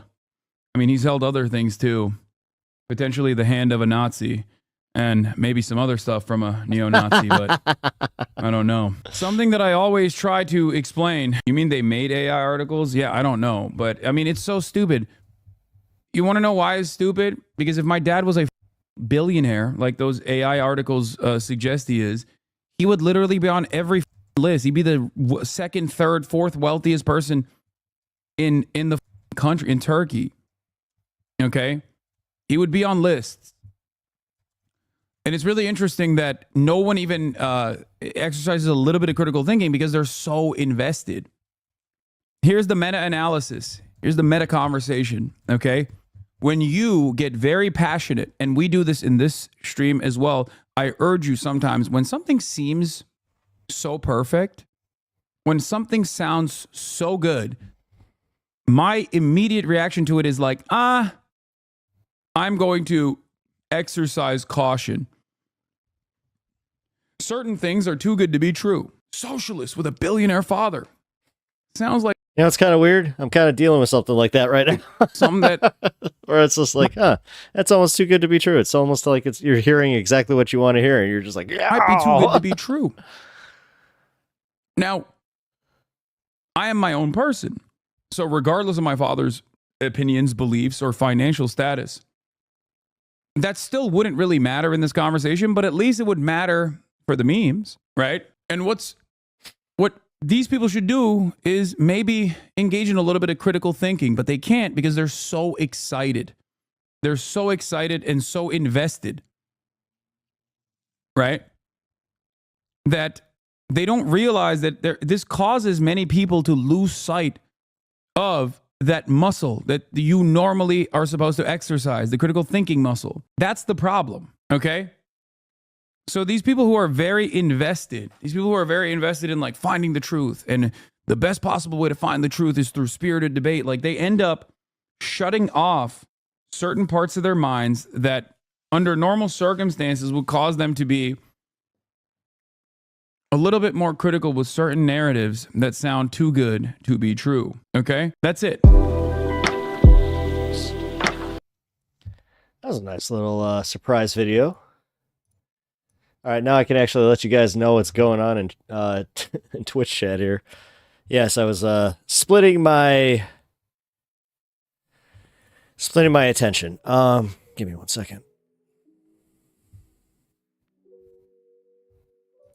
All right. So,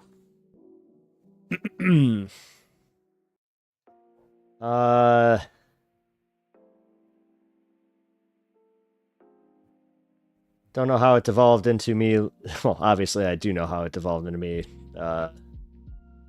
going and becoming a shill for Ground News, because it's almost like I have a, thing with them. But so chatter in here was just like, let me well, first off, I didn't know what Telegram was. So just gonna say how out of touch I was. How out of touch I am, because he was just like, I can get the fuck up all the way to my chat. All right, so he was like, this has been on my mind all day, and I would like your take on it, kind of thing. So, well, I've been following the ongoing situation in Syria. HTS has issued a demand towards SDF to basically become DME. HTS issued a proclamation to set up Sharia law. Druze villages appeal to neighboring Israel asking for official annexation. And then they said it's in various Telegram channels who quoted other Telegram channels. So I was genuinely curious about this because I didn't know what they were talking about. So I was just like, when you say Telegram, is it an app or like a news channel after a news channel or whatever? And then I just asked, when did HTS issue his proclamation, and have they responded? They asked, what do I mean? I asked, like Telegram, is it a website like Reddit, or do you mean like a news channel? So then they gave me the deets on that one. Telegram basically became the de facto method for on-the-ground news gathering worldwide.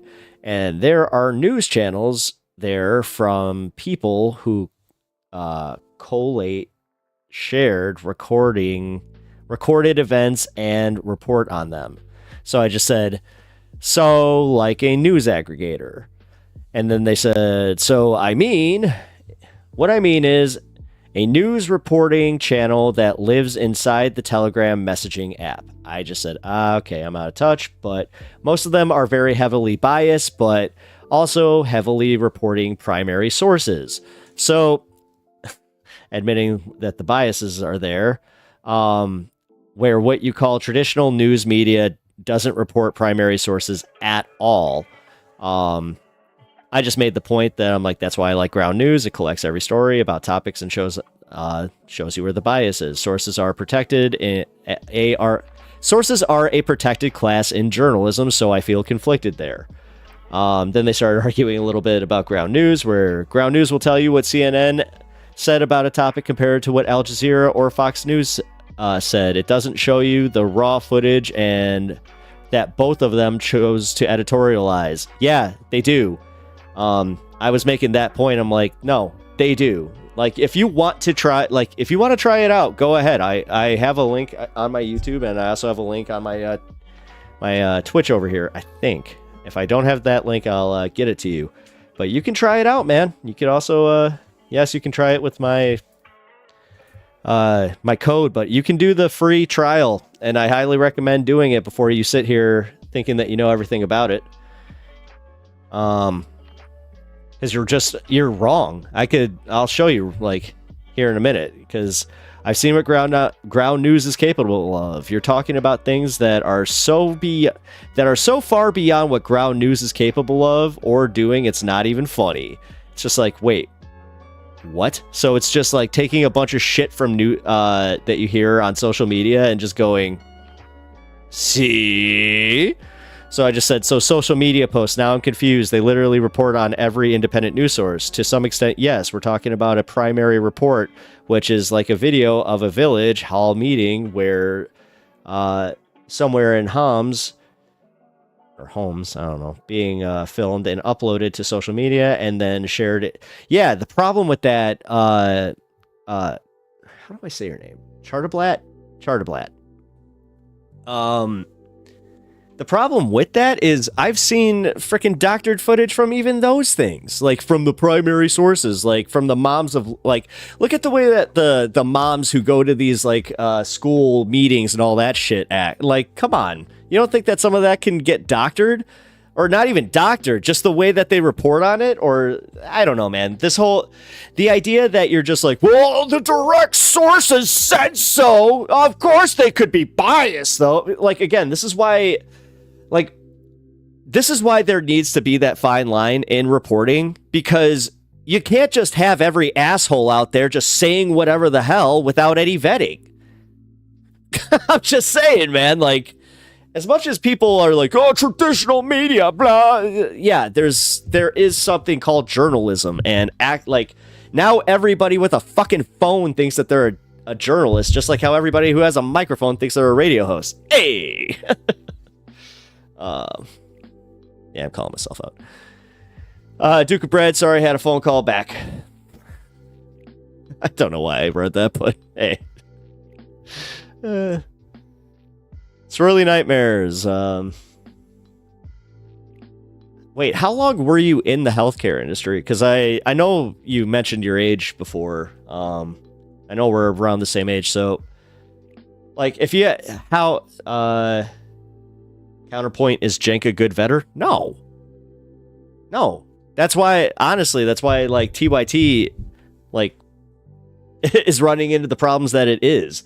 Like, they sat there shitting on Dave Rubin taking the money from fucking RT, and then they're taking Polymarket money, and then he acts shocked when he's just like, what do you mean Peter Thiel was behind this? Oh, well, you know what else Peter Thiel was behind? PayPal. Do you use PayPal? Like, come on.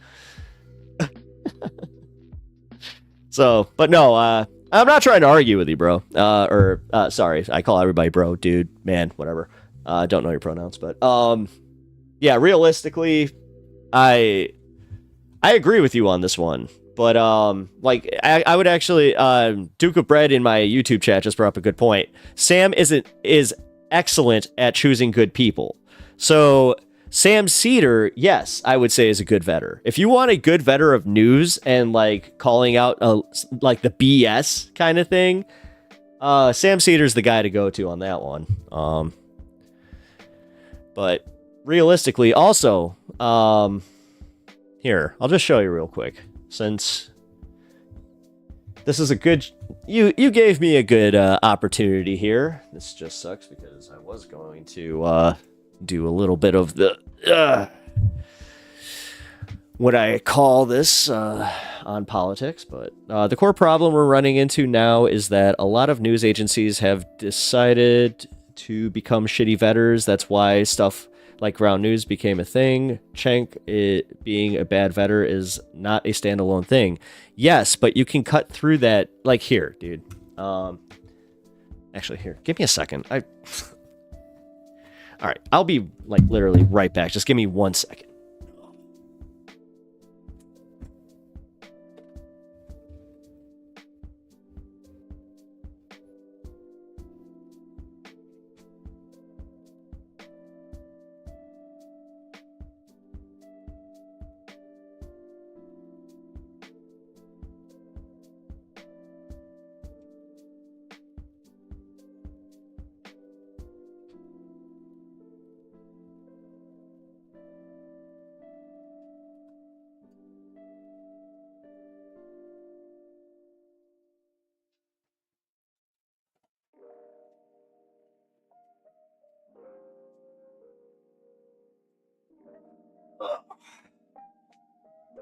All right.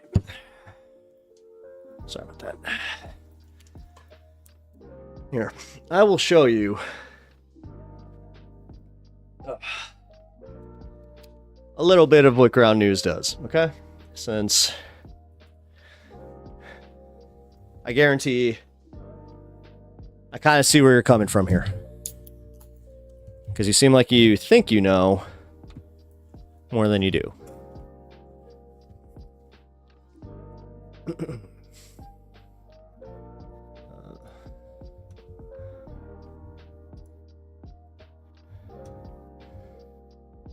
So number one, Ground News is pretty much set up in a way where you can see whatever the hell you want to see.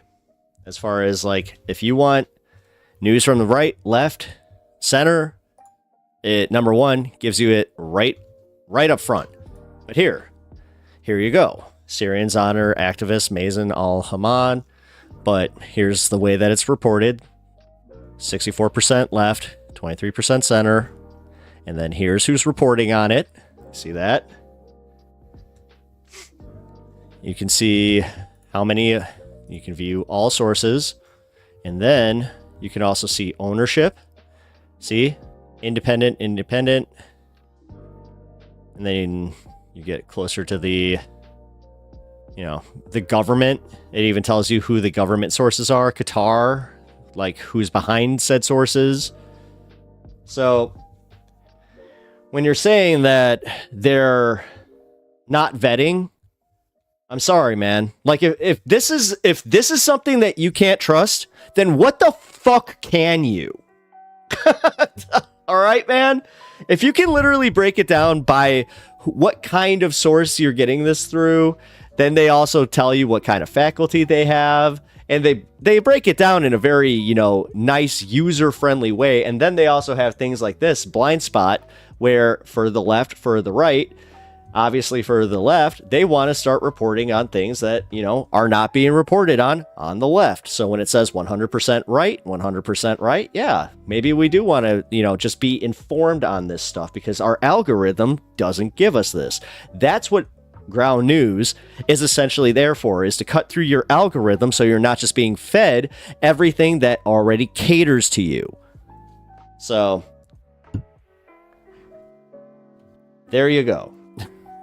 If you'd still like to argue a little bit about how how Ground News itself is somehow just a arm of the corporate, you know, news sphere, please. And then also tell me how, you know, Telegram's vetting process, because you kind of said it in your own admission there, where you were just like, yeah, it's bias as hell.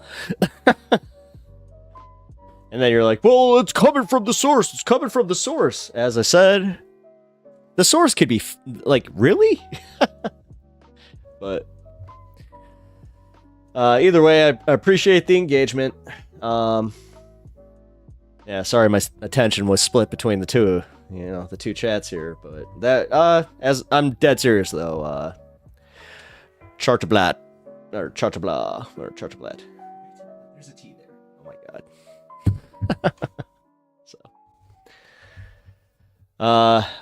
But if you, I noticed something there, Charterblatt. You still have not followed me on Twitch here, so do appreciate the engagement though. Also, not sure if you noticed, but we're at the point of my show where it's the high on politics portion, so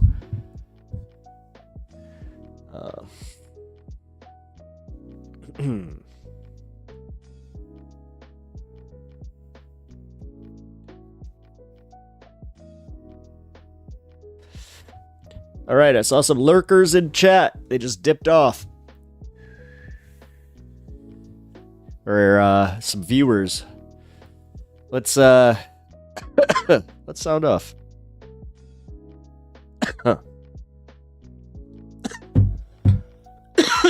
Crap, I'm gonna have to make a video here. It's getting to that point, because those videos are kind of what's helping me,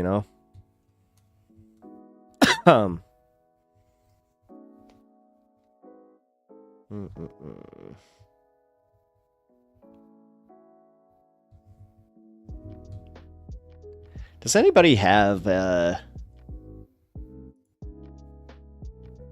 any pointers for, like, I don't know, what do I have to do, like special tags on Twitch or something? Because man, it is the opposite of what people have been telling me with this. They said that, oh yeah, Twitch, if you have a strong YouTube following, you should be able to,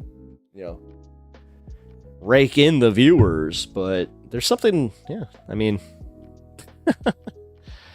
they're slowly streaming in, but nothing like my YouTube page here, man. Like, for some reason, YouTube is like the prime place for me. Although, hey, welcome new viewers. I appreciate you popping in. Cheers. This is exactly what it looks like. I named the show what it is named because we enjoy being high and talking politics, so.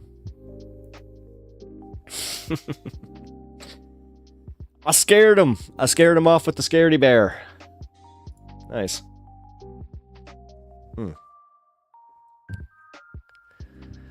Duke of bread. If I had to ask you, what do you think?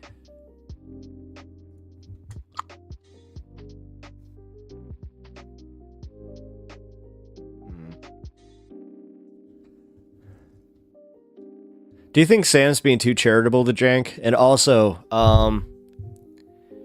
how much do you want to be like the fly on the wall in this scenario to just kind of know exactly what's going on?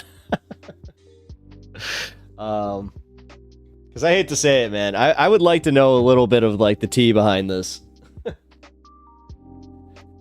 Like, the drama part is a little bit fun, not gonna lie, especially in this, between the election and Trump coming into office, because that's gonna be a thing. I'm gonna have to start covering all his bullshit. God, I hope that there's just leftist drama for the next 4 years that I can just cover. Knowing us, knowing the content that is on the internet. God, all I have to do is just start orbiting God, what's her name? Stardust and like that whole crew, like the Dylan Burns and Chud Logic and all those idiots. Not idiots. I mean, I mean, Chud Logic's an idiot. But I didn't mean to call Stardust an idiot. She actually seems all right.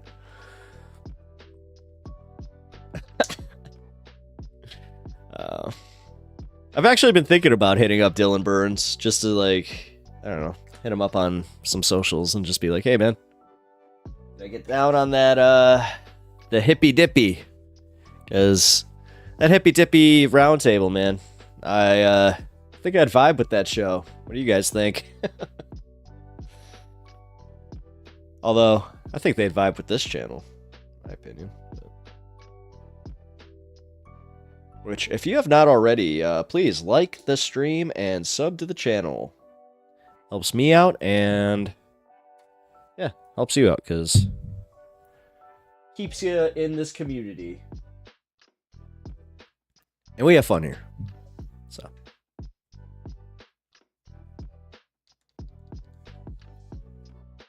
Cool.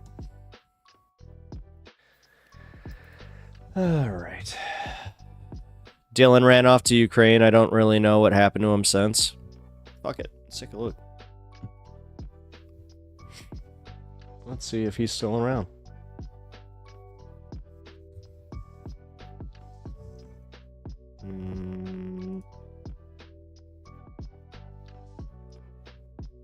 I think he's on YouTube, right?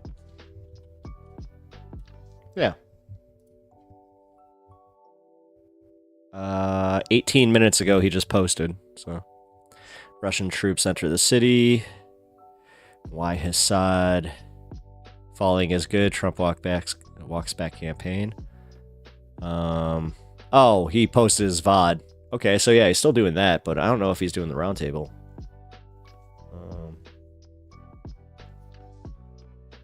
Election night debate.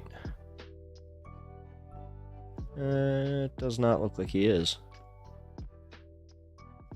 That sucks.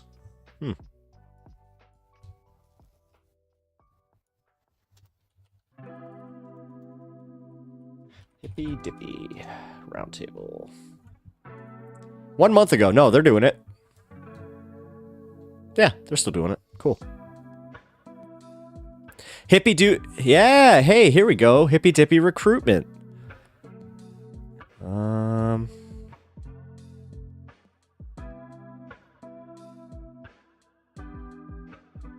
Yeah, I think I could definitely hit this. Here, I'm gonna subscribe. That should help. Guys, I'm an orbiter. Oh no. Oh no. I'm one of those guys. Oh no. How dare you orbit somebody's somebody more successful and try to gain an audience off them. How dare you? Yeah, I may have pissed off people in the MR Discord. I've thought about it because, like, yes, the joke may have been it, but that may have been my third strike. Now I'm thinking about it. Mostly because of just how much I was, like, posting in their Discord, like, hey, check out my stuff. We're at 14:14, so you know what's up. In about 6 minutes, we're doing the thing. And then after that, I'm probably going to hit the sack pretty early tonight, so I think I might go to 1. 1 tonight, if you guys are cool with that. Also, if you guys got anything you want to check out or any of that,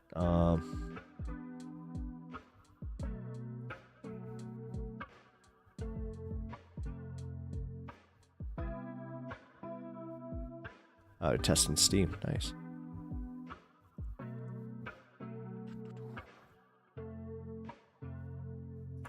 All right. Oh, shit. Actually, you know what? Here, I'll do that while I'm here. I also gotta...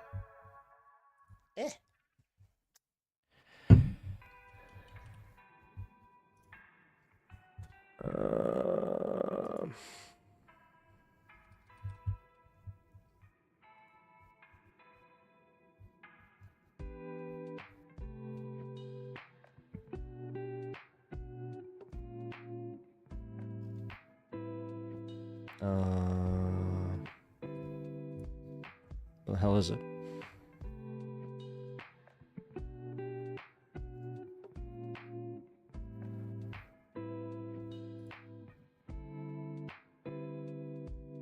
Cool. Yay, I'm gonna be playing Marvel Rivals now. Okay, guys. Thank you. I appreciate you let me set that up. Also, I hope you guys are ready, because we're at 4:16.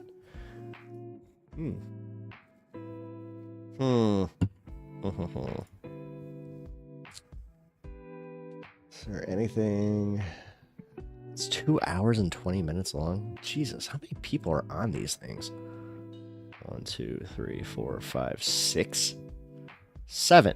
7 people with Dylan moderating. Okay. Huh. Alright, well. Guess what we can't do? We can't show comedy videos on this channel. We know better. We know better.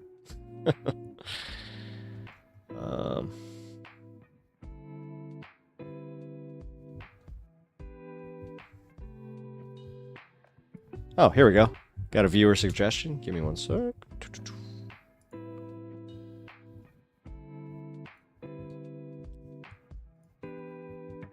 Oh, cool.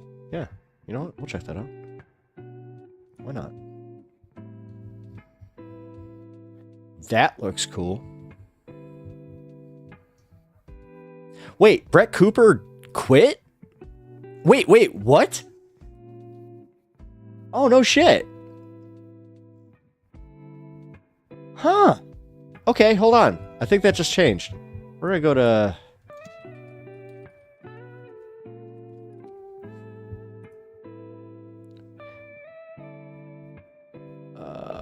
was she... Did she get fired?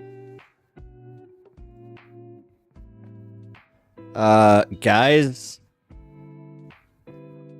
Today, December 10th, will be my last day hosting the comment section and working for the Daily Wire. It is not true that I am being forced out. It was my own choice to leave. And believe me, this is bittersweet. I have had the most unbelievable 3 years helping to craft the show, building this community, and telling stories and sharing the truth every day. Through the comment section, you all have made me braver, more articulate, more thoughtful, more hopeful than I could have ever imagined. And I'm grateful that we spent this time together. And I'm grateful that the Daily Wire gave us a platform to grow this community. Where's Weeby? Weeby, are you okay? Weeby, are you all right? I know you haven't been around in a while because you were probably spending all of that spare time moderating the Brett Cooper subreddit. Wait, where's she going? Do we know? Why did she leave? TYT, shut the... take care. I appreciate you stopping in. Anyway, have a good day. I'm on my way. Wake up, chat. She's not going to TYT. No, I doubt it. I wonder what she does. That'd be hilarious. What's next? Because, like, I'm not going to lie. I did. Bloodstone by Stars. Good night. I appreciate it. Yeah, we're winding down here.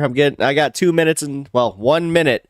1 minute until 4:20 on stream. Probably going to finish up this video, go through the wrap up, and then, yeah, call it. No 3 a.m. tonight, guys. No 3 a.m. tonight. Did feel like she was kind of carrying the franchise a little bit, especially as of late. I don't know how well she was doing recently, but last time I checked in with the comment section with what do you call it, Brett Cooper, like, look at that. This has 81,000 views in an hour, like 4.5 million views. Her videos outperform Ben Shapiro's videos by pretty substantial margins. Today's kids are shockingly out of control. 900,000 views. Let's go. Did Trump make a mistake? 306,000 views. Like, she outperforms me. She gaps me. She gaps Ben. I think she's probably going solo dolo. She has been destroying most other commentators on her own network too. Ryan hired her to be a combat reporter for Dropsite. Yeah, she's going to Dropsite. She's going to Zeteo. She's going to do a partnership with Dropsite and Zeteo, chat. She's on the anti-Zionism beat. Yeah, no, her channel has been doing numbers. And I think a big part of that obviously is because it's like mass serialized, well-produced content overall. I don't agree with the sentiment she expresses. I will say that, you know, with a lot of money, the right does have a better job of elevating talent. Who do you think our audience is? Front selfie dads? I just can't figure out who this is for besides Weeby. I mean, there is clearly an audience for this content, and I think it's probably like horny millennial and older dads that are like right-wing. I mean, let's look at one of their like banger videos and see who is watching in the comments.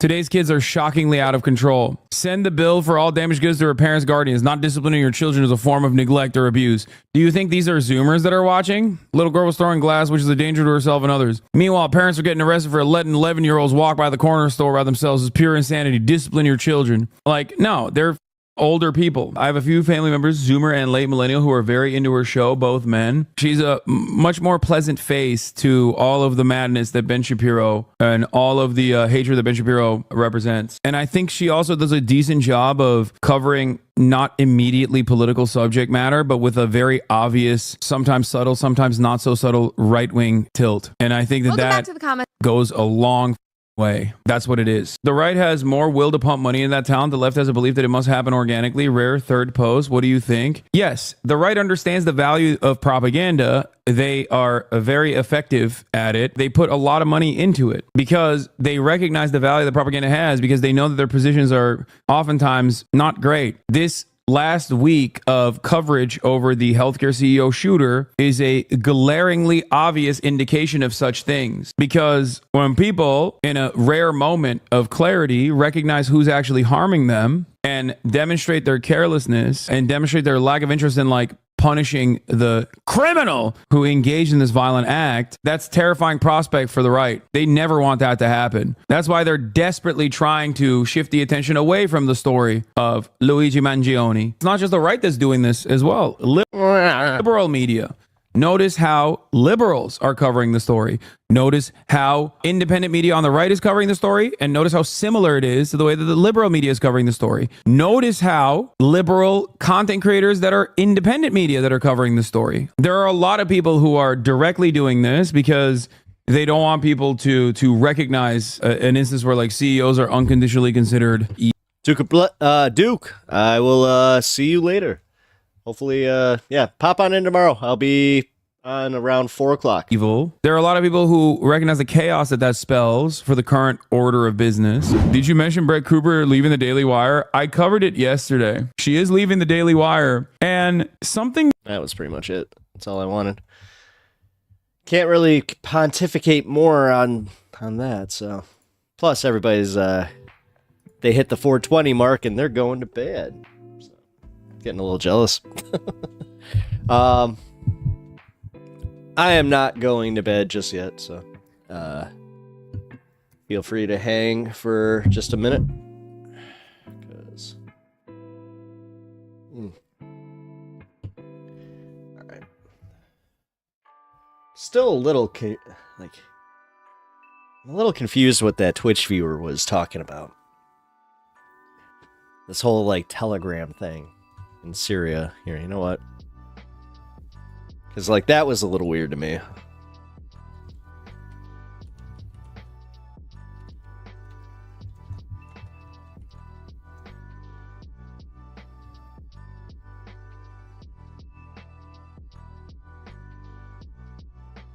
So it's essentially their version of Twitter, right? Because where is this? Like, is this just... Can we use this? .me. Alright, this is me being super out of touch. I don't know what Telegram is. Brandon! I missed your cheers. My bad, man. Appreciate it, though.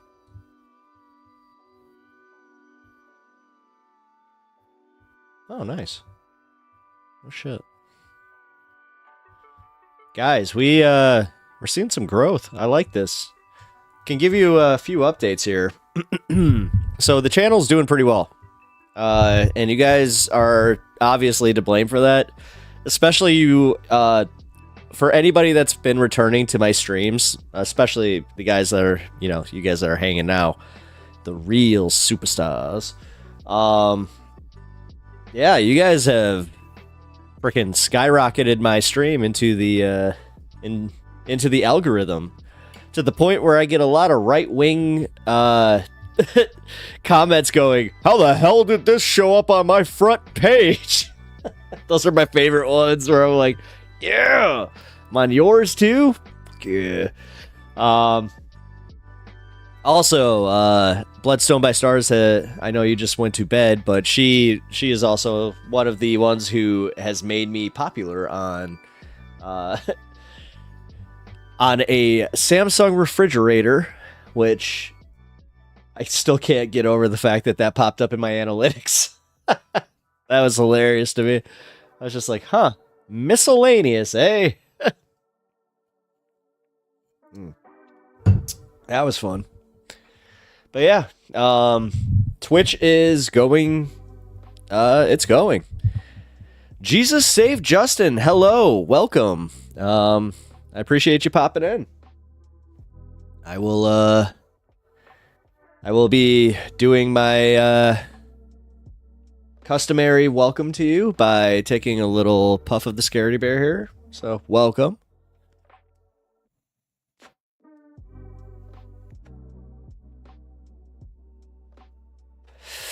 Oh, I thought you were calling me blood. Dude. I'm getting you deported next year? Like, for real? Or are you just, like, speculating that you're getting deported next year? Or is this something that's, like, happening? Jesus save Justin. Excuse me. But that sucks. Like, I hope not. I know you just popped in here, but I hope you're not getting deported. That would, I'm assuming that are you in the US? Because that's also 99% sure. Oh, fuck. Damn. Is there there's nothing you can do? Like that. Man, I'm sorry. Fuck. Not gonna lie, I was a little harsh on the vibe, but no, I'm just kidding. No, for real, man. Free road trip at this point. Well, damn, that is the most optimistic, pessimistic way I've ever seen of looking at something. Where you're just like, get a free road trip, see the world. What the fuck? Hey, you know. But then, if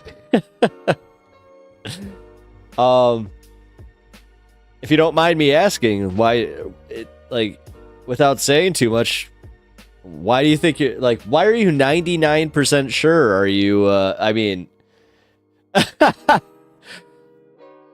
might be the start of a new adventure. I don't know, because, number one, I'm assuming that you are in a different situation than myself, but I've also been told, like, hey, be prepared there, guy. Like, I have been told this by people on the left, that they're just like, you picked a hell of a time. You think your mom was born in Mexico? Well, that doesn't necessarily matter, does it? And if she was born in Mexico, I mean, that whole thing about them throwing dreamers away, I'm sorry, dude. Like, there's something called the 14th Amendment, and they can't just ratify that. Like, if they try to, like, honestly, if they try to stomp on the Constitution without going through Congress, which, again, even with going through Congress, they can't do that. He can't do that.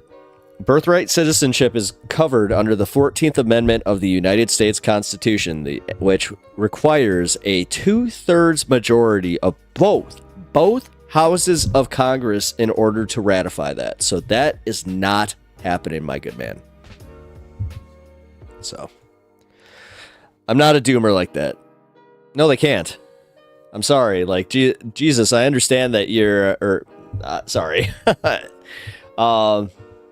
They just can't, though. No, that's not how politics, he can get around that with the courts. No, he can't. The Supreme Court can't just outdo the Constitution. There are checks and balances. See, now if that shit happens, then that's when a true revolution starts happening. Because if they, there's above the law, and then there's going above the Constitution, which even the justices of the Supreme Court will not do. I understand that there's a lot of doomerism. I understand there's a lot of fucking talk about the sycophantic fucking nature of Republicans. But when it comes down to like guys like Brett Kavanaugh and whatever her name is, like even the most conservative judges, they're not going to just blanket get rid of the Constitution, especially just based on vibes. Like, I understand that what Donald Trump is doing is the justices will pass it. Again, it doesn't matter. Jesus, like, you don't understand this. Like, I don't, and I think that maybe you, like, this is where I get a little, like, mad at people that want to stay in Doomerville. Like, and I'm trying to tell you, if you're truly facing deportation, which, again, it sounds like you're doomering a little bit because you said your mom might be born in Mexico. Like, if you don't even know, and it sounds like she's been here for a long ass time, on that brigade too. But also, there's a manpower problem. There's also something like when he says day one, he's gonna get the army or like the military to come in and do this. He can't. Like there are just they're super buddy with Trump. They will literally suck his dick at any chance they get. No. Again, I think that's being super hyperbolic about something that's like, dude, I've been following this Supreme Court, all right? And trust me, after the abortion issue came to light, I started really following all their decisions. But with that, all of their decisions are on like a lot of mundane stuff, but on that mundane stuff even, they came out and they were actually fair. You know, there were 2 instances where they had to vote on something based on the First Amendment, and they went the right way.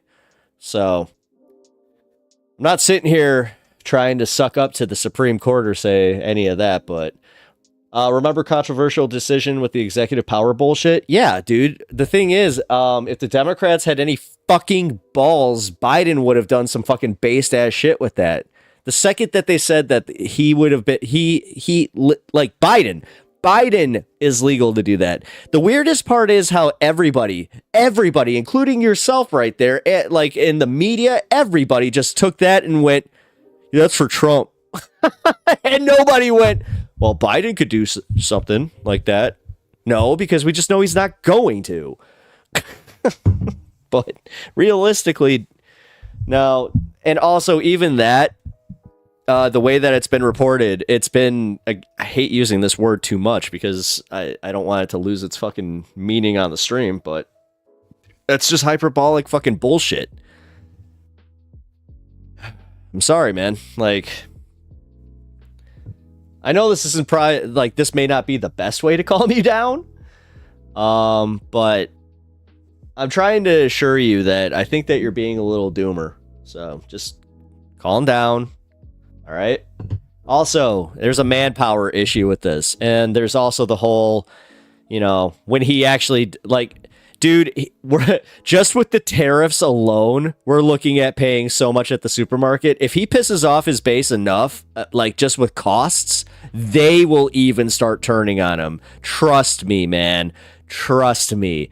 Not everybody is the cultist, okay? So, Duke of Bread, I kind of wish you could see this in Twitch. Yeah, Twitch, what the hell are you doing? Like, you should be able to bounce back and forth. Biden is a racist, though. Remember the 7-Eleven antic? Not really. No. What? No. And honestly, no. What? Are you trolling me at this point? Like, dude, bro. The 7-Eleven. What? That he went there and fell asleep under the Slurpee machine? I just picture him doing that Homer Simpson style, just Slurpee. He said you can't step into a 7-Eleven with this without a slight Indian accent. Search it on YouTube. Okay. I don't care. Dude, he's an old ass fucker that has done not much good for us at like outside of unions, but I don't know. I don't know what your point is here. Honestly, Jesus, I don't give a shit. So, if you're trying to do that, what about blah, blah, blah, blah, blah? He wants presidents to have unlimited power so Trump can fuck us over. Who? Biden? Biden wants presidents to have unlimited power so Trump can fuck us over? You think that old fuck really wants that? Jesus Christ. You guys really live in a fucking movie. Yeah, you guys live in a movie. Biden? Yeah, you guys legit. Like, dude. Real life is way more boring than that. I'm sorry. This is what made me, like, stop believing in conspiracy theories. Is legit just finding out how boring and mundane all that bullshit is and how just legit it's just about money. Money and influence. And it's not like the deep state. Blah, blah, blah, blah, blah. No. And ironically, if it is the deep state, I actually had this thought earlier today about just like, how is it that these people who have been like, the deep state's coming for me and the guns and the Democrats are part of the deep state, look at Trump's cabinet picks who are literal billionaires who are trying to just upend this, not just upend the system, they want to like make these agencies just not a thing. And everybody's just like, yeah, swamp, drain it. I do live in a movie, but I don't have the order correct. I do have the events correct, though. What? Is this what happens at 12:30? Is like people drink and they go on Twitch, and then they just fucking don't make much sense? Because what? I do live in a movie, but I don't have the order correct. I do have the events correct, though.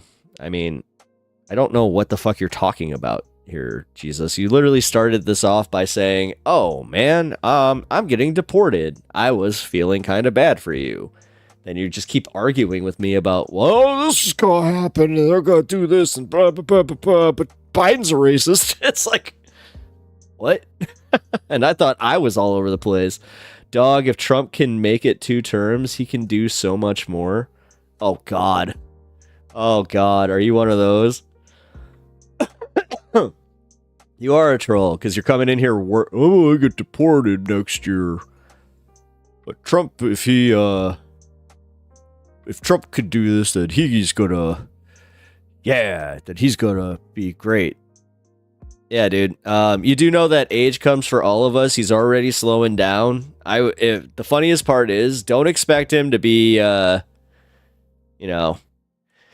as energetic as his first term there. And on top of that, yeah, again, there's only so much America will take at that point. And also, if he, if you're serious right now, again, I'm going based off what the guy has said himself. And I love the fact that if you're a Trumper, fuck yeah, man. Because if you truly believe this shit, no one's going to laugh harder when you're paying more at the grocery store. I mean, I'll be crying because this sucks and I have to fucking live in this country, but I'll at least be laughing at your asses. And then as much as you guys could say, well, it's gonna take time, this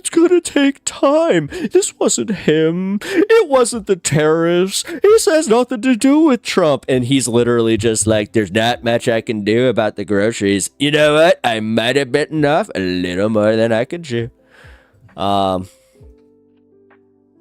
What happens to Melania? I don't know. They were just talking about how she's not going to be living in the White House. Maybe that's why. I mean, she's probably worried because Barron's in college now. She means nothing to him, dude.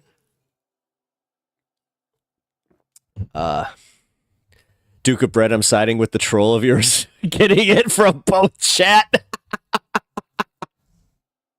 Man, fuck you. I could have ended stream 20 minutes ago, you dick. Fucking Duke.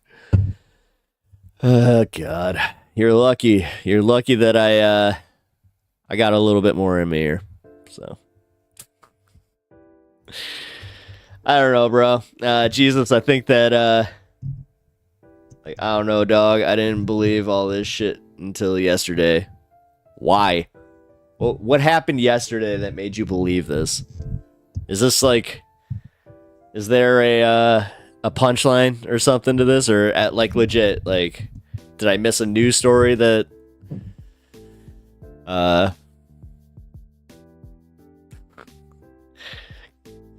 calling me dog with an AWG? All right, is that like a when did that make a comeback? Dog.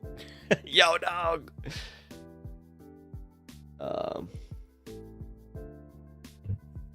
This effer on Twitch told me that I'll get deported if my mom or dad was born outside the U.S., and I think my mom was born in Mexico. Justin, how old are you? Like, I mean, I'm not. Honestly, if you're like, if you're fucking young, man, you're 20? All right. No, all right, bro. It seems like you're coming in here in good faith. All right. You know what?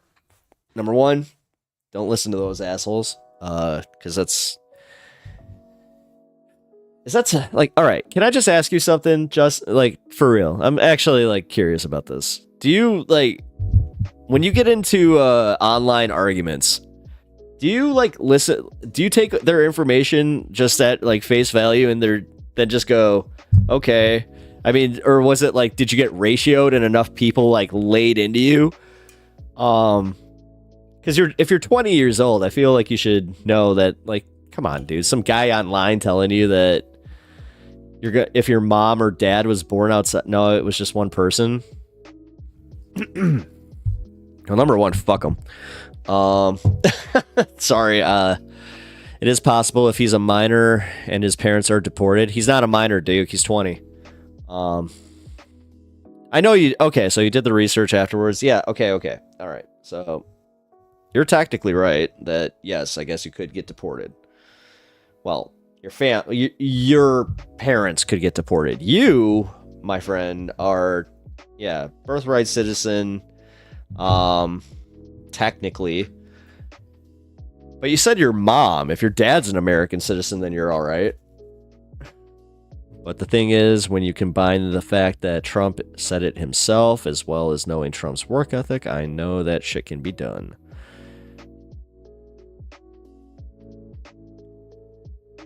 His work ethic, what? Dude, his work ethic is none. He doesn't work. He gets other people to work and then he doesn't pay them. Like, that's who this man is. I'll just say that much.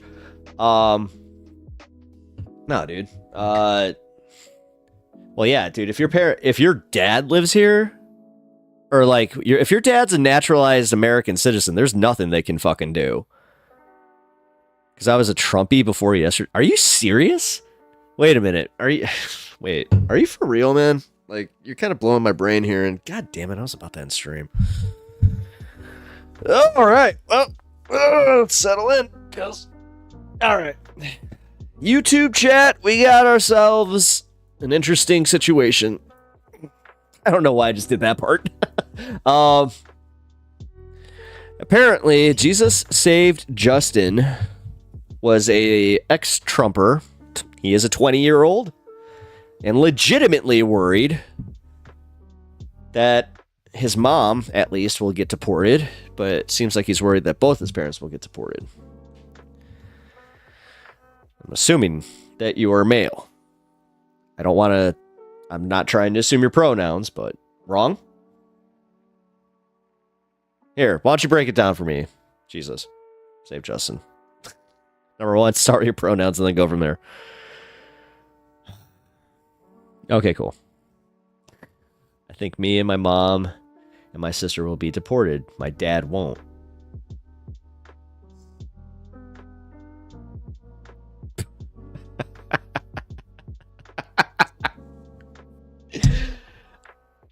You know what, Duke? The fact that he can't see that comment, I'm going for it. All right. All right, number one. Jesus, can I just add, number one, do you for the abbreviated name of this, do you want Jesus or Justin? Because I just Calling you Jesus without your permission, Justin. All right, Justin. All right, cool. Number one, welcome. I appreciate you being here. Follow the channel because I hope you're ready for this. Because I'm hopefully gonna help you out. Because God, you're in quite the pickle there. Because number one, the fact that you were a Trumper up until yesterday, like, and that did kind of come off in your last few comments there. Before that, all I can say is number one, don't take everything that these assholes have to say about like the immigration thing. Because if they do it, you have to understand that they're going to be kneecapping the economy. Even taking 30% of the workforce in agriculture, that's a small estimate of the illegal workforce that's working in agriculture right now, that would devastate us. On top of the tariffs too that are coming, like, dude, a tomato alone, because there would be none grown in America at that point either, would cost like fucking God. Damn near $20 for a fucking tomato. Just one. So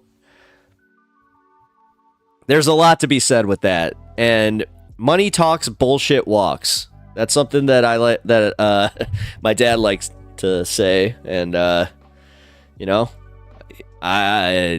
for all my dad's dadisms, he was kind of right about that one, man. And with Trump himself, like, he can sit here, because look at the way that he's already walking back all his campaign promises right now. Like, just today, he was just like, I don't know what I can do about the grocery prices. You know what? They might not come down. I like, for real. I had just read that story here. You know what? Where's this? Where's the Trump grocery price? Trump groceries here.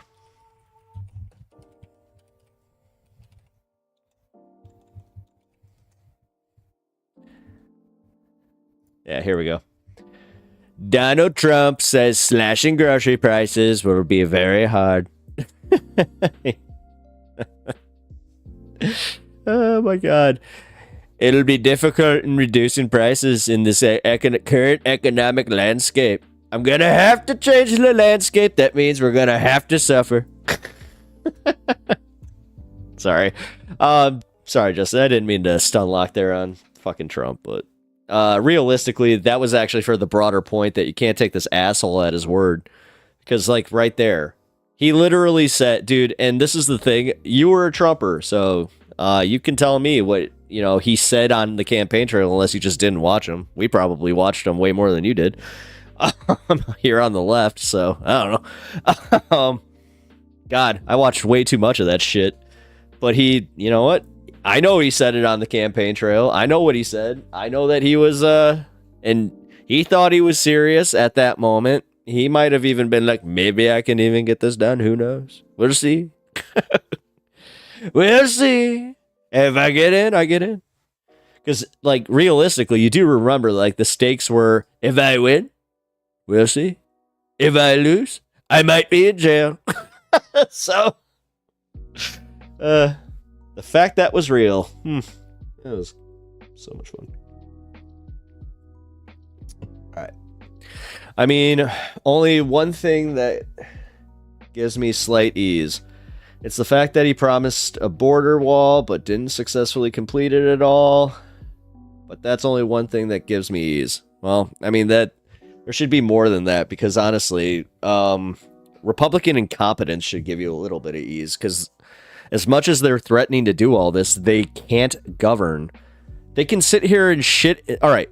I'm not sure. You're 20 years old. I'm not sure if you've ever heard this. You can shit in one hand and wish in the other. Tell me which one fills up first.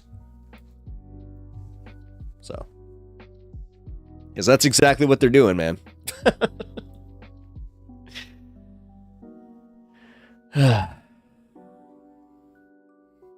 I just feel like doomer, man, 20 years old and you're legit doomering over you, your sister, and your mom getting deported. Number one, fucked. Me as a, hey, yeah, I'm not sure if you got a lot of compassion from your fellow Trumpians, but this guy right here, I feel bad for you. I'm definitely your elder. I'm like 17 years older than you, so fuck. I was just getting out of high school when you were born, youngin. But no, dude, I do appreciate you like being open about this. Because again, man, I thought you were trolling for a second. Like this is nuts. Do you think Roe v. Wade being overturned was good for America? No. No, but I also don't think it was as bad as everybody's making it out to be. Because I do think that bringing it back to states' rights was not like again. Now, here's the thing.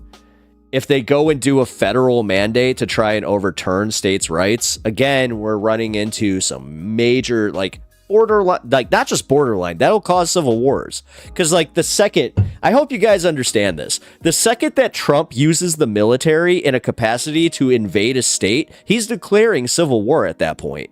He's declaring civil war on a state as the federal government. That's literally what that is. That's just being completely overlooked, but whatever. But yeah, I do not, I also don't, like I said, I don't think it, right now as it stands, if he honestly is just like, I brought it back to the states, then you know what, let the states decide. Then it's not the worst thing. I'll just say that much. It sucks. Women are dying in Texas. Women are dying in fucking Georgia, but women are dying and losing access to healthcare in red states. I know, Duke of Bread, but that's on them to fucking wise up and move. You ever heard the Sam Kinison joke about, you know, all right, I can try and do this. God, I wish I could play it without getting copywritten. But he's just like, yeah, you know, I watch these documentaries, and it's about where these, it's all these, you know, poor and starving people, and I feel really bad, you know. But then they show the landscape around them, and there's nothing but sand, and it's just like, why don't you just go to where the fucking food is? Just move. Watch it. You see this? This is sand. Yeah. You know what this is gonna be in another 1,000 years? It's gonna be sand. Broader point is wise up and move.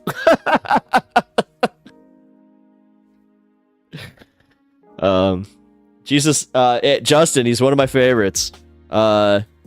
Good. You're getting some good comedy history there. The guy's a legend. Just don't watch his second special. If you see the one and it starts with "Wild Thing," don't watch it. That one sucks. Okay. Now you watch the good one. God, that one's got one of the funniest jokes about the gay necrophiliac. Oh God.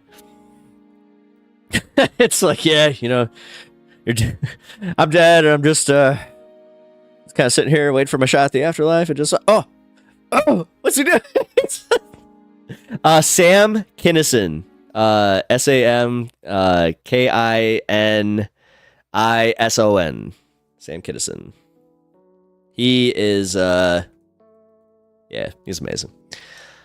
Duke, just move the fucking pores.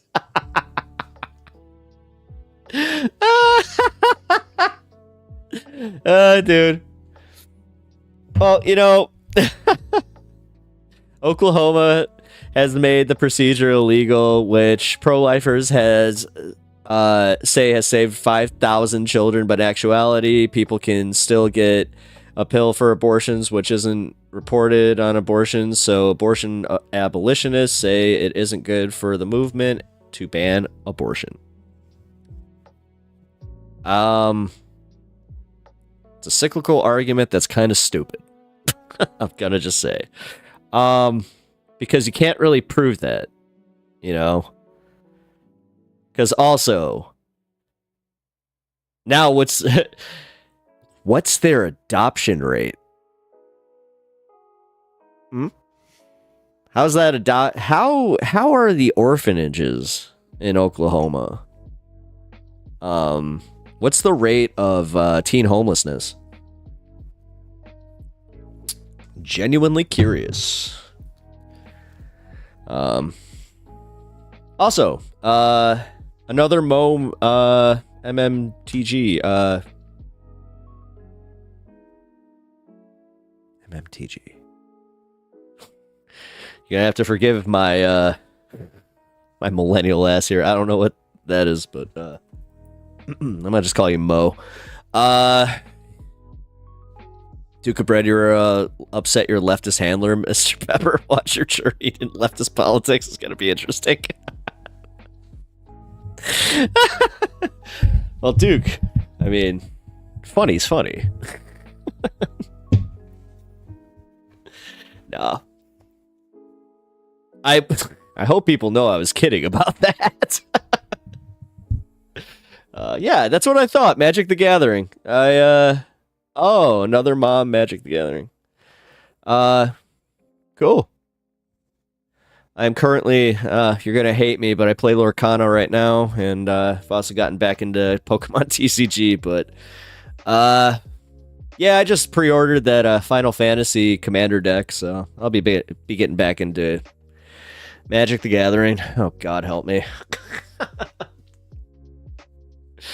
I spend too much money on my hobbies. But, alright.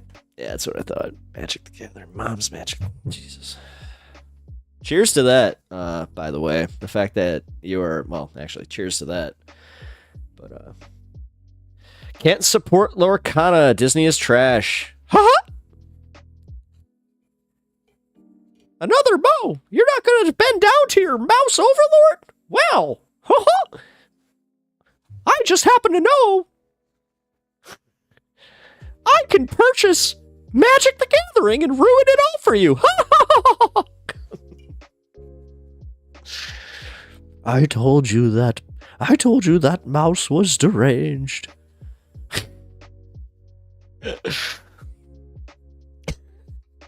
All right, the Winnie the Pooh bit has gone. It's entered it.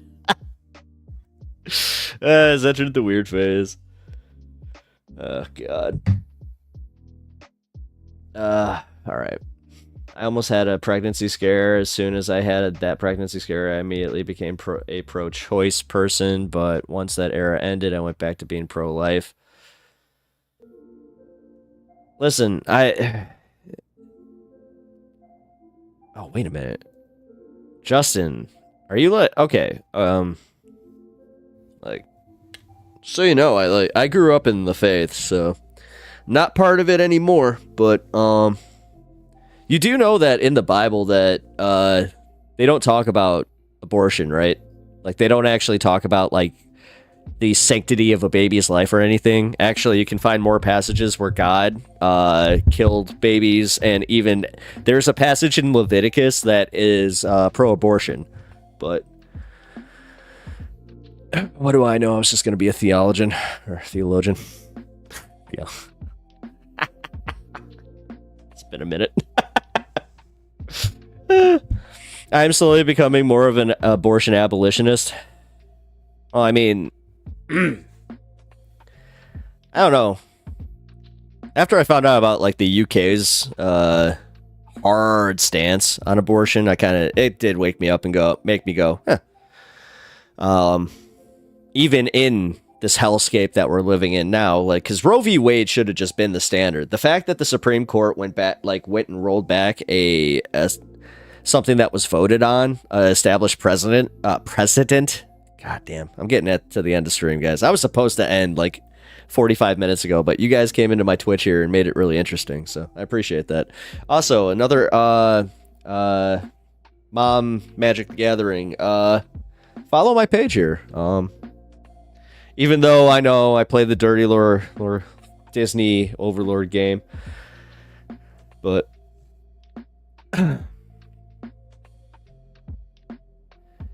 Jewish law allows abortion, and that's where Christianity came from, right? Oh. Oh my God. Well, I mean, are we talking about Herod? Sorry. I have a conflict between giving people license to commit free will and preventing people from killing their offspring babies. The problem is, do you see a woman as not having her own agency then? Because if a woman is just an incubator for the next set of life, then what the fuck, dude? Then what if you have a daughter? Then you're just having another incubator. You didn't kick me when I started talking politics. No. My show's called Holland. Did you not see the title of the show? Wait a minute, what? Why? No, my show's called High on Politics, dude. Like, that's what we do here. And I'm not, like, I admit, I'm left of center. Like, I keep saying that, and I know it pisses off my chat when I say I'm left of center, but I'm pretty much a certifiable leftist, I guess. You could argue with one of my chatters right now that I'm probably losing that card. I got kicked from an anarchy stream. Oh, well, I'm sorry that happened to you, and also, I like good faith debate, and also I just like having discussions with people who don't necessarily believe in everything I believe in. Like, God, are people really that just bubbled? Dude, that scares me. But then again, at the end of the day, women can have illegal abortions, and then you get into all the nitty gritty of all that. In my opinion, I can agree to disagree when it comes to that. Well, Justin, how do you feel about like safe spaces to do drugs and legalizing drugs? Because that, like, you could argue that would clean up the places like Skid Row, and honestly, you would have a lot, cleaner streets, and then also like cleaning up the homeless by giving them low-income housing or just free housing at that point. I'm a delegate for CD1 in Minnesota. I don't know what CD1 is. I feel everybody needs to get more active in politics. I appreciate that. That's honestly why I kind of started this stream. I started this stream because I'm a Michael Brooks fan who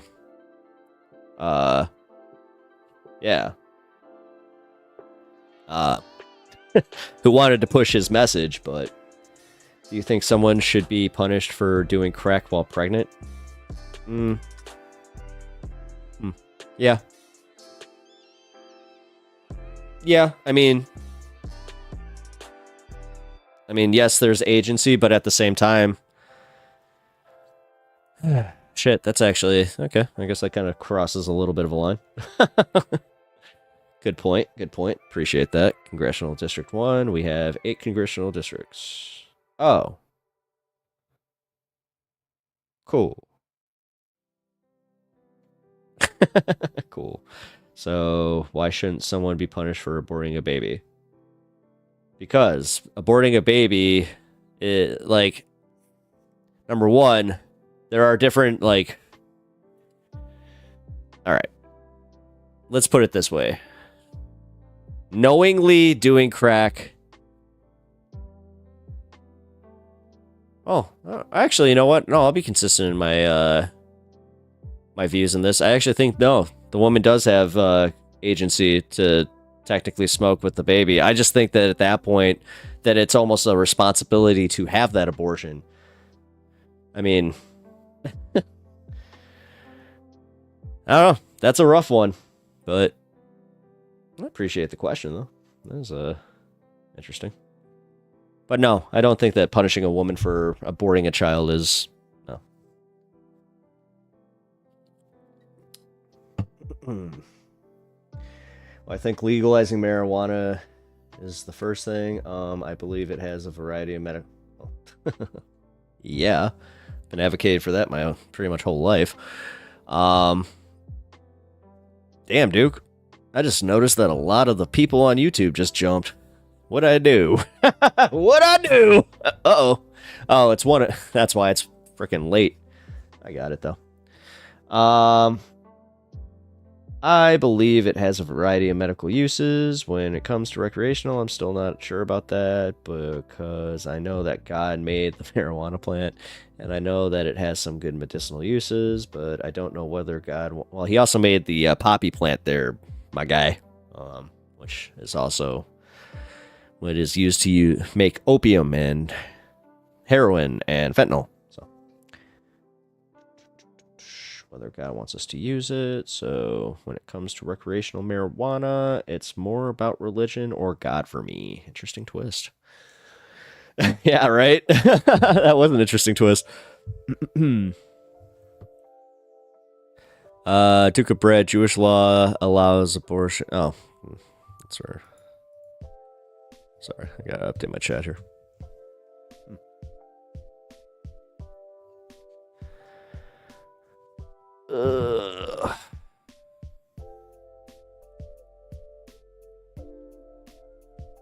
Also, if you guys have not followed me on YouTube, that's where most of my interaction is done, just so you know.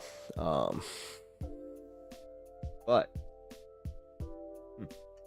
I can already tell you where I stand with recreational marijuana. I think it's insane to sit there and try and ban a plant. I don't know. God's law, I mean, it's weird. Jesus, or Justin, how do you feel? Well, you said you were a Trumper. Thank God I have no work tomorrow. I would be asleep. Yeah, me too. But I want to finish this one because this is interesting. Okay, so, and if I'm being honest, most bad drugs are human-made drugs.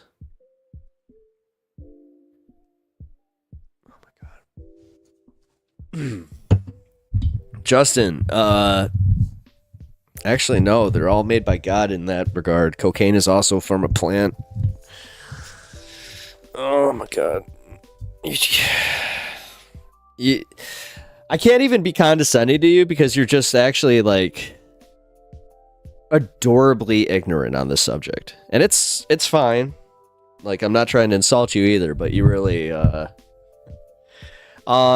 and also, you know, coca leaves can be chewed for energy. Cocaine is really bad. Again, why? Why? Just because it's literally broken down. You do know that cocaine was used in, like, as medicine. Like, and I'm talking cocaine itself. Did you know that cocaine was an ingredient in Coca-Cola? That's why it's called Coca-Cola. And you can look this shit up. In small uses. Sure. It sounds like you want to police other people's actions.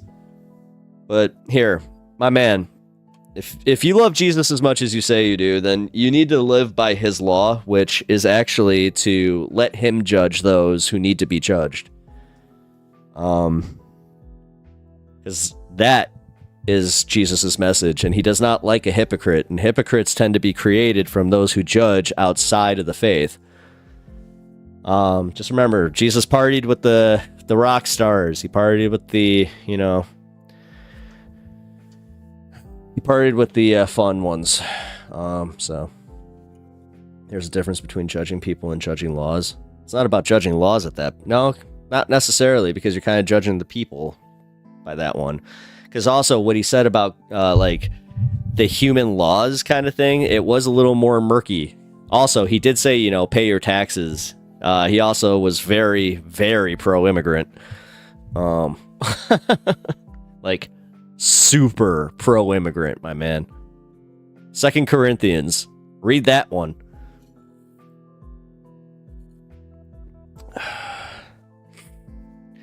You can judge people. No, actually. No. Judge not, lest ye be judged, my friend. This is my problem with people who pick and choose from the Bible, because there's only one parable in the entire book of the Bible. It is in the book of Matthew that claims to be directly from the source himself. Not calling you on this one. You're saying John 8. You're saying John 8:15. That's the inspired word of God at that point. The book of Matthew has the Sermon of the Mount. They claim that's from the direct fucking mouth of our man, Jesus Christ. I'm sorry. Anything after that, I'm sorry, because then you start going in the territory of Romans. I go based, like, even when I was in the faith, man, I was a Jesus purist, where I was like, no, Jesus said to do this. He said if you don't, then you are technically a hypocrite.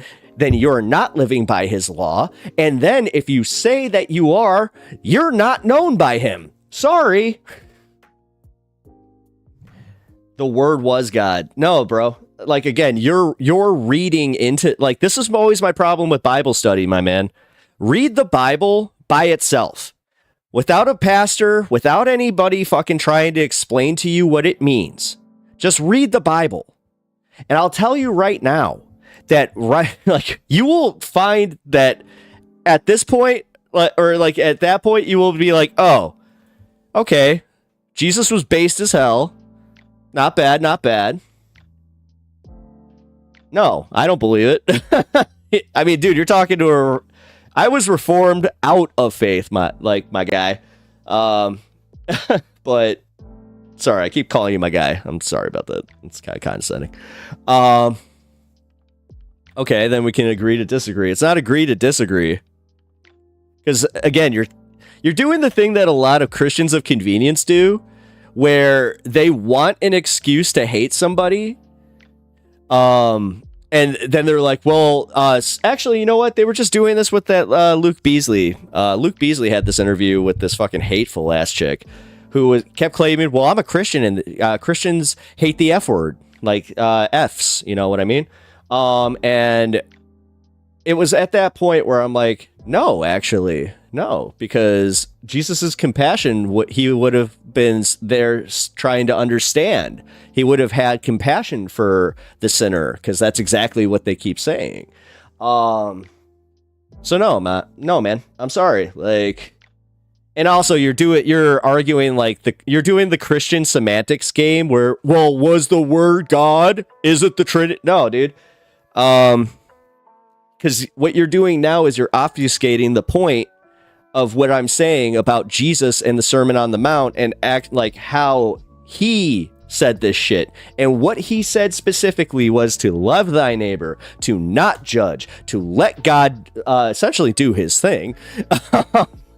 You know, you do not get to pass along judgment. You can all agree to disagree if you really believe in your truth.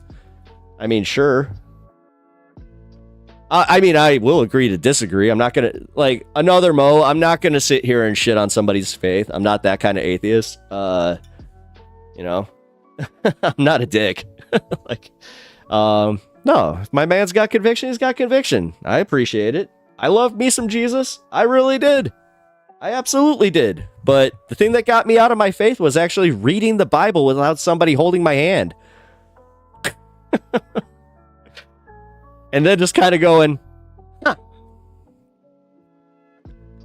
Ha ha ha, oh my god, you're a religious debate lord, man. We need to get you into into materialism.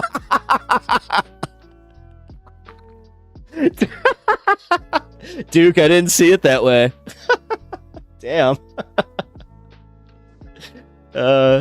Sorry, I got lost there. You said that's half the things, though?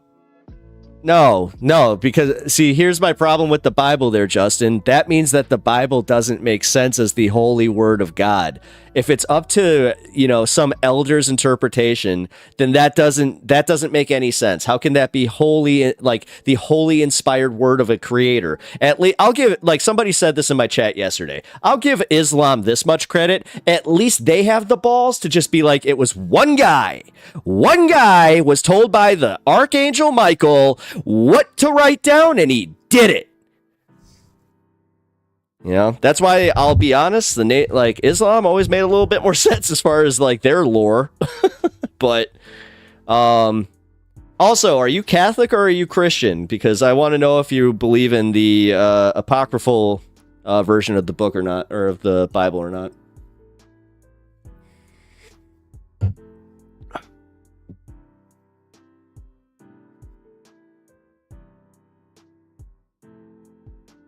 Let's do. It's math. Yeah, I understand. Judge not lest ye be judged, for with what judgment ye be judged. Yes. You're making my point for me. Thank you. Another Mo. What is the oldest religion? Sun worship. Not kidding. It was sun worship. It was a form of sun worship.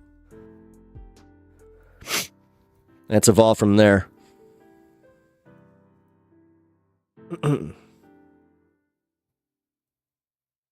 Which, by the way, he did make my point for me. Matthew 7, 1 through 5. Judge not, lest ye be judged. For with what judgment ye judge, shall be judged. And with what measures ye mete, it shall be measured to you again. And why beholdst to thou? I hate Bible language. I always did. Mote that in thy brother's eye, but consider not beam that is in thine own eye. Hinduism. Well, I mean, if you're going organized religion, I'm just saying sun worship was the oldest form of any, like, practiced religion, or, like, form of worshiping a god. No, it was worshiping the sun. It was like, this goes back to, like, cave days, man. You could, like, I'm not even kidding about this. You can find, like, cave drawings with that. They also worshipped, the animals. So. Yes, and what did Jesus say of the hypocrite? Justin. We need to get you on right-wing channels debating religious chuds and white supremacists. Oh, okay. I mean, this is the bitch of, like, Jesus, or I keep calling you Jesus. Justin, I just gotta be honest with you, man. I grew up in a religious cult, so, all right, well, Jesus,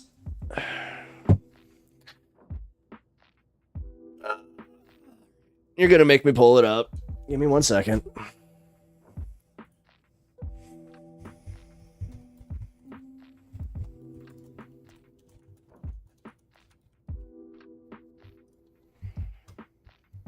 It's Matthew 23. Then Jesus said to the crowds of his disciples, the teachers of the law and the Pharisees sit in Moses' seat. You see, so you must be careful to do everything they tell you. But do not do what they do, for they do not practice what they preach. They tie up heavy, cumbersome loads and put them on other people's shoulders. But they themselves are not willing to lift a finger for them to move. Sounds like a certain orange fucking person that held up a Bible. Everything they do is done for people to see. It's almost like those people who are just like, I'm a Christian. I'm a Christian. I'm a Christian. The ones that have to tell you all the time that they're a Christian. They make their oh God, I fucking hate this word. Flacerites wide and the tassels on their garments long.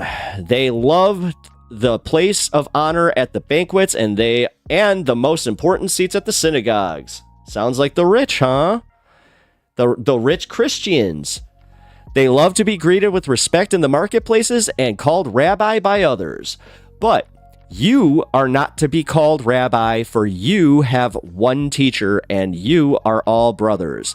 And do not call on earth Father, for you have one Father and he is in heaven. Nor are you to be called instructors, for you have one instructor, the Messiah. The greatest among you will be the servant. So I hope you understand exactly what he's saying there is, these are the people in Christianity right now that claim to be the servants, to be the Christians, but they're not, sorry, I didn't proofread that sentence, but I still, no, another Mo, he wouldn't see abortion in this era and consider it a sin because it's not a sin. Abortion's not a sin. You're conflating that. It's just like homosexuality technically isn't a sin because it's covered under the same thing, the same rules that apply to you for accepting Jesus into your life. You know, like any gay man that claims to be a Christian has met the criteria that is needed per most Christian views to get into heaven. So they just don't want to hear that because they're just like, I don't want them dirty gays to be in heaven with me. You look like white Jesus. Your niche would be de-radicalizing right-wingers, right-wing wasps. Dude, bro. I have to be honest. I'm getting a little tired, but I'm going to do thou shalt not kill. Okay.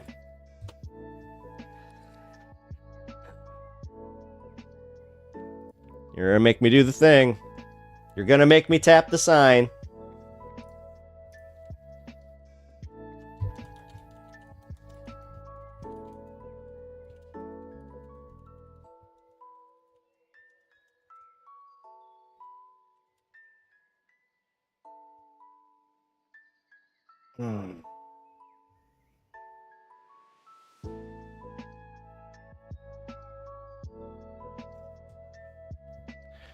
Exodus, Numbers. I'm sorry. It's all anything that's covered under the old covenant.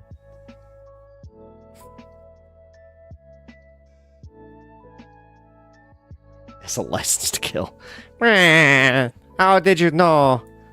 Don't go tell my brother Mario, okay? Sorry. I've done that too much the last few days, alright? Alright. Here, where are we at? Sorry, I didn't proofread that sentence, but I smell what you're stepping in. Thou shalt not kill. Alright. No, so you should do a stream dressed up as white Jesus. If somebody donates $777 to me, I'll do it. I think my guy in chat knows what's up here. What do you think, Justin? You smelling what I'm stepping in? Oh, shit.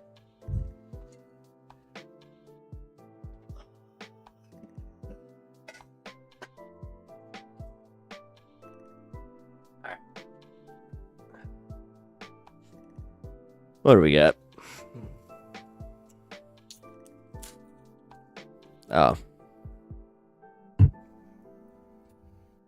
The holy numbers. The angel number 7. Man. Justin, when did you become a Christian? Also, you never answered my question. Like, are you Catholic or are you, like, evangelical Christian? Fine, $77.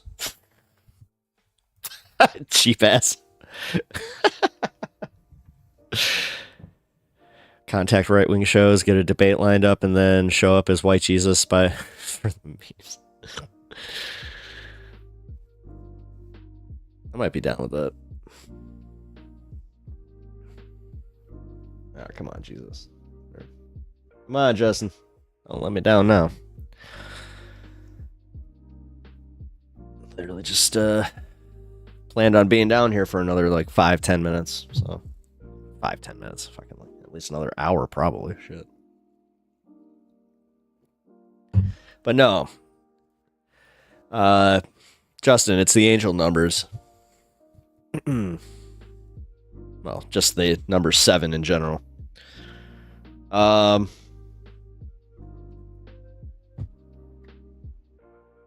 Also, what I'm saying about the new covenant, by the way, is we're like the sinner, like number 1, this idea that people who don't accept Jesus cannot be saved. You do realize that that's an exclusive club mentality kind of thing, where it's just like, well, I've been a good person. I've been a Catholic skeptic for a while, but I've been a Baptist for a while, and then now I'm non-denominational Christian who's slightly less Catholic skeptic, but less Catholic skeptic than I was before. So did you believe in the apocryphal books of the Bible? Which, if you don't know what those are, they're the Catholic books that are in between the Old and New Testament. The Apocrypha is what it's called by itself. But they are called the apocryphal books of the Bible. Like the Book of Mary Magdalene. They're the ones that the church isn't like too hyped to talk about.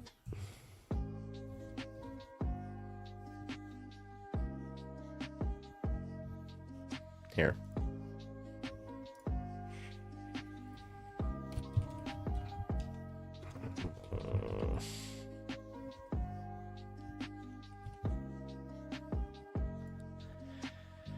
All right, never heard of that. Well then, you are not Anglo-Catholic. I can tell you that right now. All right. Oh, God.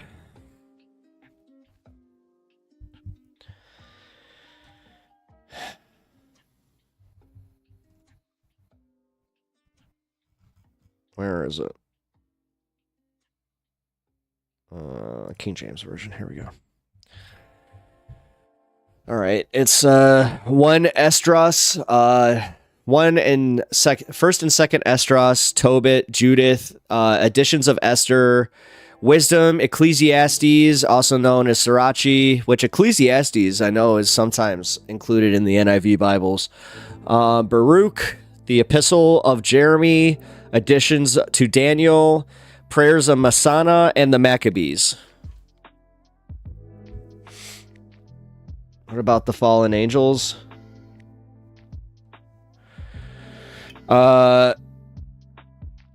Mo. The fallen angel of Lucifer is only mentioned a few times in the Old Testament. He is not ever referred to as Satan. And when they refer to the devil, they're not actually referring to a being like that. They're referring to a like the entity of temptation, evil, whatever. Because everybody likes to conflate the serpent, but yeah.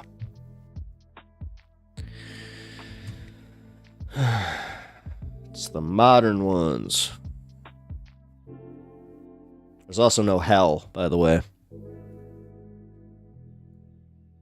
Like, I'm not just being like atheist dude about this. Like, no, that was used by the Catholic Church. The Book of Enoch. Yeah. Well, yeah. No. Oh, sorry. Jesus Christ, I'm so fucking tired. Another Mo. And also, sorry, I know sometimes using the Lord's name in vain is no go, but as I said, that's your belief system, not mine. That's me being a little mean. No, Justin, number one, I appreciate you having this discussion. Actually, one of these days I'd like to actually have this discussion a little bit earlier with you. Where I have my normal chat numbers up. Usually I'm averaging around, 20 something, but tonight has been, well, This was a great stream for Rereal. Oh, cool. I appreciate that, man. I do. And I also, I appreciate being able to disagree about these things, but I also,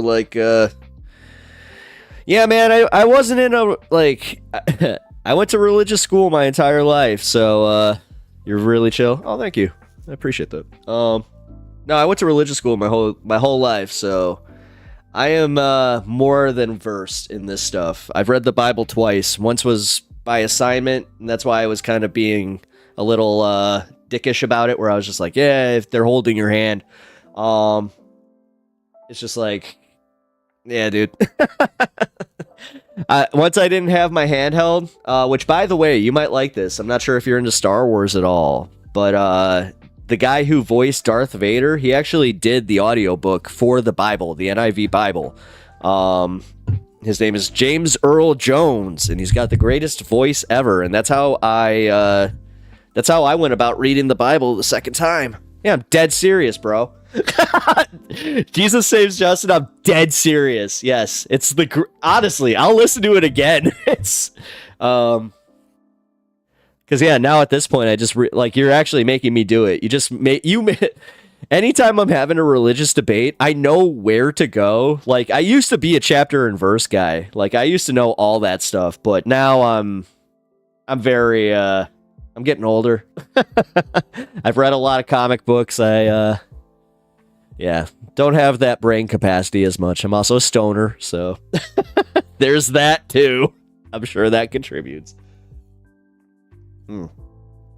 Yeah, man. I highly recommend it. But yeah, he died this year. I know. Rest in peace. Rest in peace, James Earl Jones. He did the important thing, though. He recorded every line he possibly could for Darth Vader's voice, so he will forever be Darth Vader now. That, my friend, is what's truly important.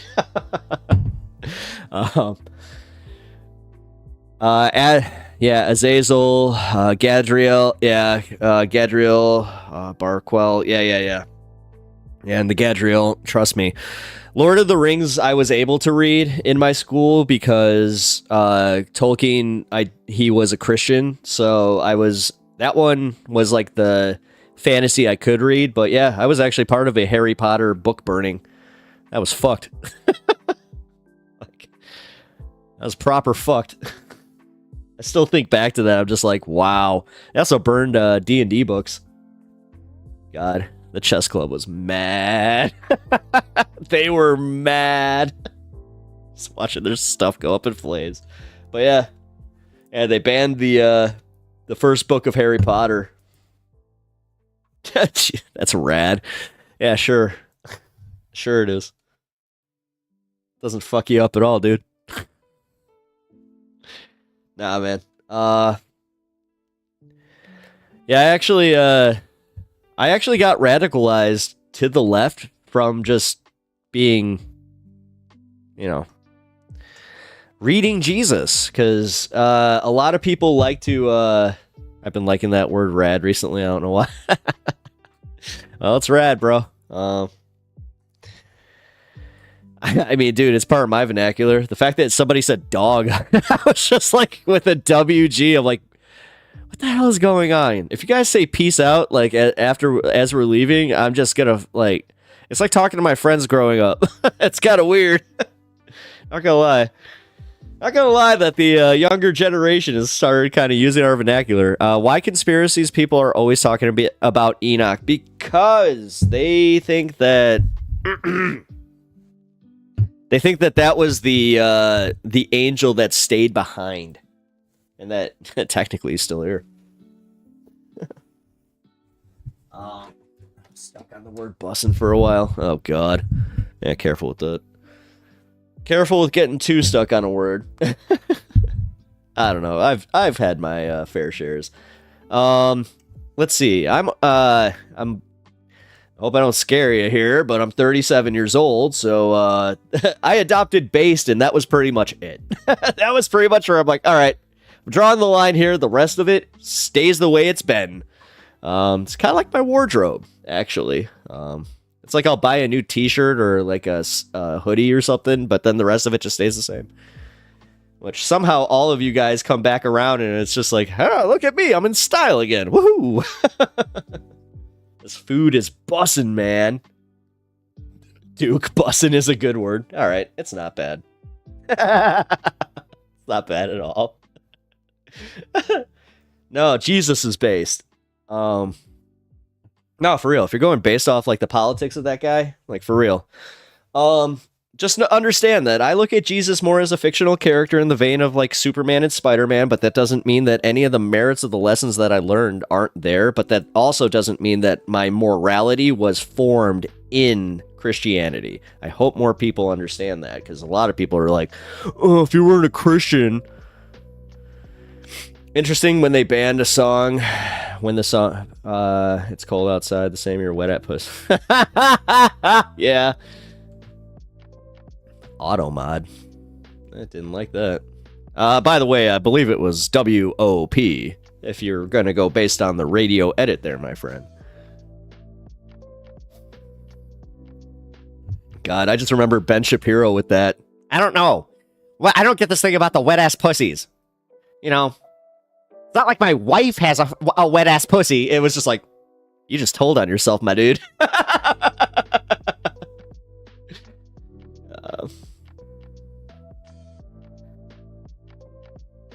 Well, I mean, I just said wet ass pussy. Like, I'm not afraid to say pussy. What the fuck? No, I don't know. I was trying to. That was hilarious. I love watching how fast he talks. Well, Jesus, facts don't care about your feelings. You just have to understand that.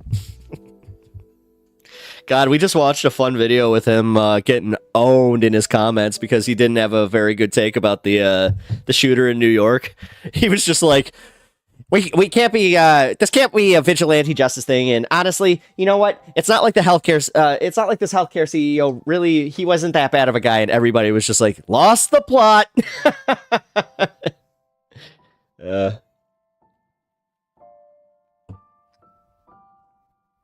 I can't according to mods. Oh, Shadow Bandit. No, I allowed it. My morality from the principle that we should maximize the well-being of sapient and sentient life. I also think higher intelligence beings have a responsibility implied.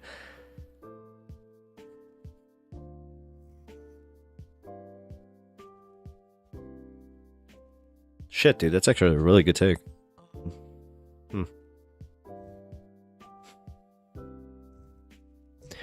So do you apply that to all of humanity then? So you're saying that, like, we have a responsibility if we are technically smarter? Because I understand where you're coming from a smaller scale, like from animal to human, but Duke, how would you apply that to humans? Just let me know. Glad you got humbled. Humility is good. Brings you back to reality, kinda. Humility? That guy? Are you kidding? Although, it happened the same day that Brett Cooper quit the Daily Wire, so that's kind of funny. But no, Justin, you know what? Realistically, man, like, my politics are left-leaning, but I'm telling you right now, like, that came from practicing Jesus's word.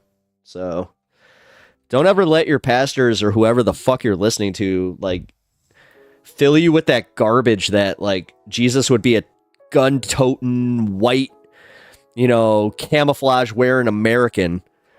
Like, our man his name wasn't even Jesus. It was Yahshua Bar Yusuf, dude. And, like, he was brown of skin. He had black of hair. Like, trust me, these are the things they never want to tell you.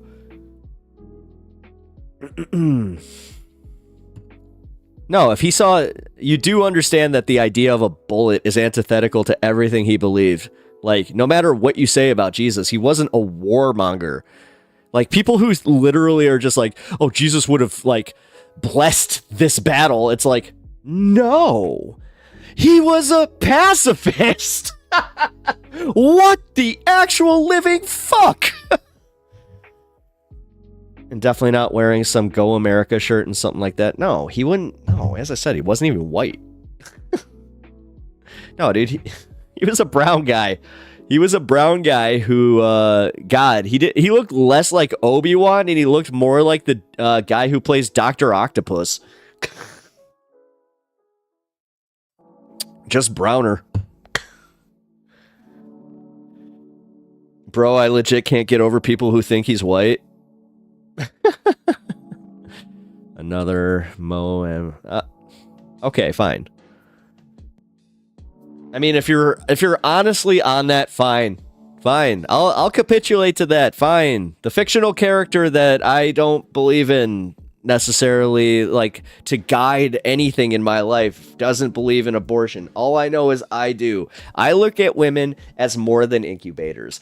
I look at, like, because then at some point you have to look at them as the victims of circumstance. Then I feel really bad. If they have a womb, then I feel fucking like you're a victim if you have a womb. Like, because you have no agency from the second you're born. From the second you're born, you're only there to make sure that there's another life. And that's fucked up. Just saying, man. Also, there was nothing in the Bible that mentioned abortions. You know, there's a few Old Testament books that had some, like, you know, be kind to your kids thing, but we're also talking about Abrahamic law, you know, that whole thing where God told Abraham to kill his only son. So, sorry.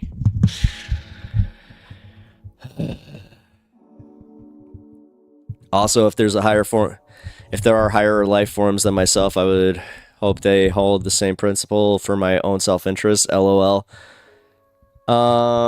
Yeah, sure. as long as they ain't got anal probes. Actually, I don't know. They'll threaten me with a good time.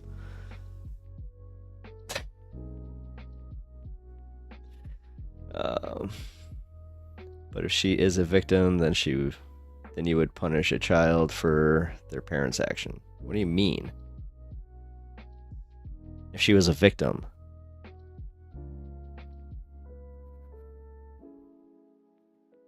Are you saying that they shouldn't have had sex? Because if you're one of those, then I don't know. I don't take that seriously. I don't think you should abort a baby. Oh, well, I think you're just inherently wrong on that one. I'm denying that one.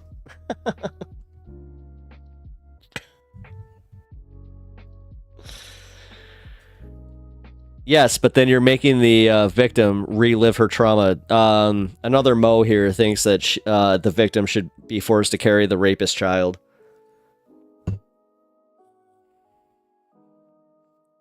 Sorry, bud. Because we can't comprehend this, yes, I think we have a responsibility to care for the habitat of lower life forms. The other animals don't understand what is happening like we do. Also, if they are higher life forms... Okay, yeah. Chat was out of order. My bad. Yeah, no, it was. I was in top chat. Sorry. If Anna was here, she'd be making fun of me. No, and another Mo, I inherently disagree with you.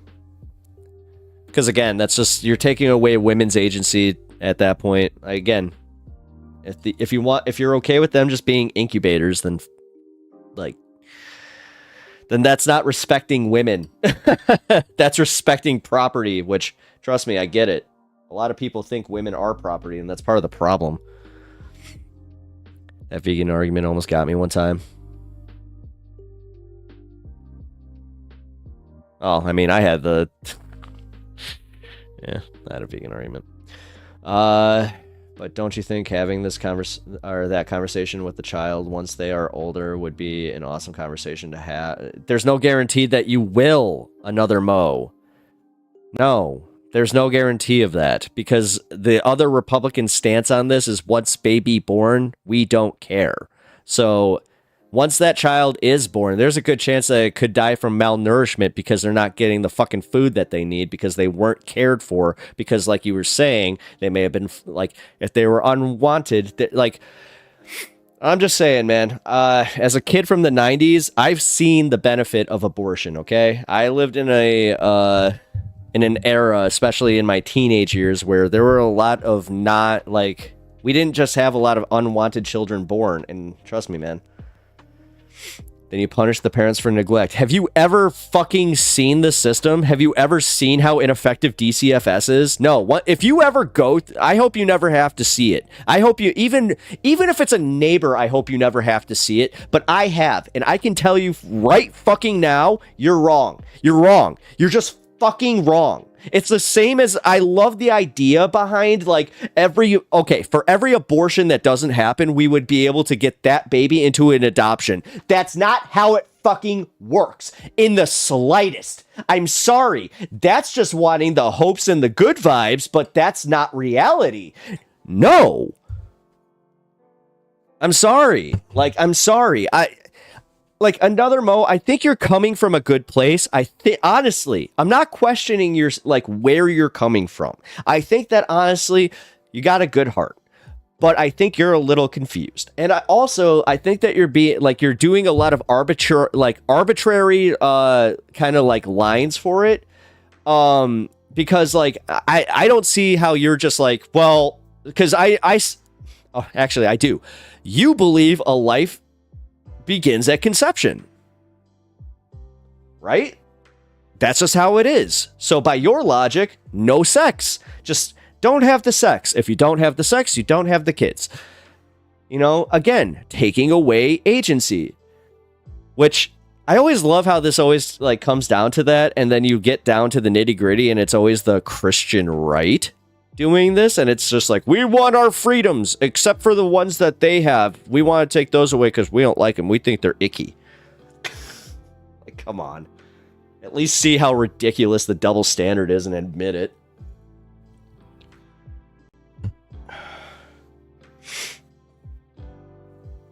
As a person who had a pregnancy scare, I've sadly become the don't have sex until marriage type. No, it's called learn how to learn the pull-out method a little bit better. Number one, if you're gonna try it. Number two, condoms do work. Unless you had the break one. If you had one break, I get it. It happens. But no, man, come on. Also, don't hate yourself. You're fine. You're fine. Stop it. I'm very open to all religions. I just took the religious approach based on the conversation. No, it's fine. No, I appreciate. Listen, this is the best type of devil's advocate. Kind of ironic, but no, I appreciate it.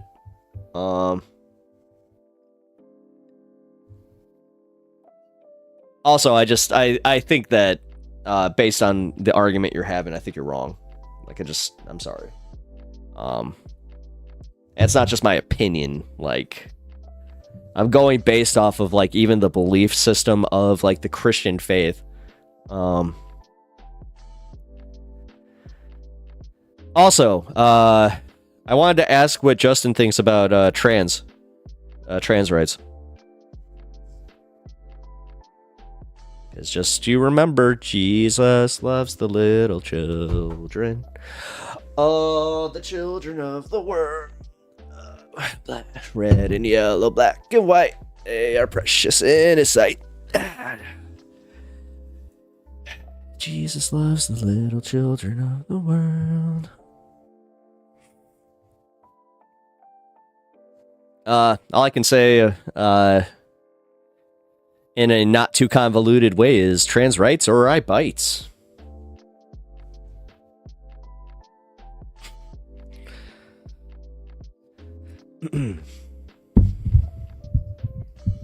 I love everybody and I want everybody to be able to live a happy life. That's where I believe. So. And I do hate to say that is a hard line of this community. If you're anti-trans, I hate to say that might be a problem.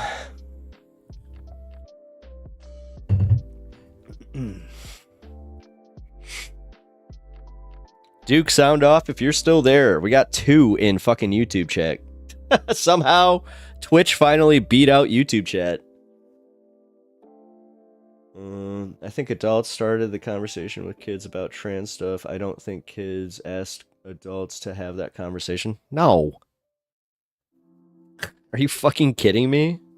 No, and also it's mostly like confused adults that are like, I was told I watched the Fox News and they said that my little Jimmy's gonna go to school and he's gonna come back Jessica and I won't be able to say anything about it. That's what they believe. And on top of it, conservative men that are of a certain age, like legitimately, the only reason they care is because they really, really want to fuck a trans girl. I'm just saying. Like, they at some point just saw, like, a passing trans girl. I hate using that term, but and it's true, but whatever. Someday everyone will be trans and the world will be healed. Yeah, we'll be trans. Yeah, not just trans. We're going to be trans multinational. Like, we're going to be all the nations, like, together.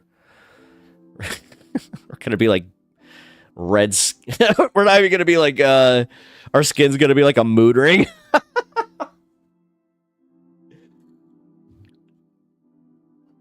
But Jesus saves. He said, talk to me. Come on. Let's go. Otherwise, we got 10 minutes left in stream, then I'm calling it. Trans should have rights and they should be protected. All right, cool. Then you're... All right, Justin, you're good. You're good. I'm not kidding, Justin. You're vetted. All right. You are now part of the community. I now ingratiate you. Also, if you're 420 friendly, I don't think you are, but you might need to be. I don't know. It sounds like smoking a little bit of weed would not do you bad. So, just a suggestion. I don't watch news. I was a political fundraiser for 19 years, and people about talking to people about politics started with the Democrats, ended with the Republicans. I'm very active in my own backyard. I appreciate that. I always like people that are cool kid club. Hell yeah, dude. The Pentagon is working on the auto trans cannon, right? The auto trans cannon. They're gonna fire it like the rail gun from the fucking Navy. Prepare the trans gun. They have like a Cerebro. It's like, we must go here. A little to the left, a little to the... Now! It just hits you. It's just like, yeah, dude, I think I'm gonna be signed up for the basketball team. Ow! Guys, I have something to tell you.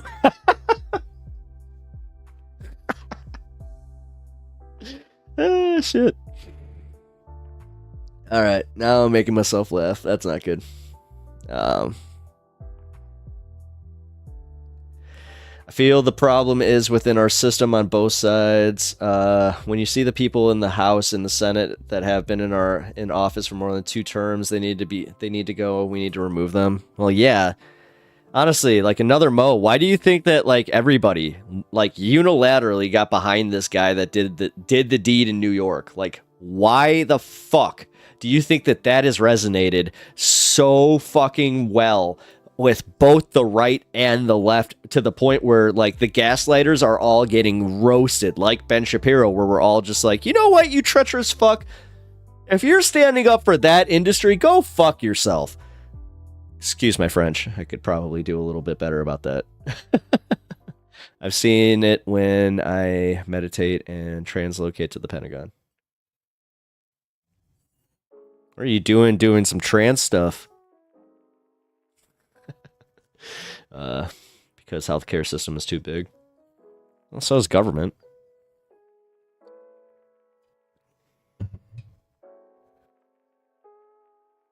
They're not going to do that. Justin, you seem to have like this weird thing where you don't think that the Constitution can be mandated, which it very much is. It is very much your right to say that you like any pronoun. And the thing is, Justin, you want my secret to escaping pronounisms? Just call everybody dude and man. Dude is non-gendered and nobody's gonna give you shit for it, alright? So just fucking adopt that, you'll be alright. Well, there you go.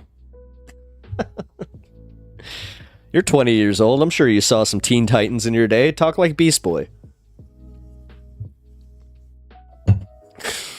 Sorry, I'm not trying to talk down to you. You are just a kid, though. In my eyes, dude, I look at you and you're still a baby. I called you dog, so that was a bit different. I identify as a free man, the same as Kyle Rittenhouse. George Carlin has a bit about how if you have term limits, you will have a new batch of corrupt assholes. Yeah, not wrong. No,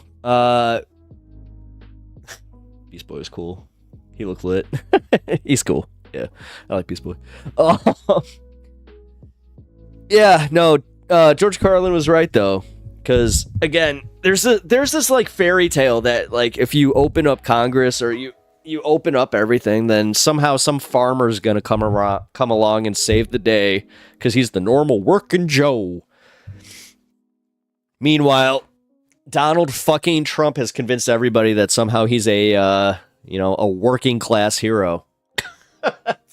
Fucking please. Ugh.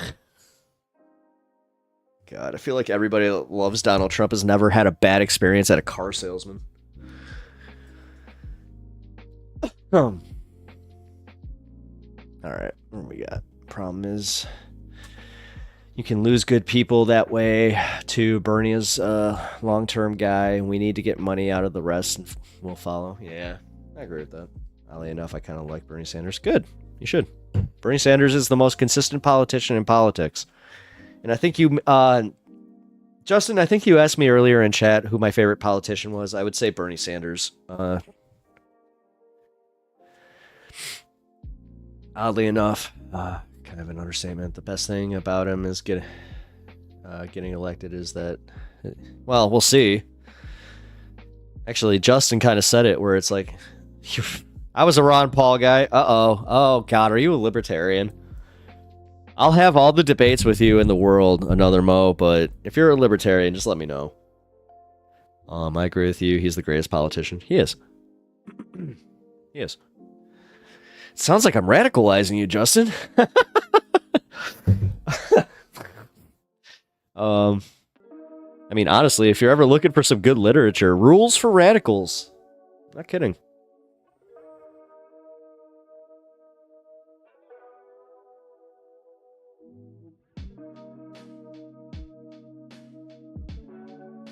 Like, you like Jim Jordan? The wrestling rapey? The Erpus coach?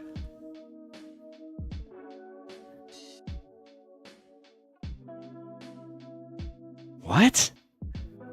Hold on, another Mo, for real. I hope you're joking, because Jim Jordan's one of the dirtiest politicians we have in the game. Like, I don't know what you're talking about. I saw Danny DeVito play a used car salesman in Matilda as a kid and understood the world immediately. Yep. Thing is, he did a really good job of playing that. I knew a bunch of guys like that. One of these days, I'll tell you the story about this car dealer named Bob. I want a decent audience for that one, though, because that was a good one. I feel he has done great things with the judiciary. What? You're kidding me, right? I hope you're trolling me. You better be trolling me.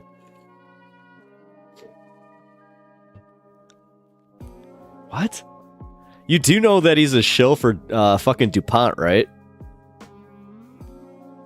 God, it's so weird every time that somebody says some shit like that, and I'm just like, it's another fucking billionaire, or like it's another shill for another like billionaire. Like, you're literally like another Mo. I'm calling you out on this because you were just sitting there talking about like the House and the Senate being so corrupt and all these guys being fucking, you know, shills and all this crap. Then you have the nerve to come in here and be like, well, Jim Jordan's not that bad.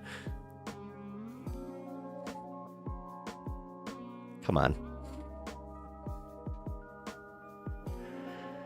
Come on. Well, he has. No, he has been in office for too long. Way too long.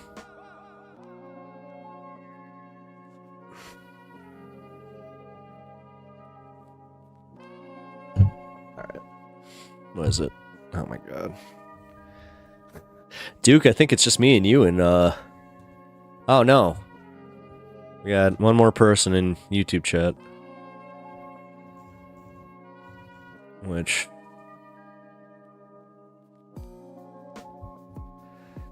Jesus. Save Justin, I'm in here.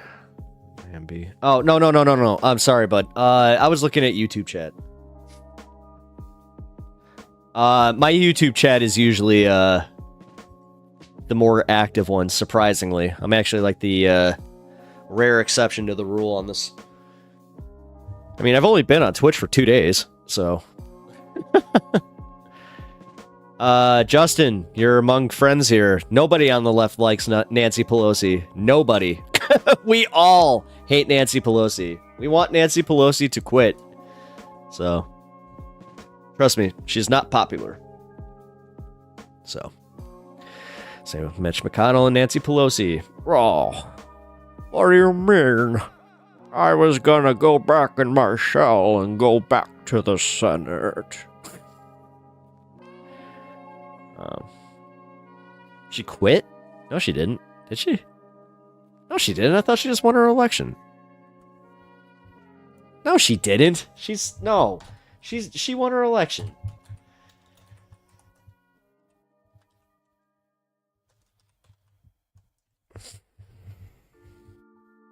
Yeah, she won her 20th term in Congress. I'm sorry, you're just wrong.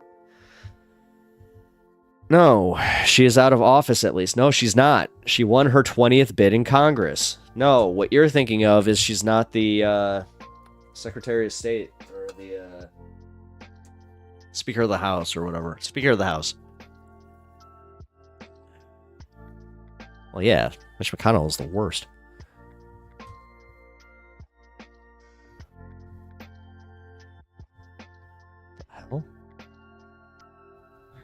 Hey, Duke.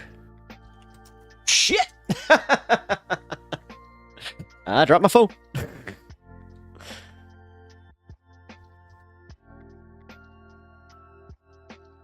Okay. There we go.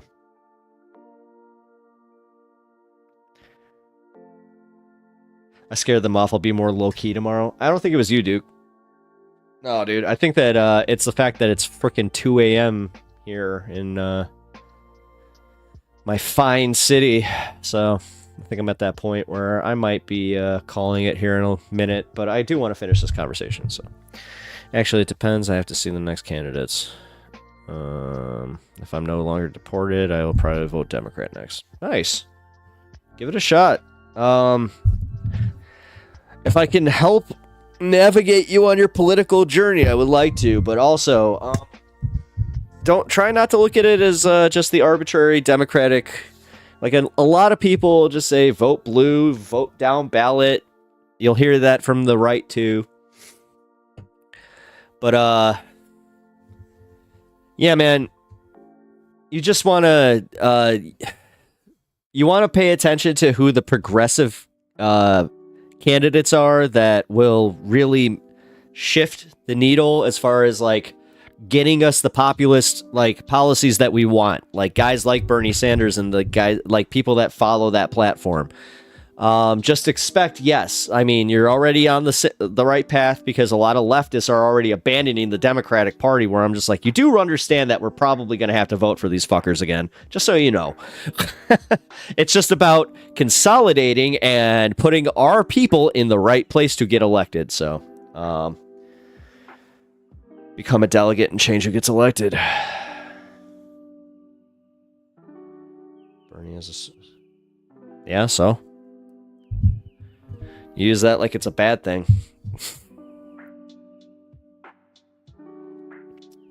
He's not a full-on socialist Marxist. A lot of people want to just put that label on him because they want to use the Red Scare tactics because they don't know anything else. Let's be honest. Would you really be that upset if there was socialized medicine along the vein, like the lines of, I don't know, most other fucking civilized countries, and then you could call it socialism the way we do with our fire department and our police departments? It's not that hard, man. And also, it's kind of weird. It's almost like I'm being kind of what's the word I'm looking for? Sane.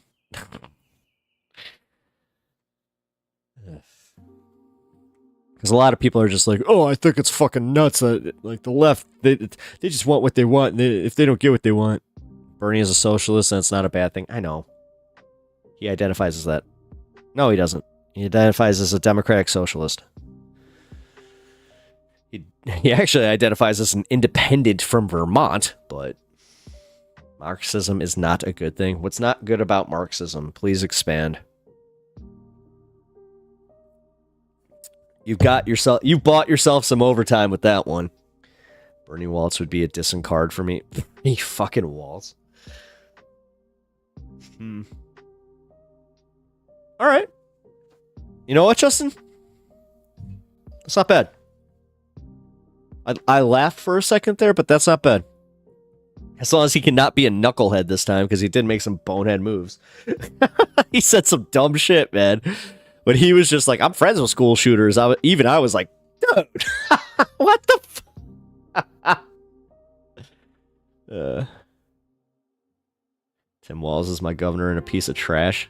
Why would you say he's a piece of trash? He's just a nice guy. Honestly, he had some pretty good policies for you.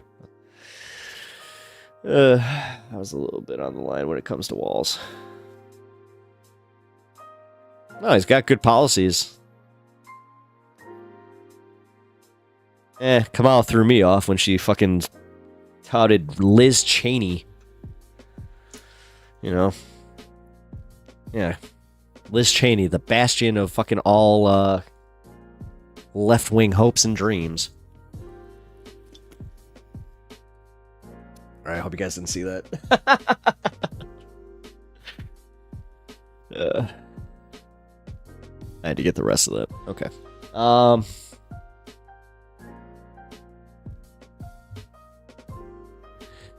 Duke, this is an interesting conversation. It's funny, I argue with leftists that say Bernie is not a socialist a lot. Debating leftists is an entirely different language. Yeah, no shit. I'm actually no, you know what, Duke, I'll get... That's why I'm going to give these two some credit in here. Another Mo shout out, and also Jesus Saved Justin. I got to give you guys some credit here. You guys are debating in very good faith, and you're actually... yeah. That means if you know a child in another state that wants to transition, you can take that kid to Minnesota, and the laws here will protect them, and they will be able to complete that transition. That's pretty sick. Oh, you're anti-trans. Uh-oh. We might not be able to be friends. I'm sorry. I said trans rights or I bites. I'm not gonna ban you, but you might want to change that. You might want to, I don't know, get your head right, and also just stop caring about what other people fucking do.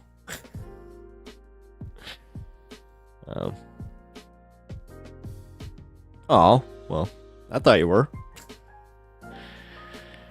I didn't feel like you were here just to debate, but okay. Jesus, Steve Colbert Cheese, haven't seen you in a bit. What up, guys? Did we figure out plan 2 to conquer propaganda? Yes. Number 1, I became a sponsor of Ground News. I'm not sure if you know that, but hey, your man did it. So yeah, sign up for Ground News. Kids didn't start that conversation. Adults started that conversation with kids. Ugh. You know, it has nothing to do with kids, right? You know, it has everything to do with just knowing who you are, knowing your sexuality at a certain point, and just wanting to live your truth. And why does it matter to you? Like you have this thing about protecting children, but it's like so weird that you don't see how your version of protecting those children will fuck them up even more in their adult lives. Like, again, if you're gonna sit here and try and pretend that you are holier than thou and your moral character is so much better than, you know, whoever's, mine in this case, I just have to say, I think that you're wrong. Walz moved our state from 7th in the nation to education to 19th. Just be happy you're not in the bottom 40. Ugh.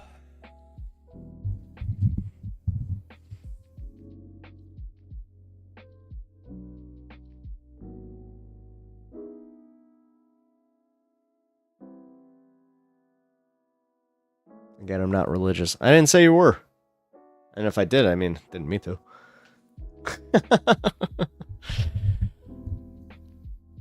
I mean, what is Duke's philosophic grounding? Dude, again, the fact that fucking Duke is the one sitting here practicing Vipassana fucking meditation and like going on retreats and shit. Trust me, man. I wish I had half the chill this guy does. I just have to call out my shortcomings on that one. Knowledge brings grief. Yeah, that's part of why I look at Trump supporters and I envy them. They seem to just not... Yeah, no. Justin, you're actually bringing up a really good point. Like, honestly, I actually brought that up to my therapist today where I was just like, you know, I'm white, I'm cis. If I was conservative, I'd be ruling the world right now. But instead, I'm a fucking leftist who decided, no, I'm going to take it amongst myself to fight for, the injustices of people calling for, my friends and the people that I really love to not exist in the same right and have the same rights as them. So kind of took that and made it my thing. I'm a humanist and socialist broadly. That's what I thought. Duke, I'm actually gonna I think I'll agree with that one. That's what he is. I would make money. I would make the money follow the student, then the education system can earn the money they deserve.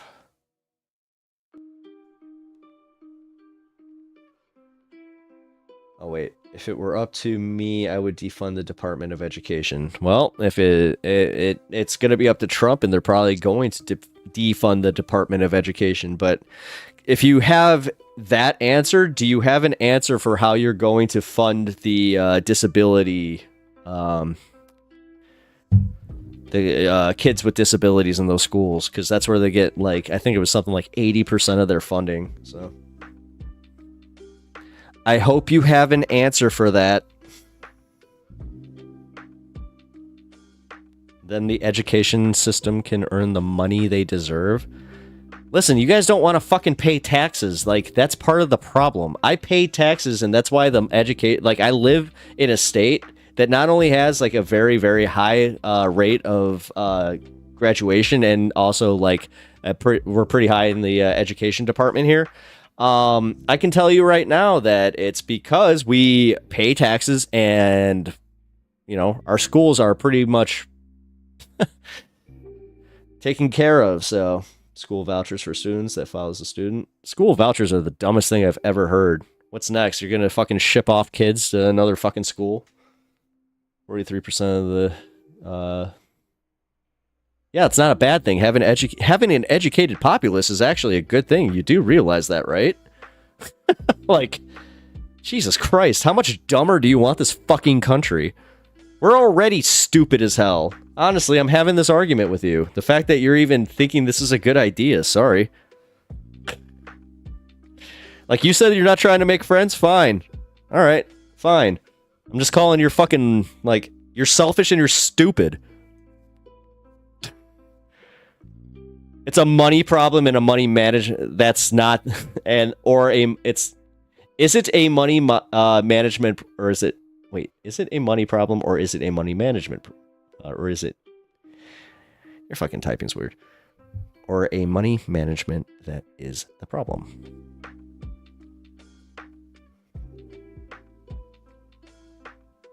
You could actually argue both.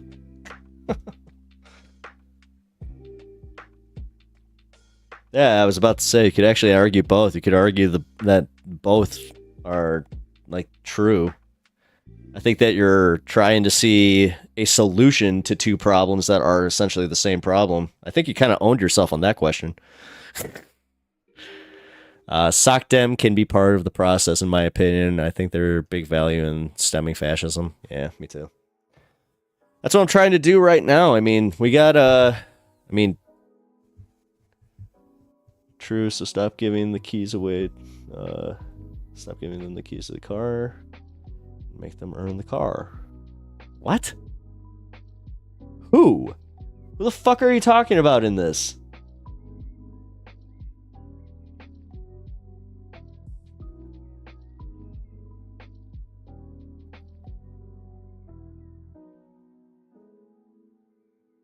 Oh, the Department of Education. I just realized.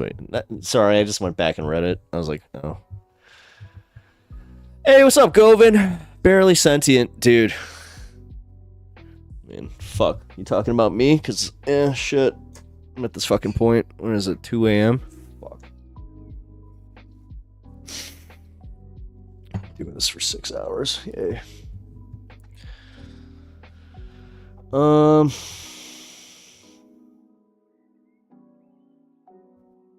There are third world countries that have better education systems than us. Yes. Yes, but so your idea is to defund the Department of Education. cool. Leave it to the states, and then watch Mississippi never ever fucking do anything productive.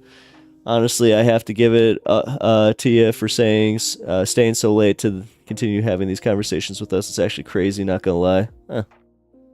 Nah, dude, it's all right. I'm a smaller YouTuber dash Twitch streamer that is trying to make it in this space. So I guess that's how I do it, right? Yeah, Mr. Pepper's grinding. No shit. Oh, Govin, what's up, man? How's your day? Glad to see you back here. Oh, wait a minute. I saw you in the Discord earlier. You're doing well, man. Oh, fuck. Yeah, having this religious discussion has been fun. We need to learn to love learning, but we suck, so we're learning to love idiocracy. Yeah, well, that's why I'm here, man. Number one, my man Jesus Saved Justin here. He's actually been really cool. He's been super receptive to what I've been talking about and what I had to say about my religion and my religious expertise, because Lord knows I got it. May not believe in it anymore, but I can definitely learn you something. But you ain't wrong there, Stephen Colbert Cheese. Gotta learn to love. Well, I am out like a fat kid in dodgeball past my bedtime. I appreciate you having this discussion and staying so long here. Another Mom Magic the Gathering. Yes, James Earl Jones and Apocrypha. Look it up there. Jesus Saved Justin. Also, yeah.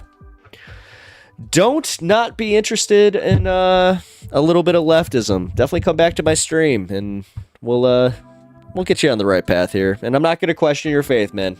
I'm not one of those guys.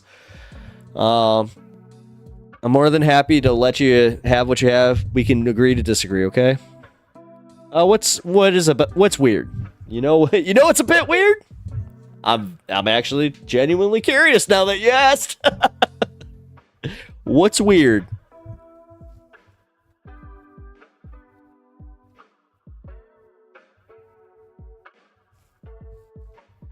He's typing.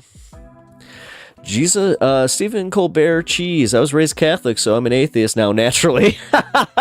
On Twitch, I've been actually becoming more open towards researching. Hell yeah, man. Hell yeah. And this is why I don't denigrate people that are just like, oh, I'm just a Twitch streamer. Oh, I'm just a whatever streamer. I'm just a... Streamers don't make a difference. Fuck off. No, man. I enjoy talking to you, and I will swing back by sometime. Good luck trying to change me. I stand for what I believe in. I'm not trying to change you. Hey, I hope you didn't take that from this. I'm not trying to change you. The only thing I'm trying to change you on is love trans people. That's the only thing I'll say. Other than that, you do you. I'm not trying to change you.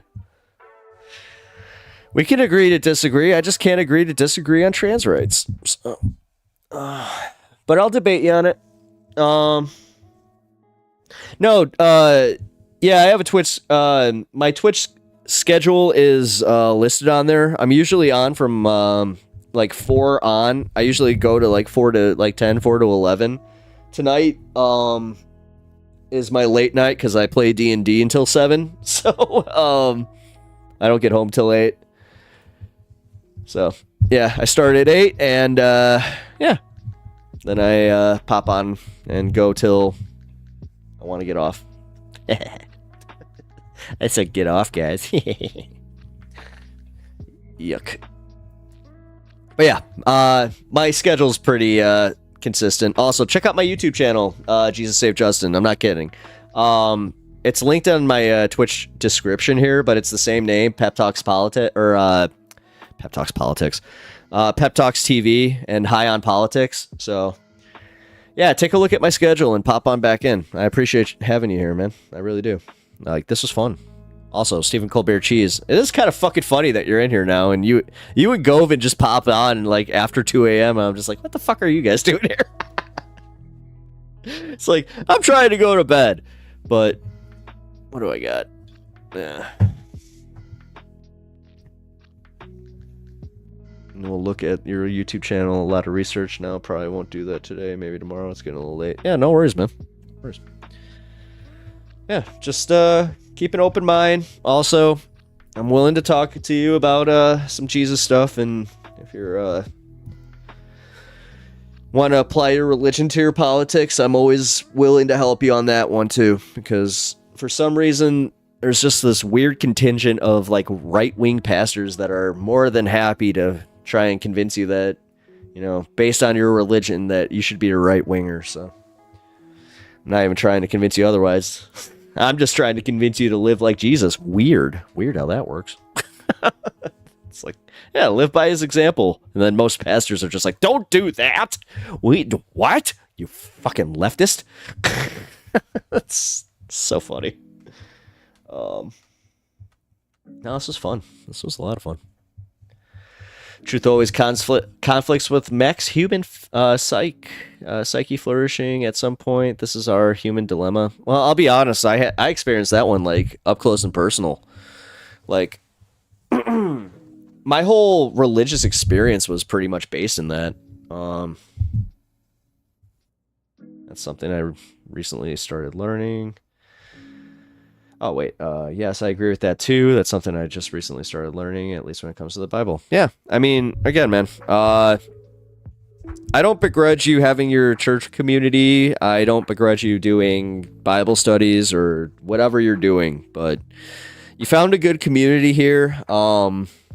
Honestly, I'm more than happy to kind of give you those questions that you could start asking like people that are still in the faith, because I understand what it's like also to kind of get condescended to by somebody that's not believing anymore, but also like you know, knows a lot about it, because that happened to me a little bit, but that also helped me. I'm just gonna say, like, that helped me kind of not rely on it too much. So Duke, if you ain't been called a red, you done nothing yet, is an old saying with labor organizers. Actually, give me 1 second. Jesus, save Justin. Before you take off, I have one thing I want to show you before you go. So here, I could just pull it up on my Google, but I actually have the hard copy. Woo, I've been sitting too long.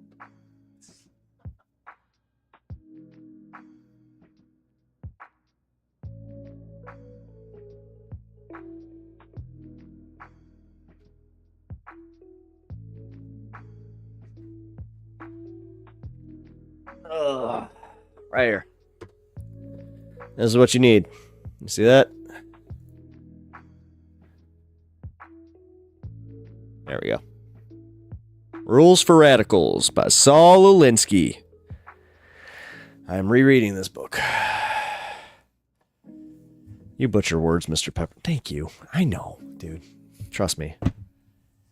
Duke, you don't think that like my number one like fear was reading in front of a class in school?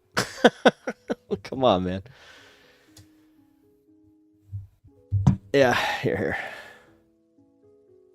Rules for Radicals, Saul Alinsky. This book will give you a practical introduction into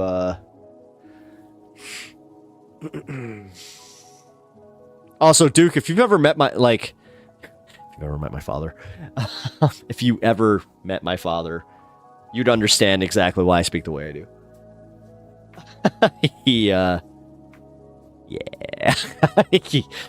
He's the ultimate, like, uses words wrong.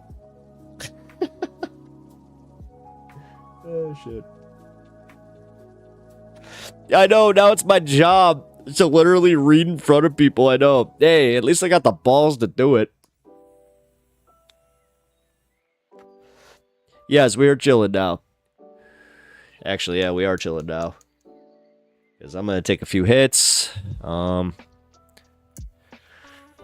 want one more beverage before bed. Yeah, screw it.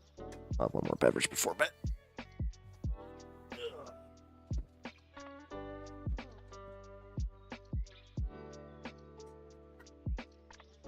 Oh, it's been a day. No, but for real, man. Justin, you actually I gotta say, you're a refreshing change of pace here. Cause honestly, watch him read misperceiving. All right, my YouTube chat's roasting me right now, so this is fun.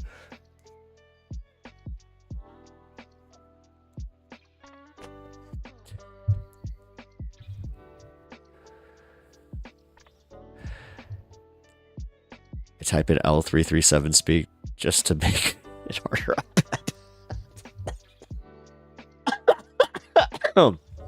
bed. Justin, I'm actually the same way where caffeine puts me to sleep, man. Where I don't know why.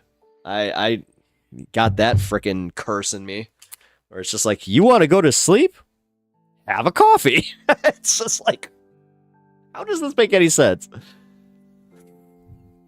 Duke of Bread, Bully, and Pepper is the highlight of the channel.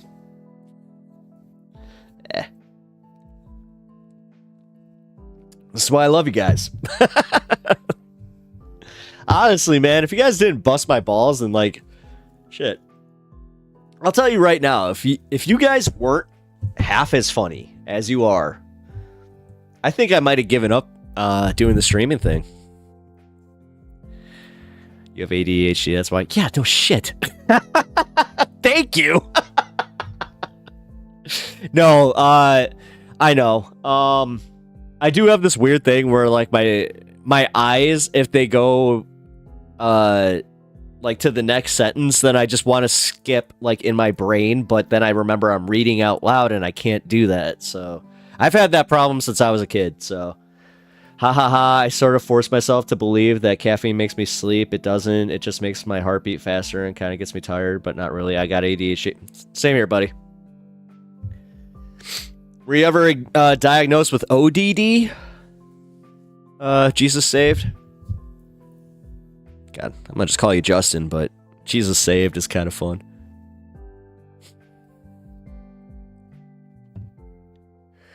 Oh, okay. You know what's interesting about that? It's oppositional defiant disorder. They say that a lot of people that have ADD develop it as a kid. So say that you start questioning authority when you're 7, they'll start saying that you have ODD, and then diagnosed as odd. Yeah, no shit. Yeah, so yeah, no, I was diagnosed as ODD when I was a teenager, but I have a is it worse than being weird? Fuck you, dude. I knew that's where you were going with it. But no, yeah, no, they diagnose it when you have leftist beliefs, and this isn't a conspiracy thing. It happened to me, where you start going to punk rock shows, questioning authority, questioning your religion, questioning the political system, and they're like, oh, you have ODD, you are outside the system. So the way Google described it, it actually seems like it doesn't hold any actual. No, Jesus saved Justin. That's why I was saying no.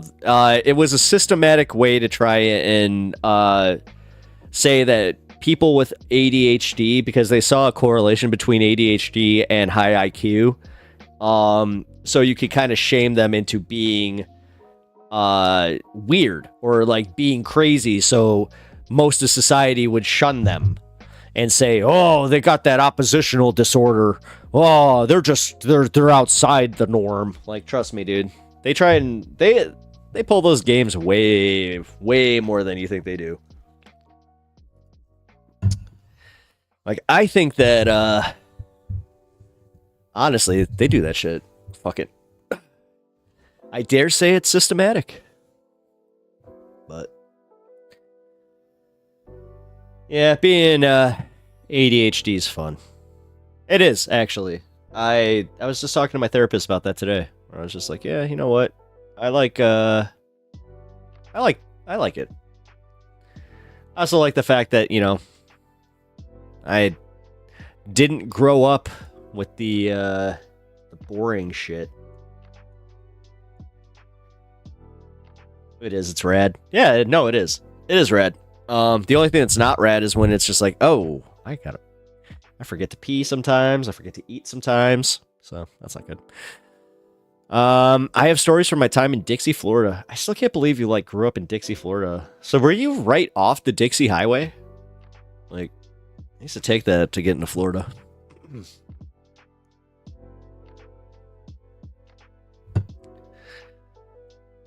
God, I do not miss Florida. Yeah, sorry, I'm with the rad word again. Don't worry about it, man. It's just funny because I see you using it and immediately I think you're 40. Just like...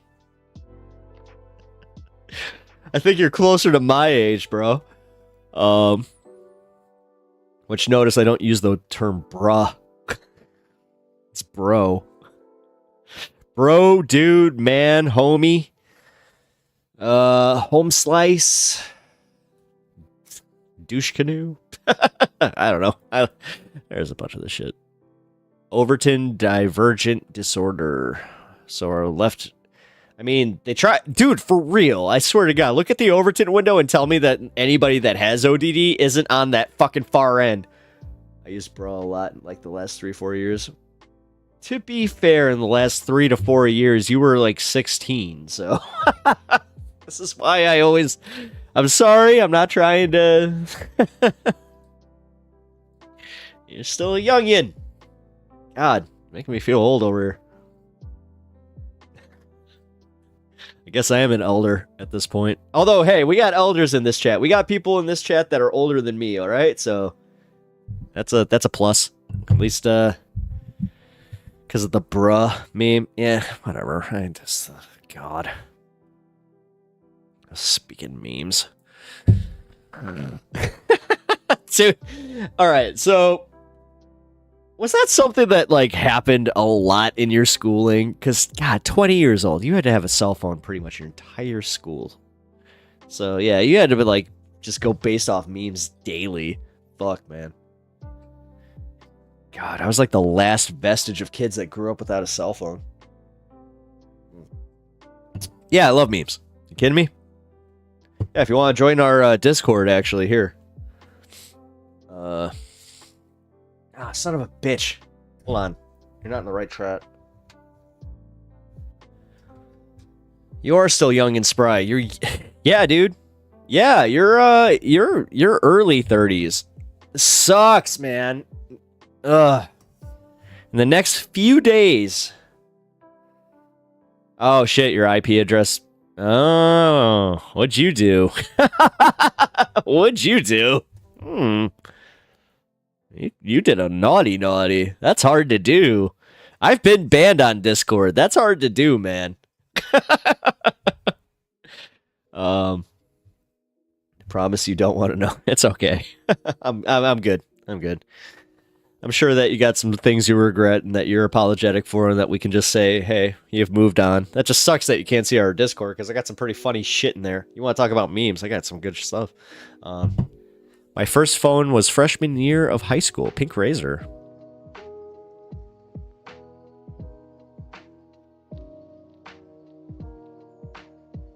Damn.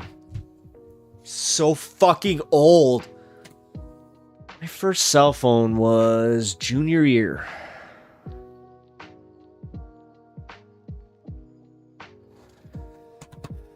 All right. Here. Give me a second. Fuck, I gotta type this goddamn link.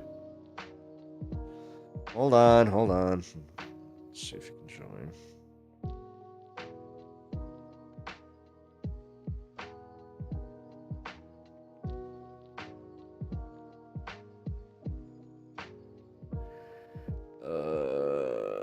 To Twitch. Are you fucking serious? I can't put this on Twitch? Oh, that's so stupid. Oh my god, come on. Alright, that's beyond dumb. Here, I'm gonna post it in the chat here. For a sec. Yes, thank you. I want to put it right. This is so fucking infuriating. I hate this shit. There you go, bud. Brah. Yeah, that shit. Nah. I grew up with, yeah. I'm too old for that shit. I definitely got my limit. Oh, man. I broke my piece of hair. That fucking sucked today, by the way. I was in the shower and I just felt it go. Psh. I was like, oh.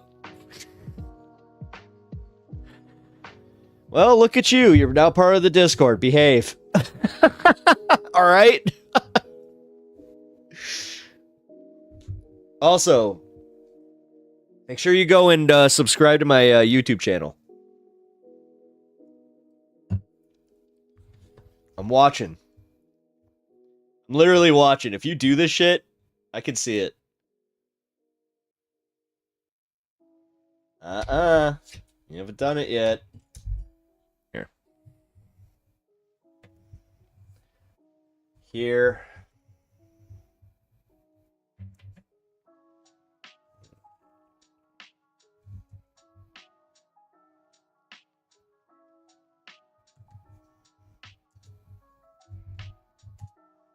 There you go, bud. Are you not into Bayesian math? No. I mean, are we talking did you just misspell by Asians? Because then maybe. I'm just kidding. Dude, I hate math. I'm very, very bad at math. I'm like the worst at math. You should see my D&D crew. Like they actually like I'll roll, and before I even get to it, I have my buddy that sits next to me. He's like, he's got 34. It's just like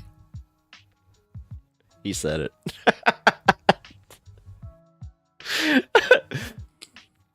Fuck.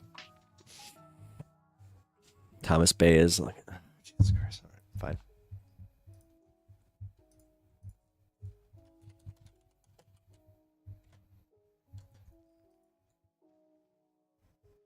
Thomas Bayes, English statistician, philosopher, and Presbyterian minister who was also known for formulating a specific case of the theorem that bears his name, Bayes' theorem.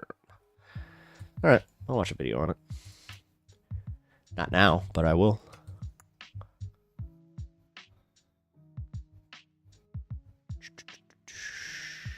No, it sounds interesting. I am interested. Thank you, Jesus. Saved. I'll hold you that. Oh, he did! He did it! All right. Cool. I appreciate that. Thank you. All right. Shout out Jesus Saved. Thank you. Jesus Saved Justin. Thank you for joining the YouTube channel. I appreciate that. Also, I feel bad because like you just joined a stream called High on Politics, and it's like, ugh, I feel like you're you got the most hard line on the Cannabis out of any of us. Thanks for being a streamer. There was nobody good to watch. Hey, shit. You just made me blush. Damn. Okay. Thank you. Wow. That just made my shit. Fuck, I'm gonna screenshot that. Bro. Alright, no, I've dealt with a lot of hate from YouTube, so in the small time that I've been on this platform, man, I've gotten a lot of shit. I've gotten a death threat or two. Yeah, I've actually had two now. I didn't report the second one. Just because I think it was the same guy. I think it was just the same guy on a burner account, so. Haven't confirmed, but we'll see. No, man, I appreciate that. Shit. Couldn't find any. I mean, damn. I'll give you some suggestions too of some guys that you might like. I might watch your YouTube tomorrow. Can't promise. There's a lot of research, but definitely will try. I'm on at 4, so yeah, pop on. I'll look for you over here on Twitch. If you have a YouTube, just let me know that you are Justin in the YouTube chat. As I said, YouTube chat is kind of the primary chat right now. These motherfuckers hold it down. For real. They do, though.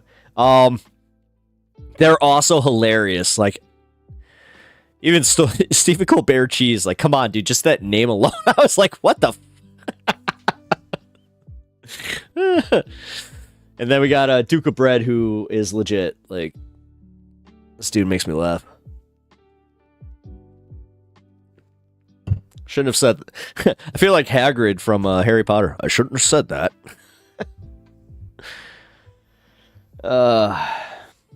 Just clicked on your YouTube stream. Oh, nice. Yeah, check it. Look at the chat. Look at the chat. No, for real, the chat's hilarious, bro. I love it. I love this is why I love what I do. No, I got a good community here. So together we can make grilled cheese sandwich. I love grilled cheese sandwich. That don't even get me started on grilled cheese sandwich. Grilled cheese sandwich is so good.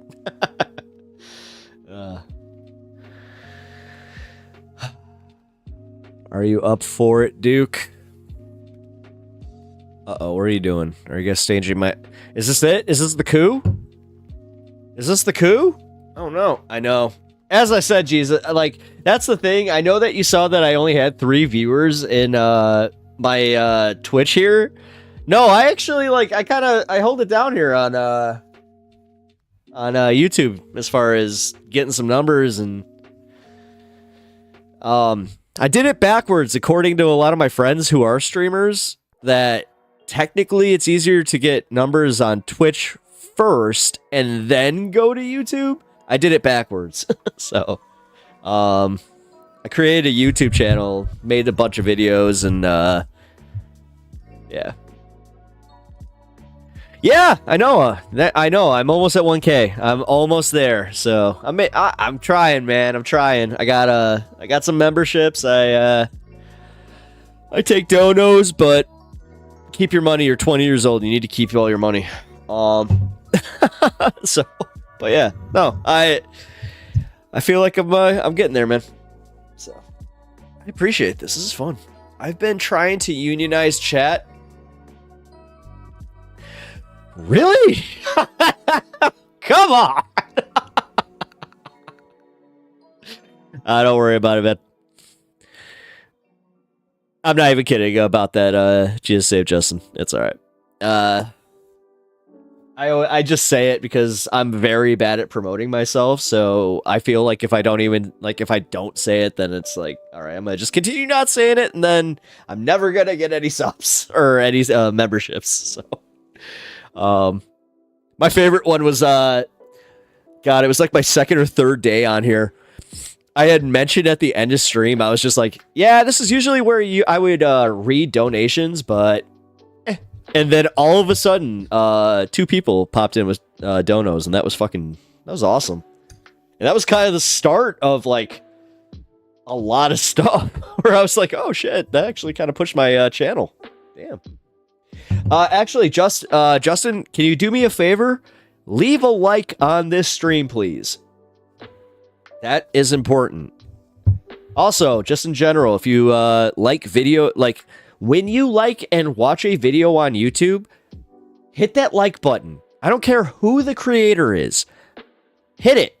If you actually like that button, or like that video, then hit that button. I'm not kidding, man. I saw the title of your short saying I farted on my dog. I did. Actually, the man behind... The man behind that is the one and only Duke of Bread here in YouTube chat. So, Yes, I just an aside that yeah, when I farted on my dog, so obviously I had to dub in the fart, but the fart is recorded. I actually did that fart. It's a good one too. So, but yes, I totally farted on my dog. My context, my dog was farting the entire stream. They told me that that was something that Hassan liked, so I was gonna, I tagged Hassan and did it, so whatever. That's not paying off dividends. I got 500 something views from it, and I got, oh, wait a minute. You know what? I forgot to go check OK Buddy and see if they had put me on there.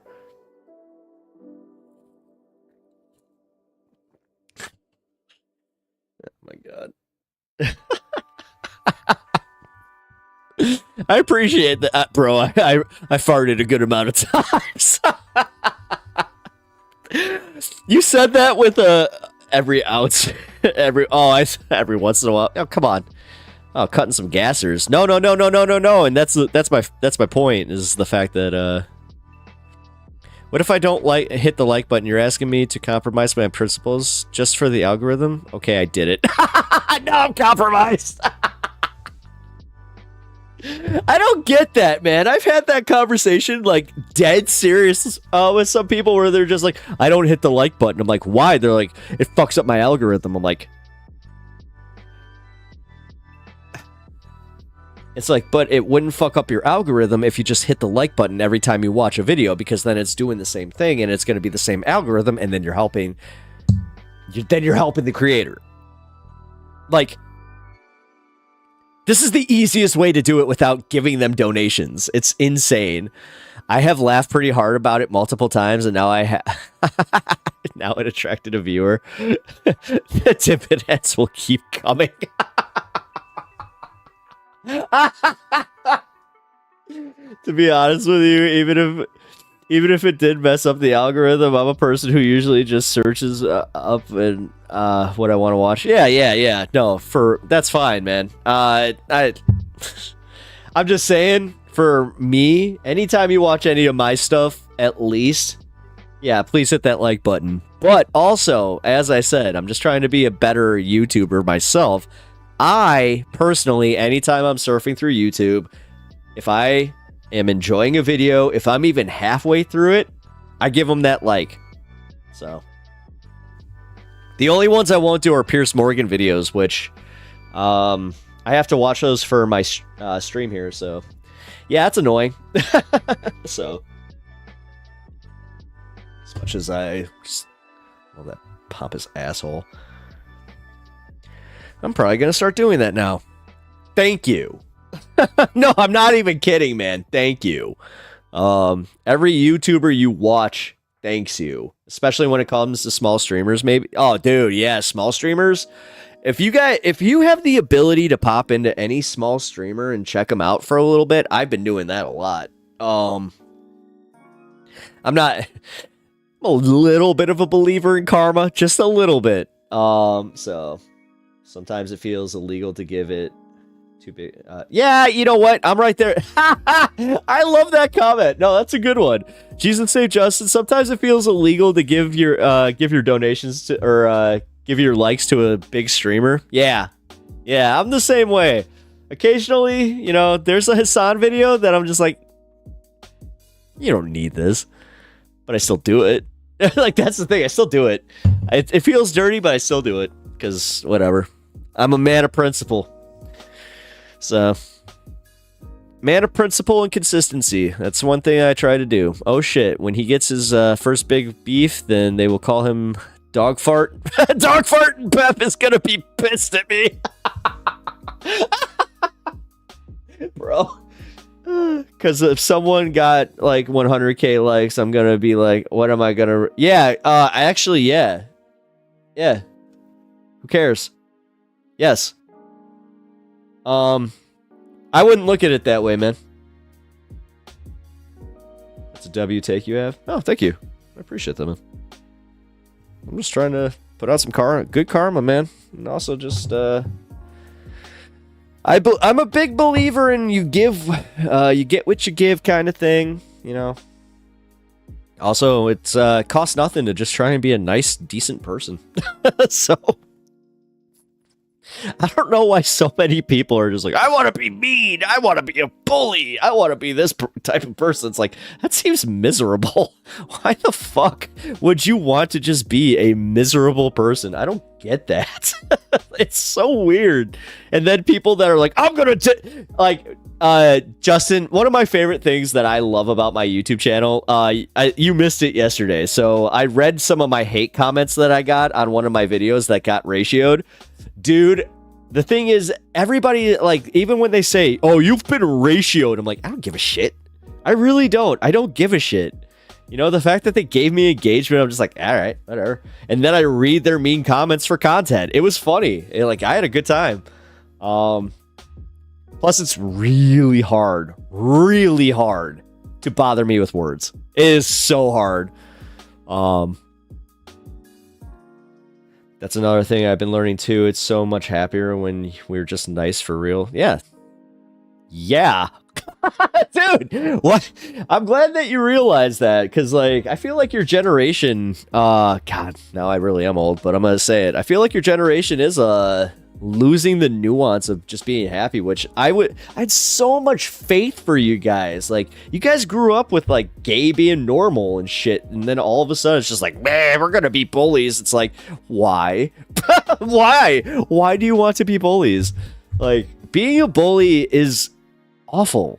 It's awful.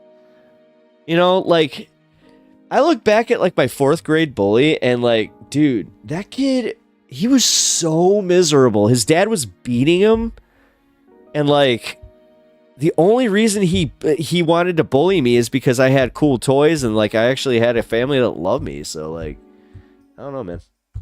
Yeah, there's a lot of hurt behind it too. Yeah, exactly. Hence why I also pity them a little bit.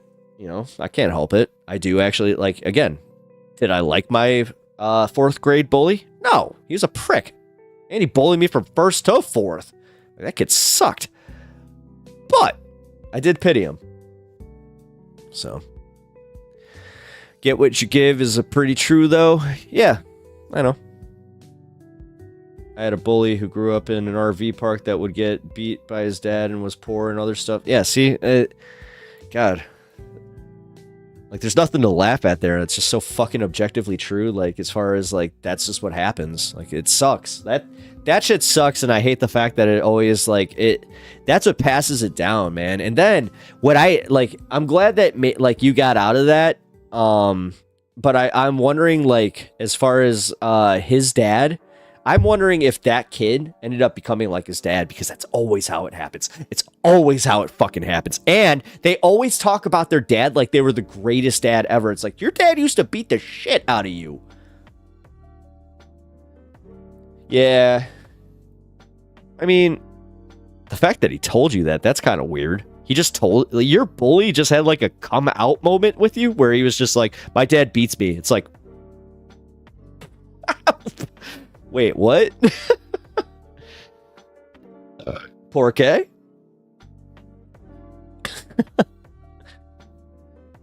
What were words for him? Not always, but situationally, which is the way people think and experience.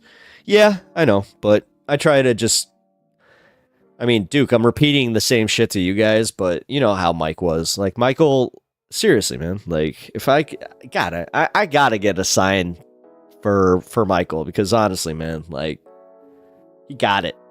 That guy got it. Like, dude, just be nice to people. We got to be ruthless with the systems. Like, that's it. And we can be ruthless to the systems while being kind to each other.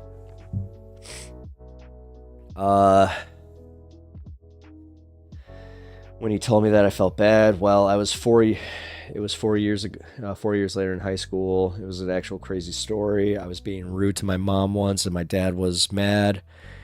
And I was also mad, so me and my dad had a consensual fight. We started punching each other, and he punched me in the nose. I started bleeding, and that's when it stopped. Mike.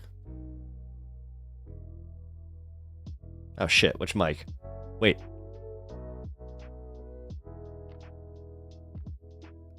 It's almost 3 a.m. here, Steven. What did I say about Mike? Plus, I gotta piss. Damn it.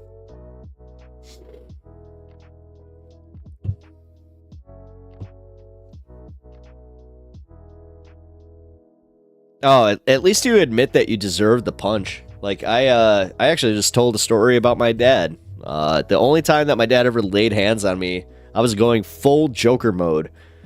And he had like me pinned against the wall, like by my shoulders, and he like lifted me up, and I was just like spitting on him and laughing at him.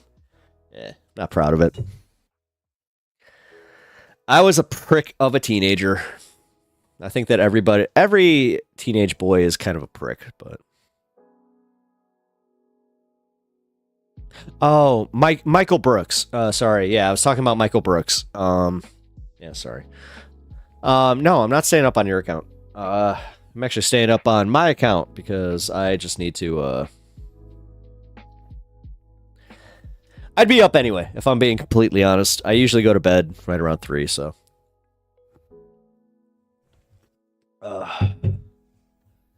Which, it's right around 3, so.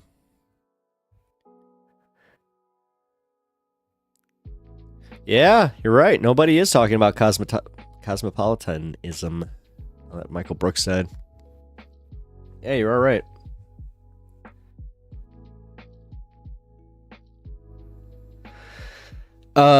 Justin, I'm in Chicago. I'm pretty open about that.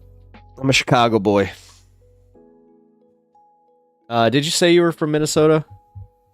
Yeah, we're Central Time Zone. Yeah. Rock on. Yeah. Nice, nice. Yes, we are in the Central Time Zone. You're from Texas. Oh, no shit. God, I keep forgetting you guys are in the fucking center. That is so weird to me. So wait, are you by Houston? It's like, I got a buddy that lives in Houston, and I was just like, I was so weirded out when he called me, and it was like, he's like, yeah, it's the same time. I'm like, what? I was so fucked up by that. But I didn't like the way Brooks and Cedar went a little overboard criticizing Peeps at times. Yeah, it's actually, you know what? One of my very first YouTube comments is actually criticizing Michael going too hard at Feldman. Because I thought he was being a dick. And I also didn't, like, I was a new viewer, so I didn't understand the bit between Feldman and Michael and Sam. But I also didn't like Michael's laugh, his like that shit.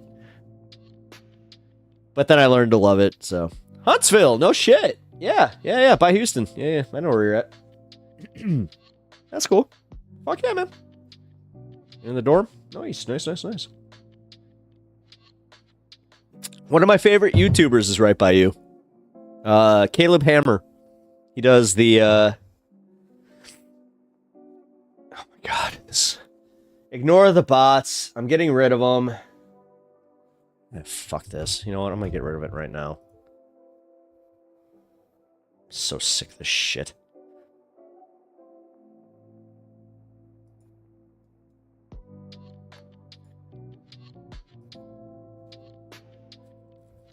There we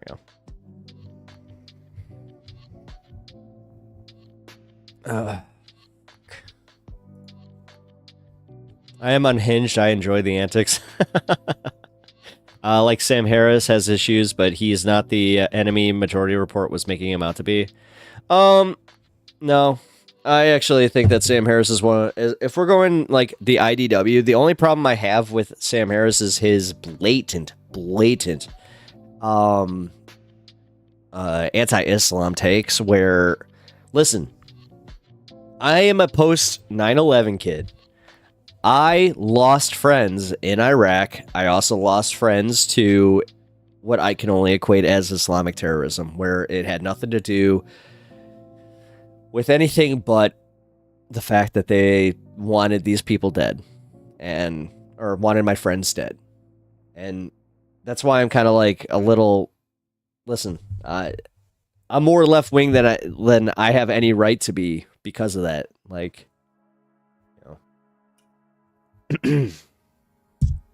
still not okay with it, man. Like, that shit was real. 2003, we were in a skate park, fucking tearing it up, just having fun. 2006, we're gone. Fucking roadside bombs, man. Shit's fucking no joke. Anyway, not trying to bring this completely down. Jesus.